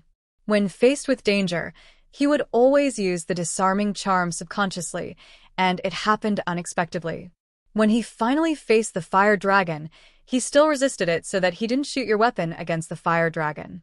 If Alvin knew what Harry was thinking, he would definitely complain. This is the consciousness of the big universe, and you will use your weapon and Avada to kill Bo in the future. Sirius also sat next to Harry. He patted Harry's shoulder with a smile, and was very satisfied with his excellent performance today. By the way, Harry, did you find any clues from the golden egg? Sirius' words also awakened the little wizards around, who looked at Harry curiously. Harry shook his head. I haven't had time to open it yet. Alvin told me that it's best to open it in the lounge when everyone is full. Hearing him say this, everyone thought it was a hint from Alvin, so they didn't ask any further questions. After a game, the general information of the Warriors is also grasped by everyone, and many people have their own clear supporters except their own schools. Among them, Cassandra has the most small fans. Her gorgeous performance made many girls' eyes stare straight into the stars. It turns out that even witches can be so dashing and handsome. And many boys also bowed down to her appearance. Although Cassandra has always been domineering and doesn't look down on anyone, this made some boys even more excited. The second is Furong. Furong's charm is still higher than Cassandra, and naturally there will be many Yongo to support her. The author is going to line up for inspection at 4 o'clock in the afternoon. As for the time when he will be back, he is not sure, so we can only update 3 times today. Sorry. It will be back to normal tomorrow. So, overnight, countless warrior merchandise appeared at Hogwarts, such as a Harry-shaped doll, a badge of support for Krum, and a portrait of Cassandra. Most of the goods are very simple gadgets, but can be sold for high prices. Combined with her relationship with Alvin, many thought she would win the title. Many little wizards with spare money will buy some as souvenirs, and even Chio bought a few silk scarves of the same style from Hibiscus and gave them to a few girls. The other players who won the Golden Egg have similar support rates, and the ones who didn't succeed have basically been forgotten. The price is not too expensive, at least within the acceptable range for students. Alvin also gave the twins a thumbs up when he found out. The two are really marketing geniuses. And George and Fred keenly found business opportunities. They thought of the souvenirs sold by the wizards during the World Cup. On the way to the Charms class, Alvin saw many Hufflepuff and Gryffindor little wizards looking at him resentfully. He smiled secretly in his heart. He naturally knew the reason. Just last night, Harry and Cedric followed Alvin's method and opened the golden eggs in their respective lounges. Most of the people are very curious about the clues of the project of the third game, and they want to see if they can help the warriors of their own academy. So, when Harry and Cedric opened the golden egg, almost all the students of both houses were watching in the lounge. The tragedy happened. After the golden egg was opened, the screaming sound that was enough to pierce the eardrum resounded in everyone's ears. What's more terrifying is that the space in the restroom is not large, and it is all sealed, and the screams are constantly echoing, which directly makes a group of little wizards faint. It took a lot of effort for them to close the golden egg. So there's the scene just now. When he walked to the Charms classroom, Alvin met Hermione's angry eyes, and under Fleur's doubtful eyes, Hermione grabbed Alvin's ear. "Oh, it hurts." Alvin really didn't coax Hermione, and the little witch made a heavy hand this time. Hermione said angrily, "You still know the pain. Do you know how terrible that sound was last night?" The Gryffindor students looked at Hermione with admiration, and only Alvin's girlfriend could cure him. Although Alvin made a name for himself in school early, he is usually unassuming, and many people have a good impression of him, but everyone knows that he occasionally makes fun of people. If nothing else, half of the prank props in Weasley's joke shop are his ideas. This time, he directly killed the little wizards of the two academies, which can be regarded as provoking public anger. Under the explanation of a Gryffindor girl, Fleur also understood the whole story and gave Alvin a sympathetic look, but did not care too much. Until Professor Flitwick arrived, Hermione was still angry. She was not angry that Alvin was so fond of teasing people, but that Alvin even teased her girlfriend, without saying hello in advance. In fact, Hermione is also blaming Alvin wrong. He didn't mean to cheat with Hermione. Just forgot to tell Hermione, ahem.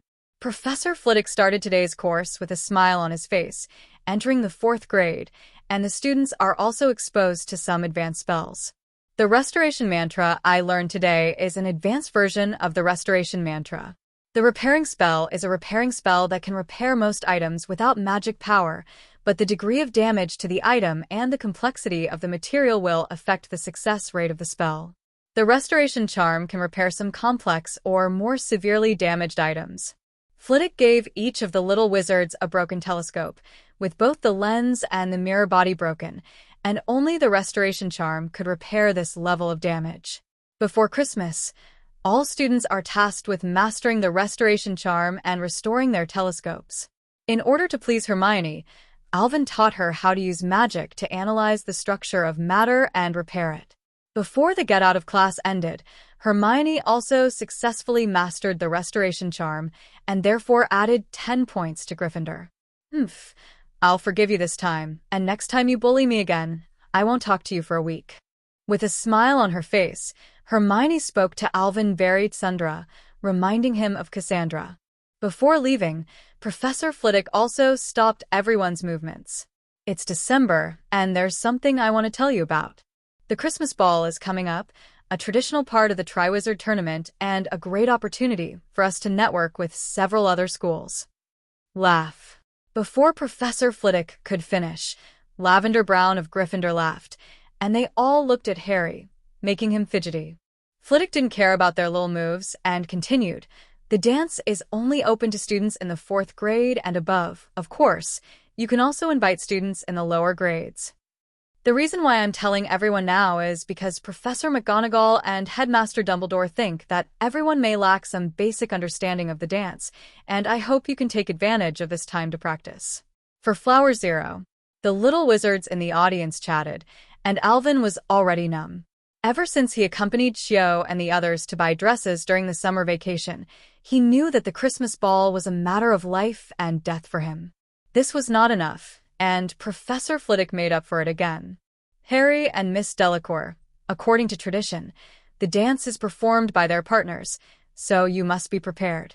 Sure enough, after he finished speaking, Farong was already looking at Alvin with bright eyes. Dancing with Alvin, something she'd never thought of before. Hermione on the side was also staring at Alvin, and the little witch also wanted to go to the dance with him. After class, I have to find Professor Snape, so I will go first. After saying a word, Alvin fled in embarrassment under the resentful eyes of the two little witches. Hermione, I'm a warrior, and I need Alvin to dance with me. After Alvin left, Fleur stared at Hermione and said, I know, I didn't grab the dance spot with you. Hermione said it as a matter of course, while Farong was a little puzzled. Then you just... He didn't lie to Fleur and Hermione. He did make an appointment with Snape today, but he wasn't in such a hurry. Snape just gave him time to come over today. Then the sequence of dancing with Alvin can tell a lot. Thinking about the prom all the way, Alvin also walked to Snape's office. The little abacus in Hermione's heart cracked. She knew that Alvin would definitely dance the first dance with Fleur, which was a matter of etiquette and had no other meaning. After escaping from the classroom, Alvin had a very headache.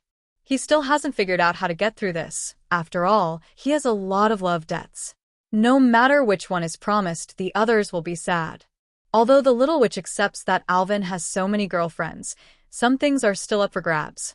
I'm just taking your first chance to dance with Alvin after you dance, and after you dance, he's my partner. 35. Hello, everyone. As we wrap up this video, I want to share a quick note. I have a Patreon account. If you'd like to support me and enjoy on-demand audiobooks, you can become a Patreon member.